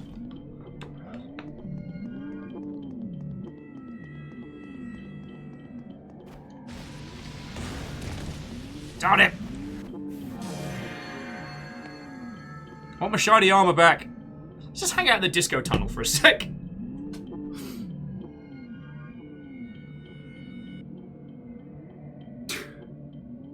And Dustin, I do like protagonistic laryngitis as a condition. God, 2006, fucking hell. Because this came out 2011. God, remember when people made their own game engines? Remember when people did that? As if, like, the process of making video games wasn't masochistic enough.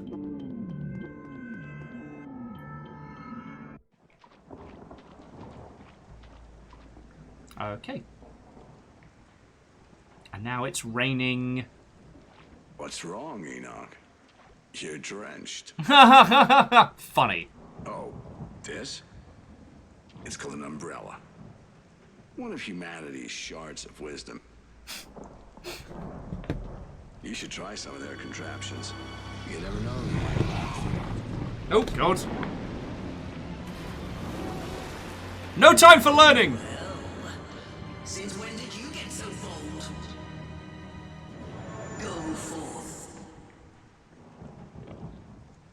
feeling I'm about to get my ass kicked. Like a lot.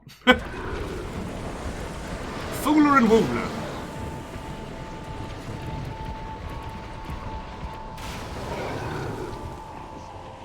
This is bad.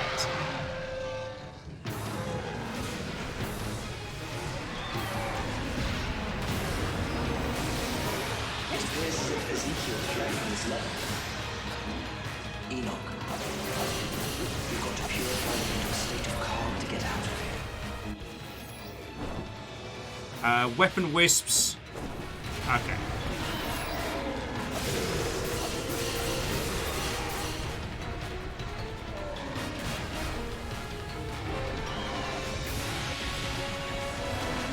Ah, darn it! Too soon, Executor!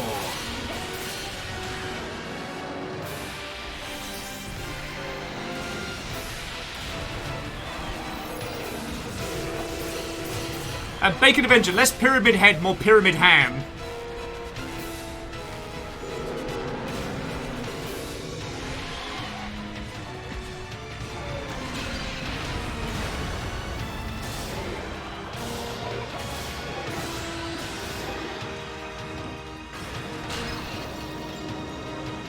Oh, I did not like that.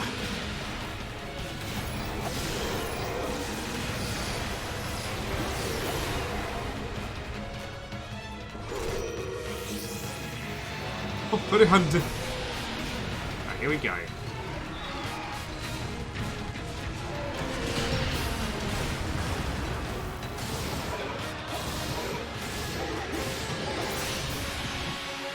Am I winning? I think I'm winning.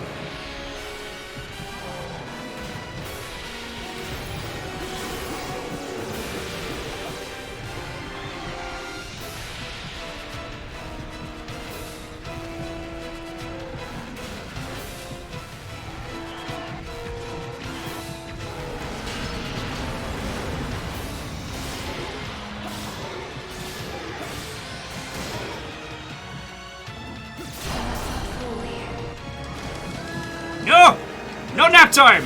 Only goose!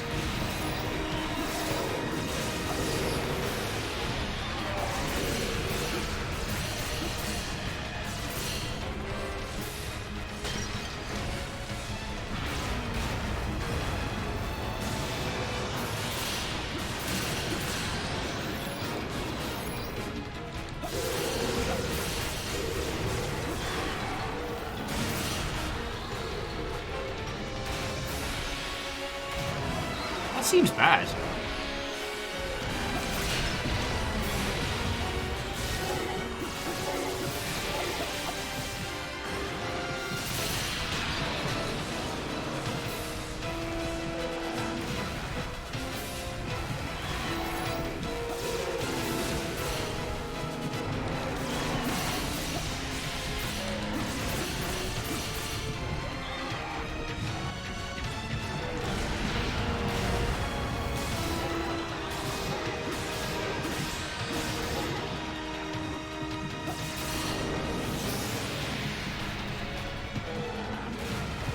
Excuse me, hello, yes, join bosses? Alright, let's see if the saw blade will do it.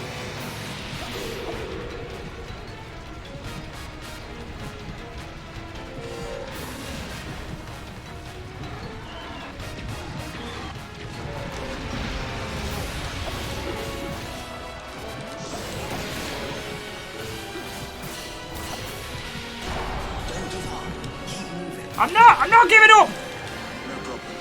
Everything's fine.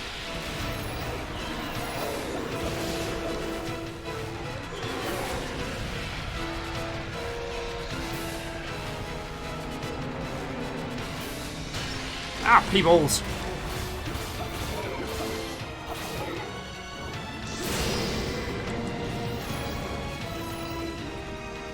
I'm getting my ass kicked here, friendos.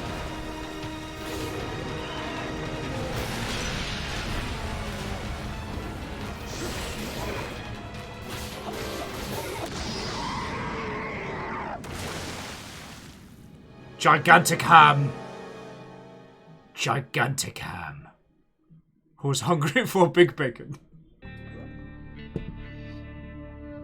Ezekiel must be pretty mad about what you did to her children.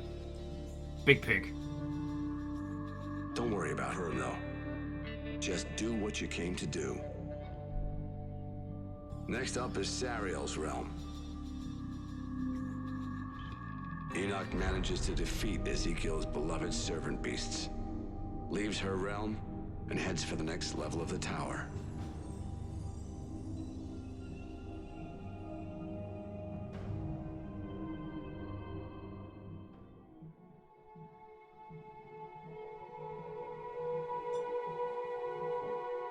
Another stage, another art style. Sacriel's Deception. Ooh. Hey, we're at Sariel's place. Sorry, Sacriel. Sacriel's a Sacriel what does them streams? Figuring out which weapons to use. Yeah. Once he gets that straight, he'll be fine. Don't worry. All right. Talk to you later. So Dustin was saying that there are a lot of old games like Stretch Picnic that were basically tech demos with a loose story framework. Imagine what could be done with a remaster there. Feck yes. I mean, I'm glad we've got things like the Internet Archive, which keeps a large proportion of stuff like that in one place. Oh, what did I do? What is going on?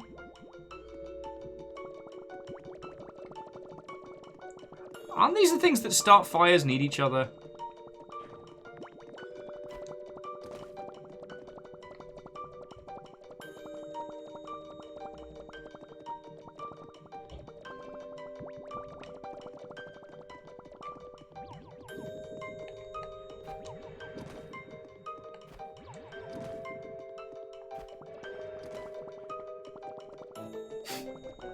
Bless their little weirdness. Yeah, suddenly Patapon.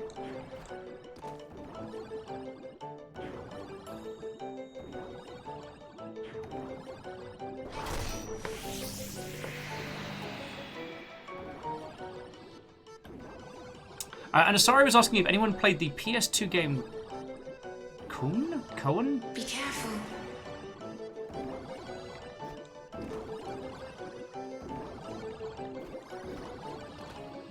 Big bounces. This is not good. What do you mean?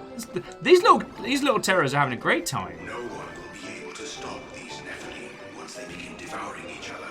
I don't know, they kind of look like they're just having a really nice day. God will forgive this.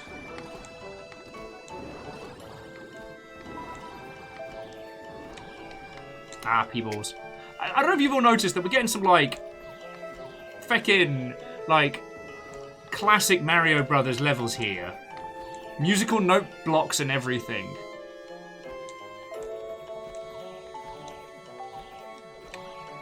Ah!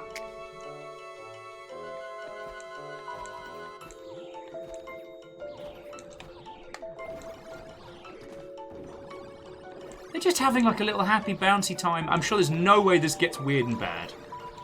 I'm sure there's no way this gets weird and bad.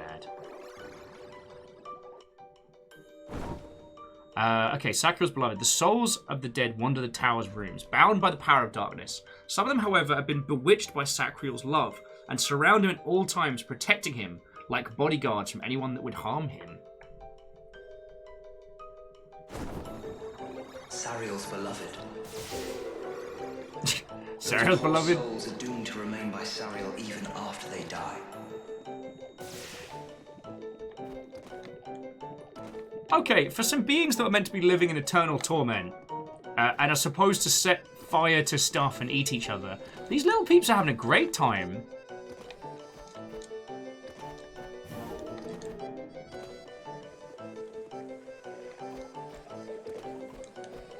Making great big leaf hats. Oh, this one has the big log hat. That makes them the best one. Oh, yes.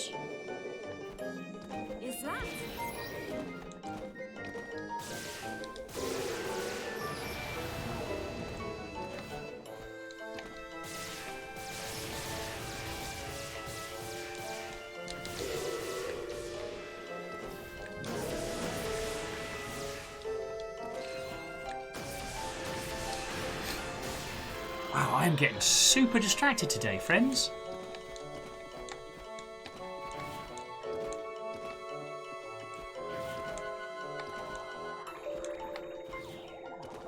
Just look at them having a little best this time.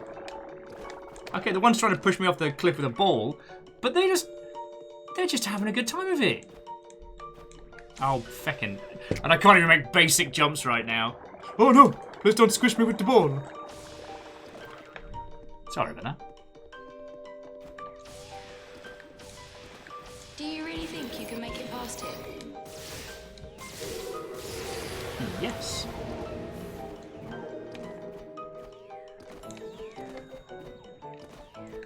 You don't know anything about this world.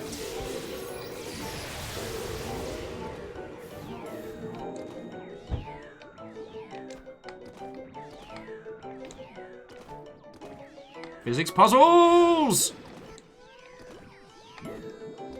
Big hula hoop. Whoa. Whoa. What a moron.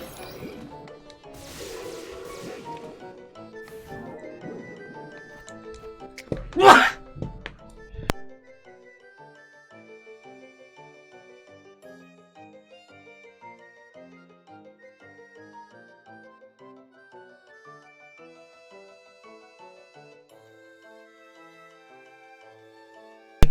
Oh, excuse me, friends. I'm so sorry about that.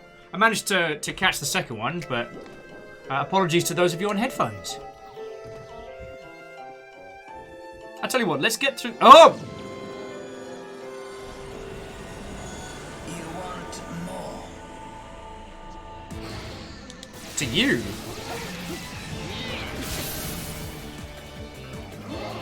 Oh no! I lost my weapon.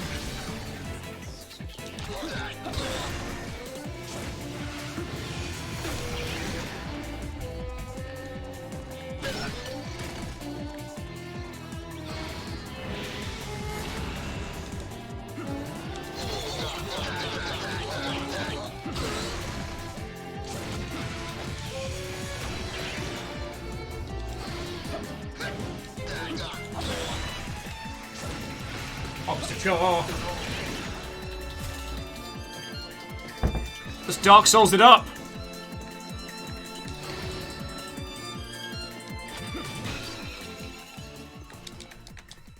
And I got backhanded. In the end, you're only human.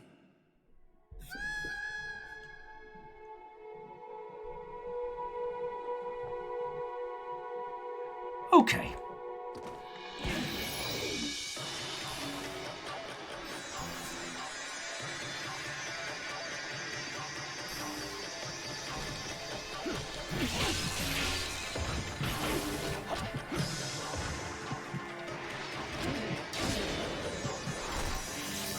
Where were we? Oh yes, kicking some serious ass.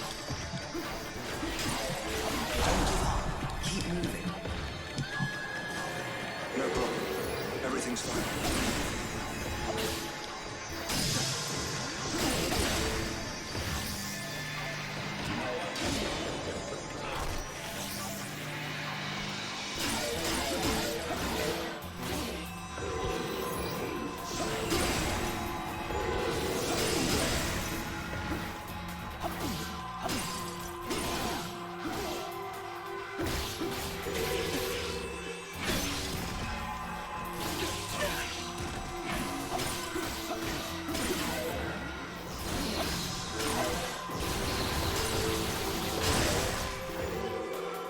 Thank you. Where were we? Hey, he's hanging in there. Barely. Yeah, because he has to think about which enemies to steal weapons from. I feel like I'm getting called the feck out here. Catch you later.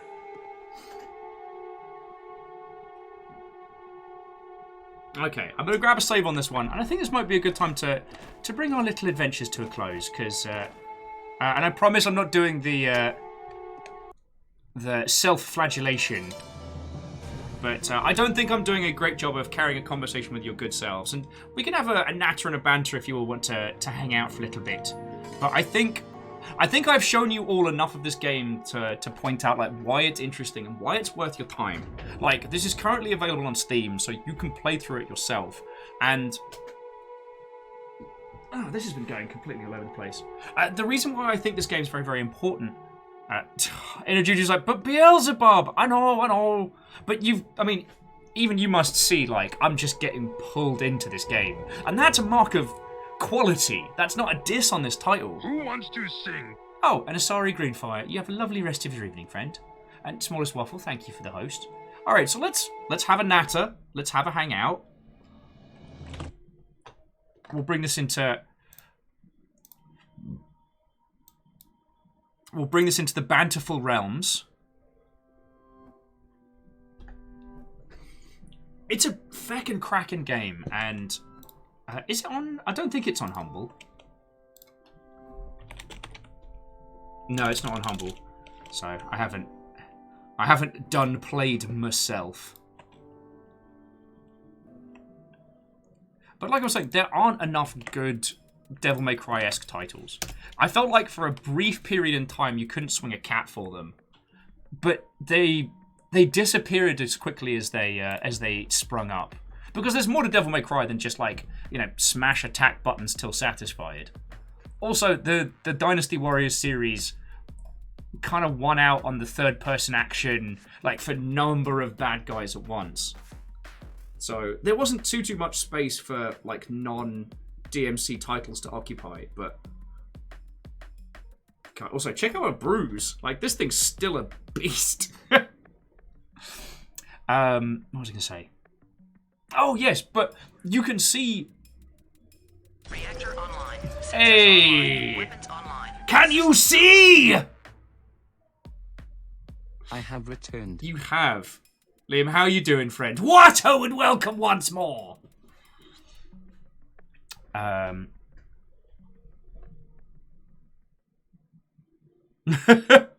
Bacon Man's like, wait, I can't help it. I keep thinking that you got eaten by a giant banana at the end there. Well, bloody looked like it. One of the Nephilim was like, like full-on Muppet snack time. Liam says, your feeties hurting? What did you do? What did you do to them? I am going to guess you were Gen Conning it up. Which is what the cool kids call it. Oh, did a LARP. Ah, doing a LARP to them feeties will definitely do it. I was actually very grateful that that PAX was a little bit smaller, a little bit more chill, because I realised my body is not ready for a full PAX. I would have died.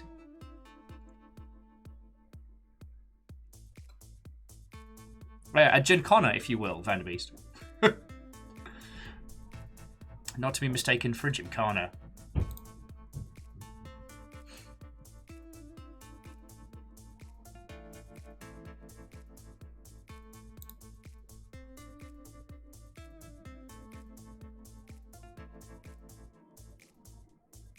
And I went into outer space for a second there. I do apologise. But yeah, Liam, how are you doing, friend? Aside from Feet Hurdy, we've been playing El Shaddai today, and I've brought the gameplay section to a close because honestly, I guess it's a combination of the nostalgia that I stayed up both working and drinking way too late last night. But also, there's something about that game that's so gorgeous, and the rhythm of the combat is exceptional, and it just draws me in. And I realised that I wasn't talking to everybody, so I have changed that.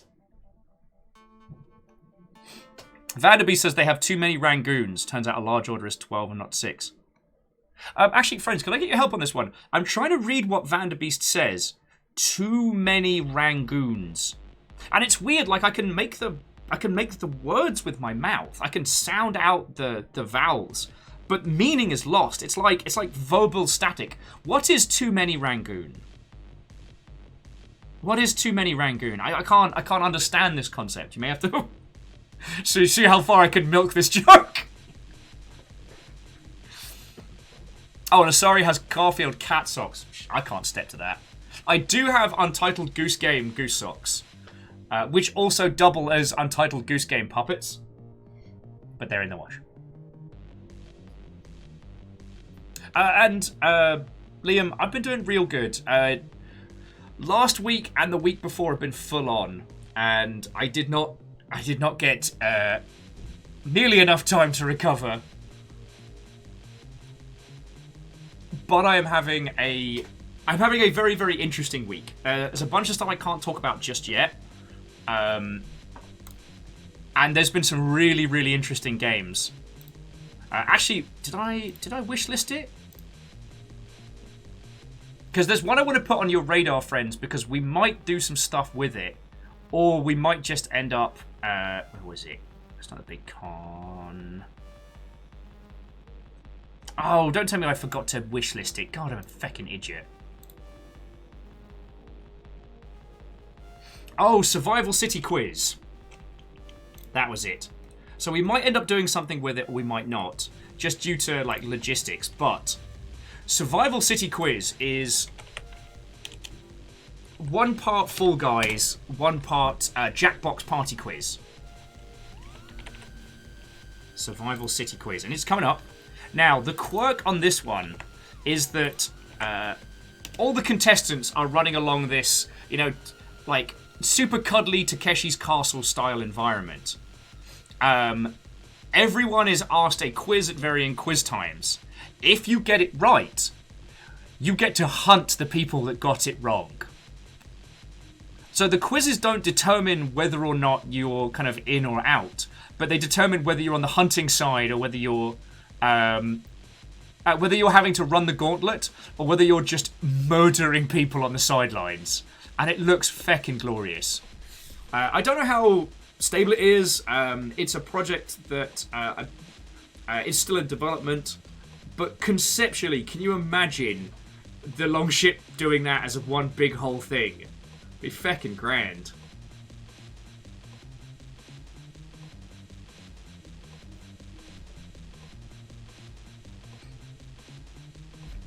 So yeah, sorry. I forget why I was talking about that. No, whatever it was, it's dropped right out of my head. Good work. Oh, and Liam, between you, me, and the goalpost, who's got 2 thumbs and just bought 400 Tepigs? This guy. Ah. It cost me $27, including shipping, for 400 Tepigs. That's so many Tepigs. Tobias is going to be so mad. Inajuju says they'll always be hunted as trivia is their weakness. But what if you get it... Oh, what are Tepigs? I'm glad you asked. I have... Well, I'm about to say I have some here. They're everywhere. It's my favourite Pokemon. They're like little cuddly fire pigs. And I love them. And... Okay, one night we're drinking and hanging out on Discord, and we've got a watch party going. Well, more like a playlist that Salen's running. And someone put on the the overproduced Pokemon intro by the guy who always does the stoic face and doing like little musical breakdowns. And anyway, he does this wonderful cover of the Pokemon theme, and it's very, very impressive. But the prop of the movie, Jesus, Jiminy, I don't know how to talk people words anymore, of the video, is that he's not a fan of new Pikachu, he's a fan of old chubby Pikachu. Like, when Pikachu had more of like a hamster chub to him. So, during the course of the video, he buys hundreds of fat Pikachus, and then lines one of the walls in his house with them, which I think is fucking cool. Well, I was asked, like, what would be the...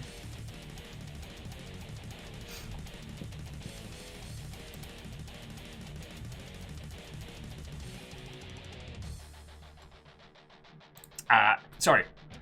Multi-track drifting potato! I was asked which Pokemon would be the one that I would do that for, and I said Tepig, without a shadow of a doubt. Ninja Falcon, how are you doing, friend? Feels like it's been 1,000 years.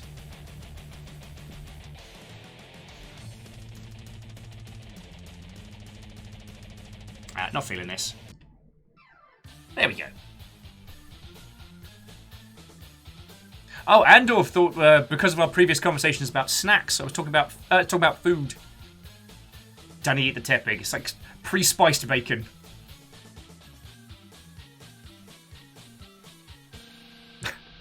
Ninja says that it has been as the place they're in the moment has no internet, and that feels like cryo sleep. No! It's been a long time since I was in an internetless place, and it was not fun. It was not fun at all. I read a lot of books and ate a lot of ice lollies. I guess it wasn't a terrible summer, you know?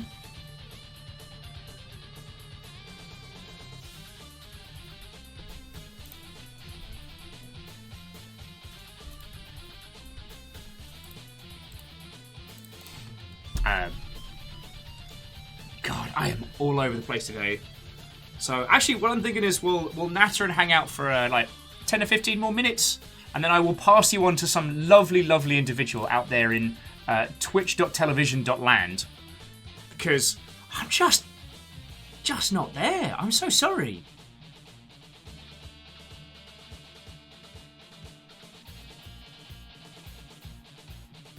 Oh no! Sorry, Ninja Falcon saying that they'll have to endure satellite internet since that's becoming the main option. Oh, wait. Is that good or bad? That sounds bad. That sounds bad.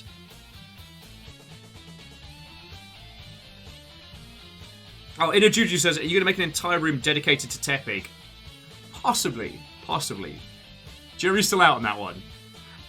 But they've ended up being like a form of currency when we've been playing multiplayer games. Like, Sadlin bet me, what was it, 15 Tepigs and a shiny when we were playing Tekken 7. The thing is, I played a lot of Tekken.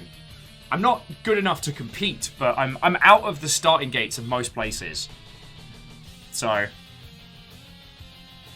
yeah, that's a thing. Also, very quickly, friends, we are going to be doing some Worms Armageddon in the near future. I need to coordinate with Ben when we're actually going to do it. But for the next 16 hours, Worms Armageddon is like $4 on Humble. This is what we will be playing. If you want to join us in the future, it's $4 now rather than $15 in the future, which I think is a good deal. In a Juju, and you heard of the stonk market? Well, get ready for the Tepig market. I've realised that I might end up artificially inflating the price of Tepigs, which on the one hand feels awesome, but on the other, it's like, wait, am I part of the problem? Yeah, I think I'm part of the problem.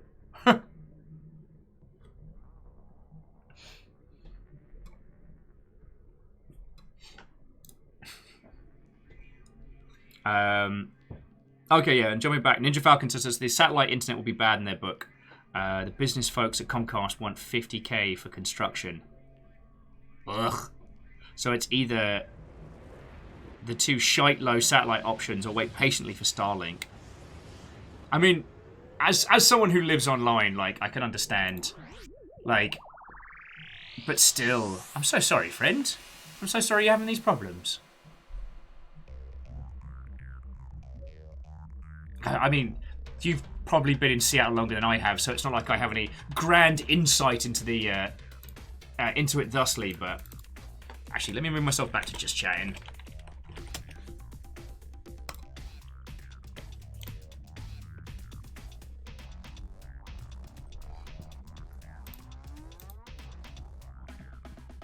Okay, sorry. Have a lovely rest of your evening. Sleep well. I'll see you on tomorrow. Tomorrow, we get giant robots versus zombies, which I'm very looking forward to. I'm just checking the hot sheets very quickly to see if we missed anything while we've been having a natter.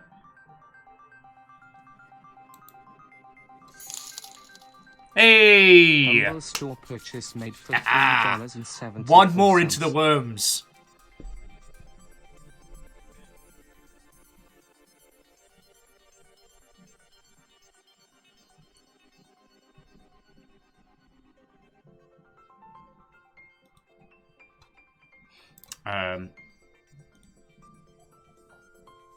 Oh, Ninja saying they understand now where the place their folks bought was real cheap. Ah. I just feckin' love Tepigs. I just fucking love Tepics.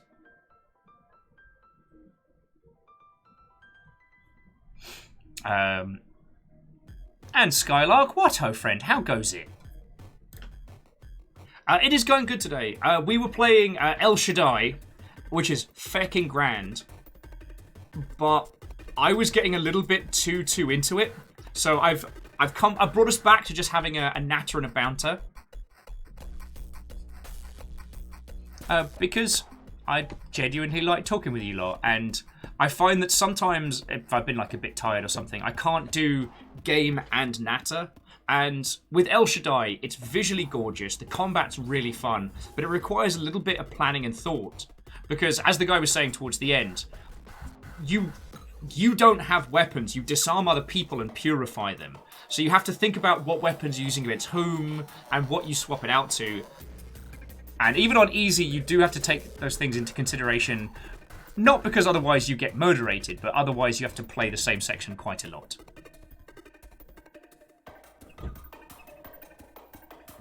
Ninja's like, wait, how many Tepics do you want? How much will you offer? When all the Tepics of the kingdom are mine, then I will have enough.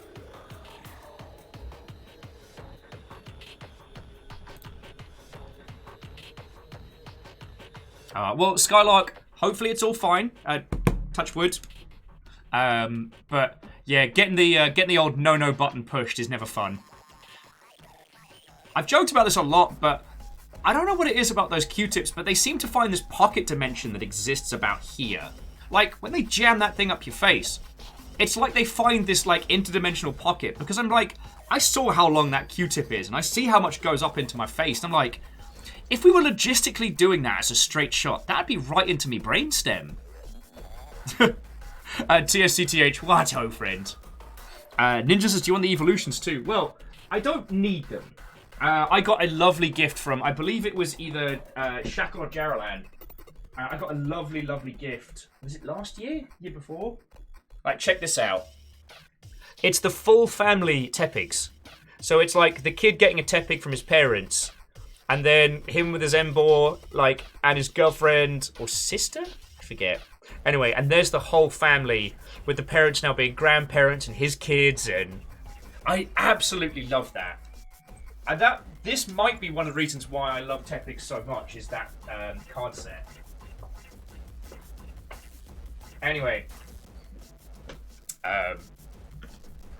Yeah. Embor, I like the design of, but I don't have the same attachment to.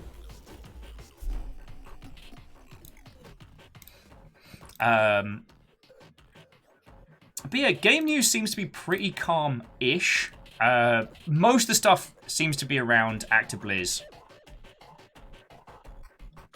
Well, ActiBlizzard and the retro games. Okay, there is something shifty going on in the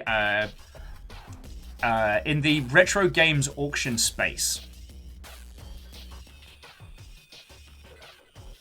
Oh, Ninja says that Embor decks used to be highly popular in the early 2010s. Oh, lovely.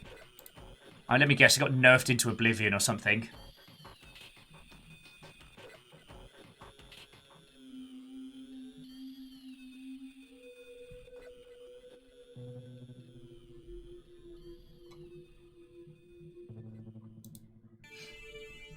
Yeah, those are... Oh, Skylark says Shifty How. Okay.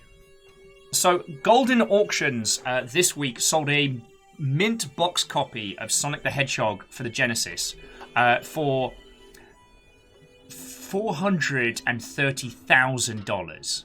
So just shy of $500,000. And currently, okay, not this particular auction being golden, but some of the other auction sites did get rumbled. Well, one of the other auction houses did get rumbled recently for basically insider trading with vastly inflated video game prices. There is some shifty shenanigans going on right now. J-Post says those sound like money laundering numbers. They do. They really do. Now, the collectible card market has been going through a massive inflation, but that's been due to famous people buying mint collectible cards and wearing them as jewelry or having them on display in their houses and stuff like that.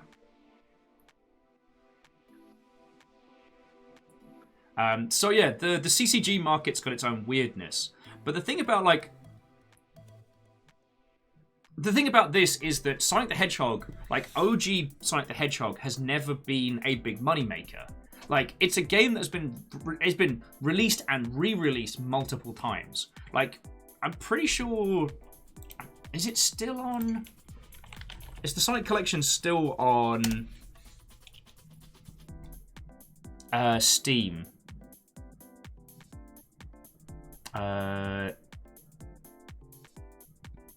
So Adventure 2... Sonic... Yeah, you can buy Sonic the Hedgehog on Steam for $5 right now. And usually the prices of retro video games is based on exclusivity. Can you play it? Like, can you get it on digital distribution? Can you get it reproduced? And what is the viability of it? So things like the original SNES version of Teenage Mutant Ninja Turtles is worth loads because it has a unique level to that console. And the digital versions don't have that. Panzer Dragoon Saga is worth so much money because Saturn emulation is still very, very shaky. At least the last I checked in on it.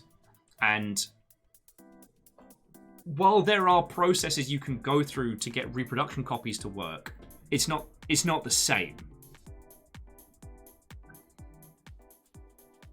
Oh, okay, and on the Tepig said, Pokemon is a rotating format, so it's cycled out. God, is it weird that I didn't think of that? Even as someone who has played Magic the Gathering a lot? But yeah, so Dustin, it's less that like people have too much cash, it's more that something shifty is going on. So much so even that the original creator of Sonic went, "Nani?" So we're going to hear more about this as it continues.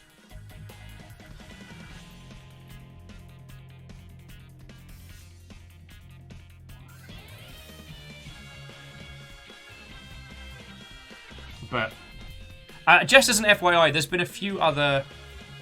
Oh, Arden was saying that Earthbound is pretty strongly priced till the Wii U and SNES Mini, and then the price dropped. Yes, because when it comes to collectability of retro titles, it's usually based on, like, accessibility. But, so earlier in the year, there've been some other, like, high-value sells in the world of retro video game auctions with... So Super Mario Brothers sold for 114k, was then beaten by a copy of The Legend of Zelda selling for 870k at auction. Now there's been accusations that Heritage Auctions that ran those and Wata that do the pricing had been colluding to make these unlikely prices happen.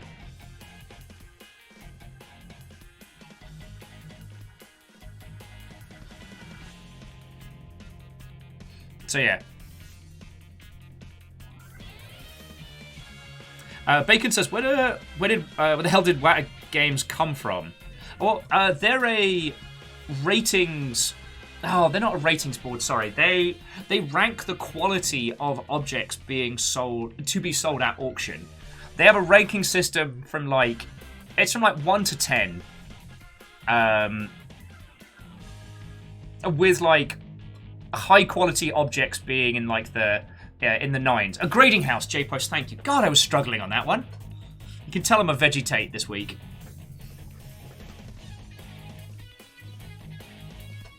But yeah, so there is some shifty shit going on. No one knows for sure. There have been some YouTube videos. There have been some accusations of like insider trading.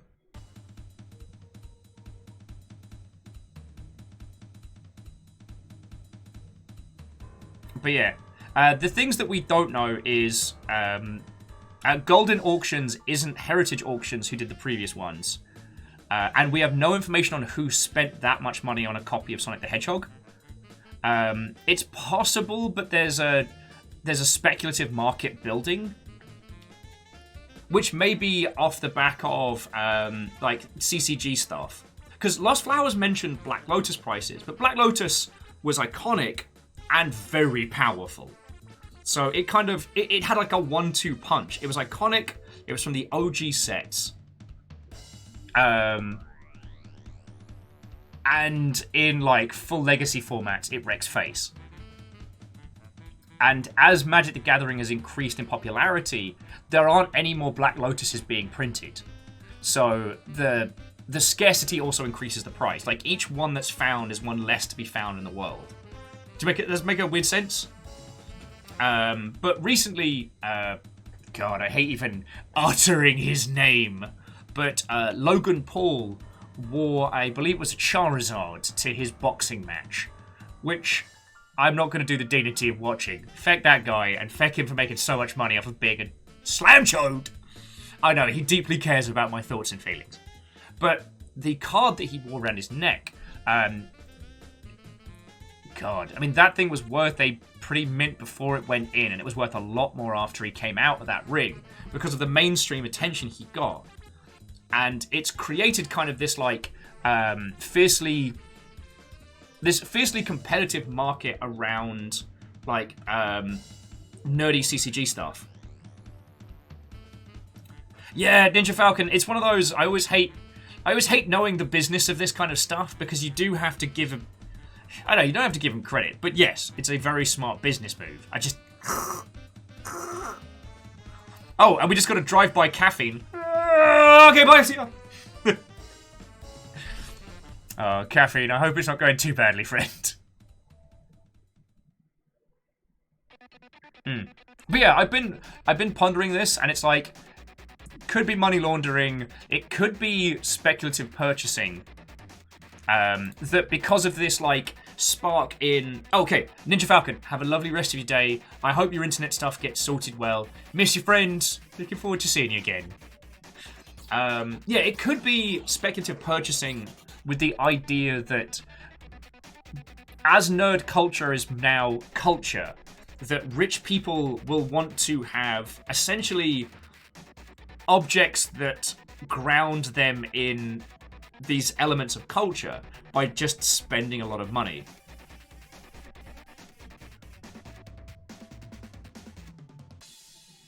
Oh, MDH, welcome back. I was ignoring everybody and not talking to them. So I decided to finish the game a little early and spend some time chat with everybody before we go hang out with somebody else cool. It's probably because I stayed up too late working and drinking simultaneously. It's why I'm a little bit, like, snowblind. But, like, El Shaddai is a cracking game. I feckin' love it. But I was not able to carry a conversation on at the same time. And that's not how I do. That's not how do.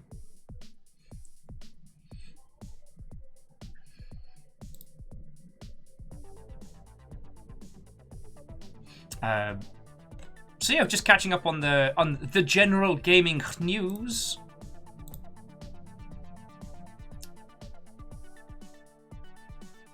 Introduces card sales, limited sales, all those kind of things are such a mess. Yes. Well, I don't know the comics industry as well as I know video games, but I do know that, like, the attempt to create artificial scarcity was one of the big things that resulted in the comics bubble bursting. And Earl says, I immersed myself with entertainment sources from my youth as well. Never get rid of those sources like OG Run and Magic cards, original NES, Dreamcast, Genesis. Of course, I had the luxury of collecting those things and struggling to let go. Well, yeah. Now, if you look at some of the people... If you look at the acceptance now of nerdy hobbies, people who made a lot of money and considered those to be childish things and put them to one side might be repurchasing them now it's okay and socially acceptable in their circles to acquire it. Or...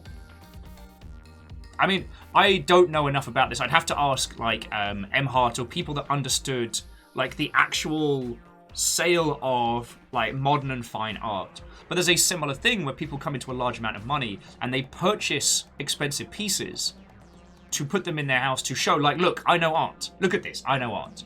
Here's my mint copy of Sonic the Hedgehog 1. I know video games. Essentially as kind of like an unquestionable object of purchase that denotes one's grounding in a space.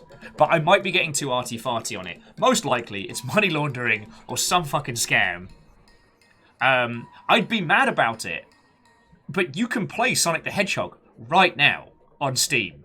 Or pretty much every console ever. Like, that's a thing you can just do. Like, feckin' Wii, I guess. But they haven't created artificial scarcity because of digital distribution. Oh, lovely. Skylark says, after watching some videos, Noah Javalas? But they have started Star Wars Dark Forces. Yes. And Dark Forces 2 Jedi Knight is a treat, and you are in for that. Now, Inner Genius says they feel bad for the actual players of card games, like kids mostly for Pokemon, and how overpriced everything is as a result. Yeah. I mean, they don't usually come so far into nerdery, but, you know, there are bad people out there looking to make a quick buck off of other people's hobbies. And throughout lockdown, CCGs have seen a massive uptick. Lego's seen a massive uptick. And a lot of people have developed... There's a secondary market has developed around a lot of stuff. During lockdown, I saw some of the Lego creative sets spiking up into like the 800s. Because I think Fiona's cleaning, so she's not listening to me. But I keep a back list of stuff for like birthdays and Christmases and things. So Fiona loves Lego, so I've been keeping a hawk eye on some specific sets, and I would check the list, and it would be like the prices would spike up. So Inner Juju, I do feel the same, but we're also going to be getting a free-to-play Pokemon CCG game on PC. So not a perfect solution by any means, but definitely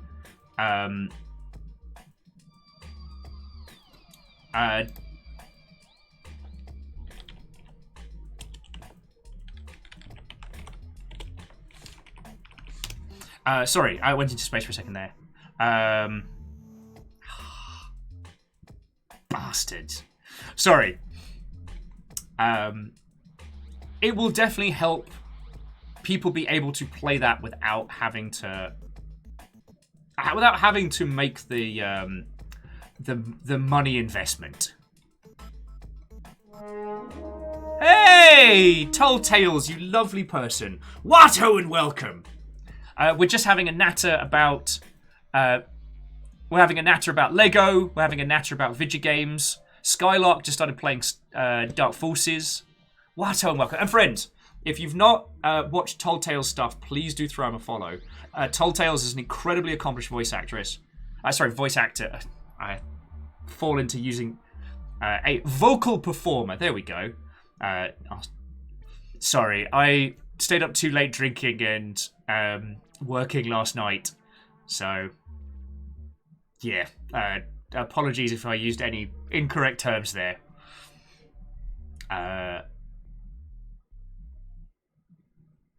Caffeine, thank you. Thank you. Teenage Mutant Ninja Turtles, our 4 reptilian heroes, have overcome the Ark villain Shredder. Alright, you lot are officially spoiling the shite out of me. Camel Fla did 5 subs to the crowd. A quick fan of knives on the way in. Hitting Galactic Monkey. Odysseys. God. Michitiru Camaro? Terillion and... Okay, I ain't even giving that a chance. But that one's going to be West. Well, Toll... Oh, it was your 2 years fucking yo! J-Post, I couldn't possibly comment. But, no, Camel, that is incredibly great. So the hangover's been fine, but I have been a bit of a brain-dead potato today is the answer. What I meant to say was, Camel, thank you kindly. And Toll, feckin' congratulations on 2 years, yo! So what were you up to? What was your celebration? Over here we were playing El Shaddai, which... Spooky ghosts. Over here we were playing El Shaddai, which is a gorgeous game. The re-release of it came out this month. Originally, it came out in like 2011, and it still looks gorgeous. However, my brain-dead potato state, I wasn't able to hold a conversation and play it at the same time. So we finished early, and we're just having a natter and a hanging out.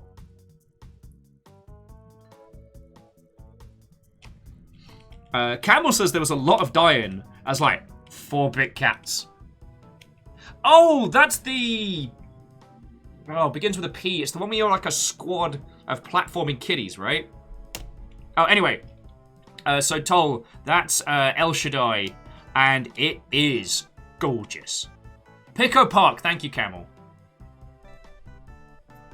I'm putting that one in my back pocket, because there will come a day when I have a bunch of people together, and it will be a glorious audio soup of a mess. But what a day it'll be. Camel was the anchor to save everyone. Nice. Oh, Perez was, wait, beat the game? Nah, I was getting too tunnel visiony on it. Because I love it. I love it. But I was getting too into it and I wasn't talking to everybody. Keith is like, it does seem like soup. A puzzle soup. Speaking of audio soup, we need to play Unfortunate Specimen. Maybe we'll do some Unfortunate Specimen on Saturday after Gundam building. Yeah, maybe we can do that. I've got so much stuff I want to organise. And on top of that, I want to play more Samurai Gun, more Jambit. I like playing Destiny with everybody.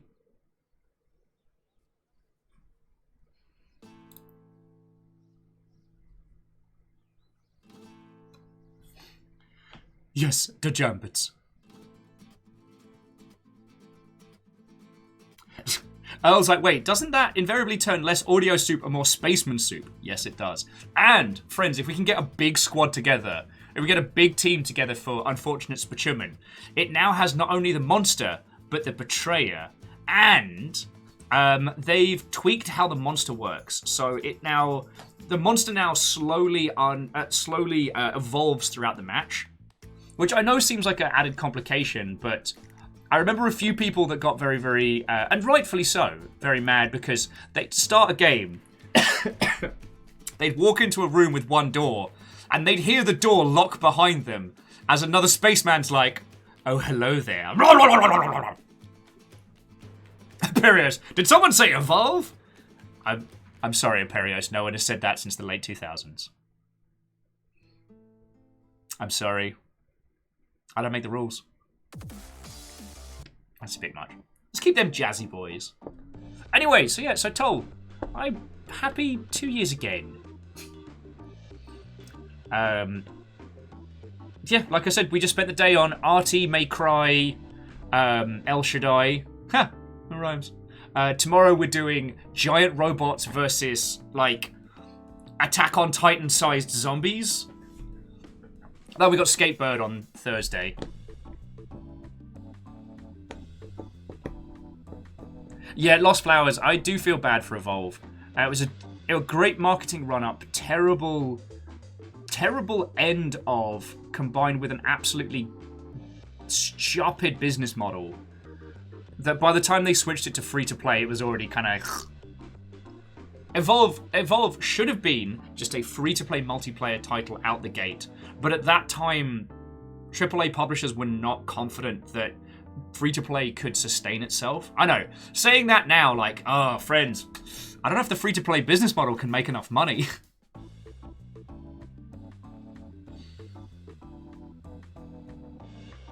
Oh, Skylark's been enjoying Apex Legends. Lovely. And Andorf, I have heard of Dread Hunger. Wait, does Dread Hunger... I thought Dread Hunger was just a survival title. Because actually, speaking of business models, Unfortunate Specimen is a very, very good example of... Oh, actually, Told Tales, have I told you and yours about Unfortunate Spacemen? Which we call Unfortunate Specimen. As I think I... Ah, okay.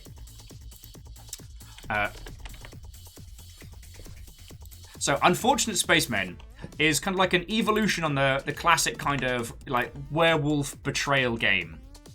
The difference is that it's first person, and one person is a shape-shifting John Carpenter's space monster. Their goal is to eat every person, whilst pretending not to be a monster.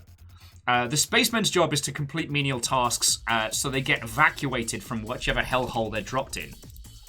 Now, what's fucking cool about it is originally it was I think it was $20 a copy, and it didn't do great. It did okay. It didn't do great. New Bloods re-released it as a free-to-play title, so you just pay for cosmetics, and it has done gangbusters.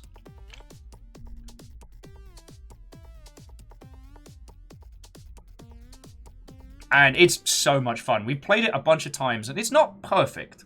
Like, it still needs some tweaking, but it has great in-game comms.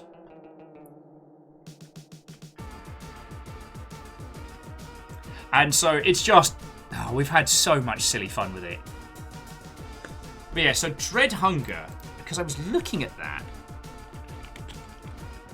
Yeah, so I've got it wishlisted, so I'm not...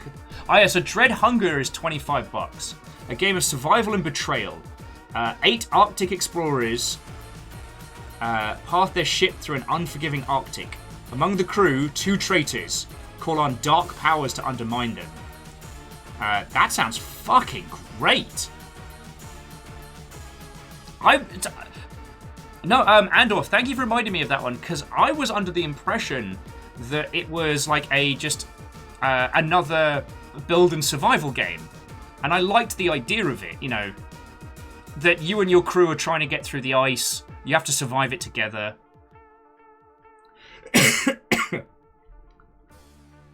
Also, they added polar bears. The problem being, it's $25 a copy. So, it's a large investment to ask a big group of people to dive in. But it seems to have a really good... Like, it seems to have a really good concept. Survive the Arctic, betray your friends, you are what you eat. Steer a 19th century warship around or into icebergs. Find coal for the ever-hungry boiler to keep the ship moving, or blow it up.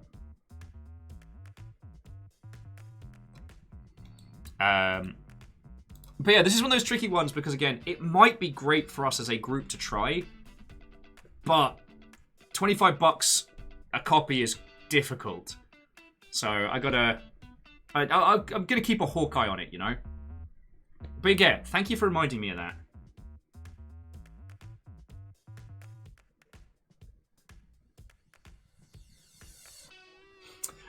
Wow, sorry, I was going out into space there. But yeah, so Toll... The other title we were talking about, Unfortunate Spachiman, is feckin' grand. It's free. And if you use the in-game comms, God, it's funny. Because what happens is when you die, you go into the ghost realm, and you can make the lights flicker, or you can do like whispering on the edge of hearing. It's feckin' grand. I also love the fact that the ghosts can hear what everyone else is saying. They just can't communicate. So occasionally when I've been the monster, I've eaten people, waited a few beats and been like, I got you. You were delicious. Because I know the person can hear me and is livid, but they can't say anything to me.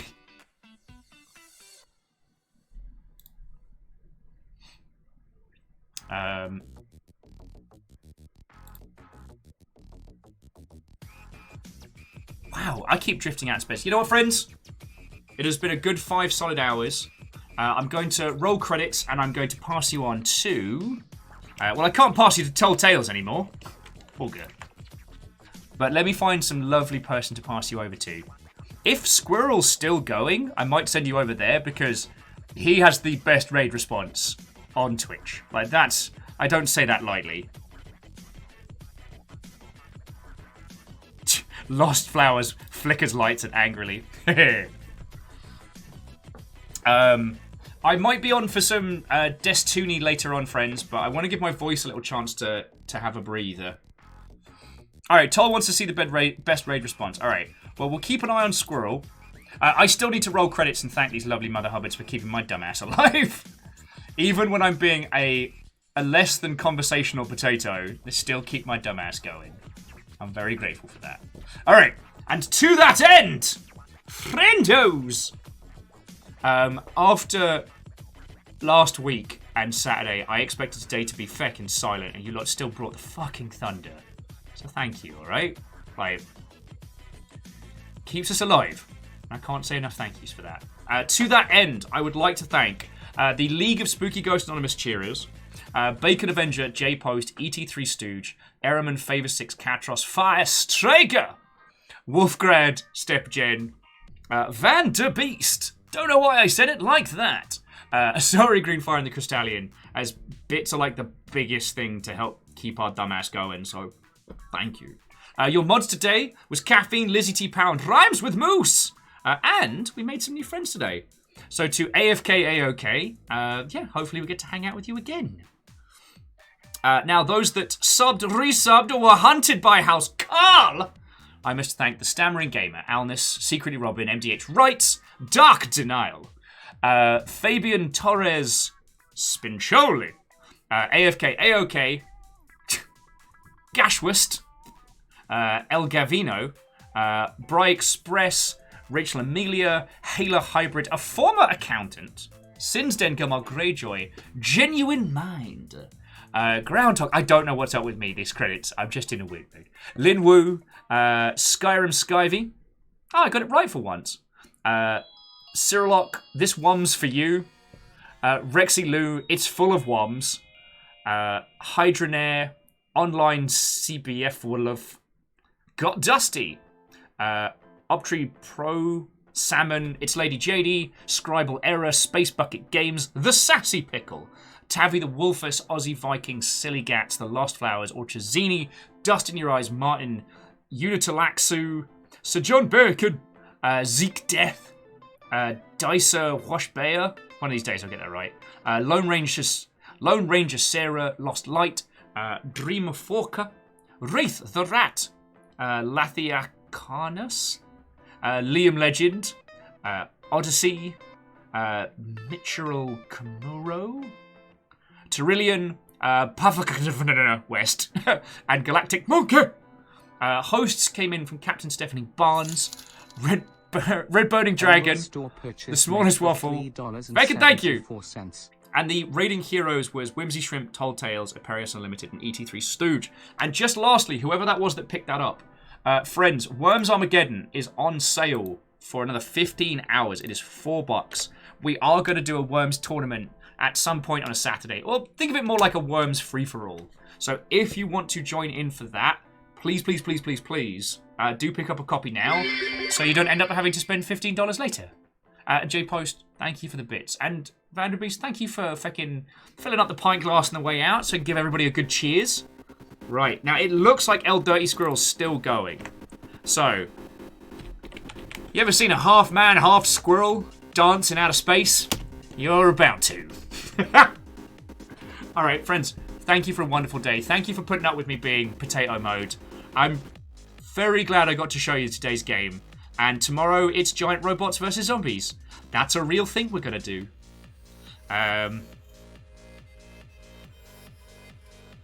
Night Valen's like, no, you never dance. Okay, she never dance. I mean, as a Brit, I need to be a certain level of happy trash wasted for the boogies to begin. Yeah, Vanderbeest gets it. Alright, friends, thank you all for a wonderful, wonderful evening. For a feckin' wonderful day. Sorry I've been such a feckin' waster today. And I look forward to being able to tell you the stuff and things if it goes ahead. But anyway, that's enough nattering from me. So, from all of us here, let us begin the raid, as there is much dancing to be done.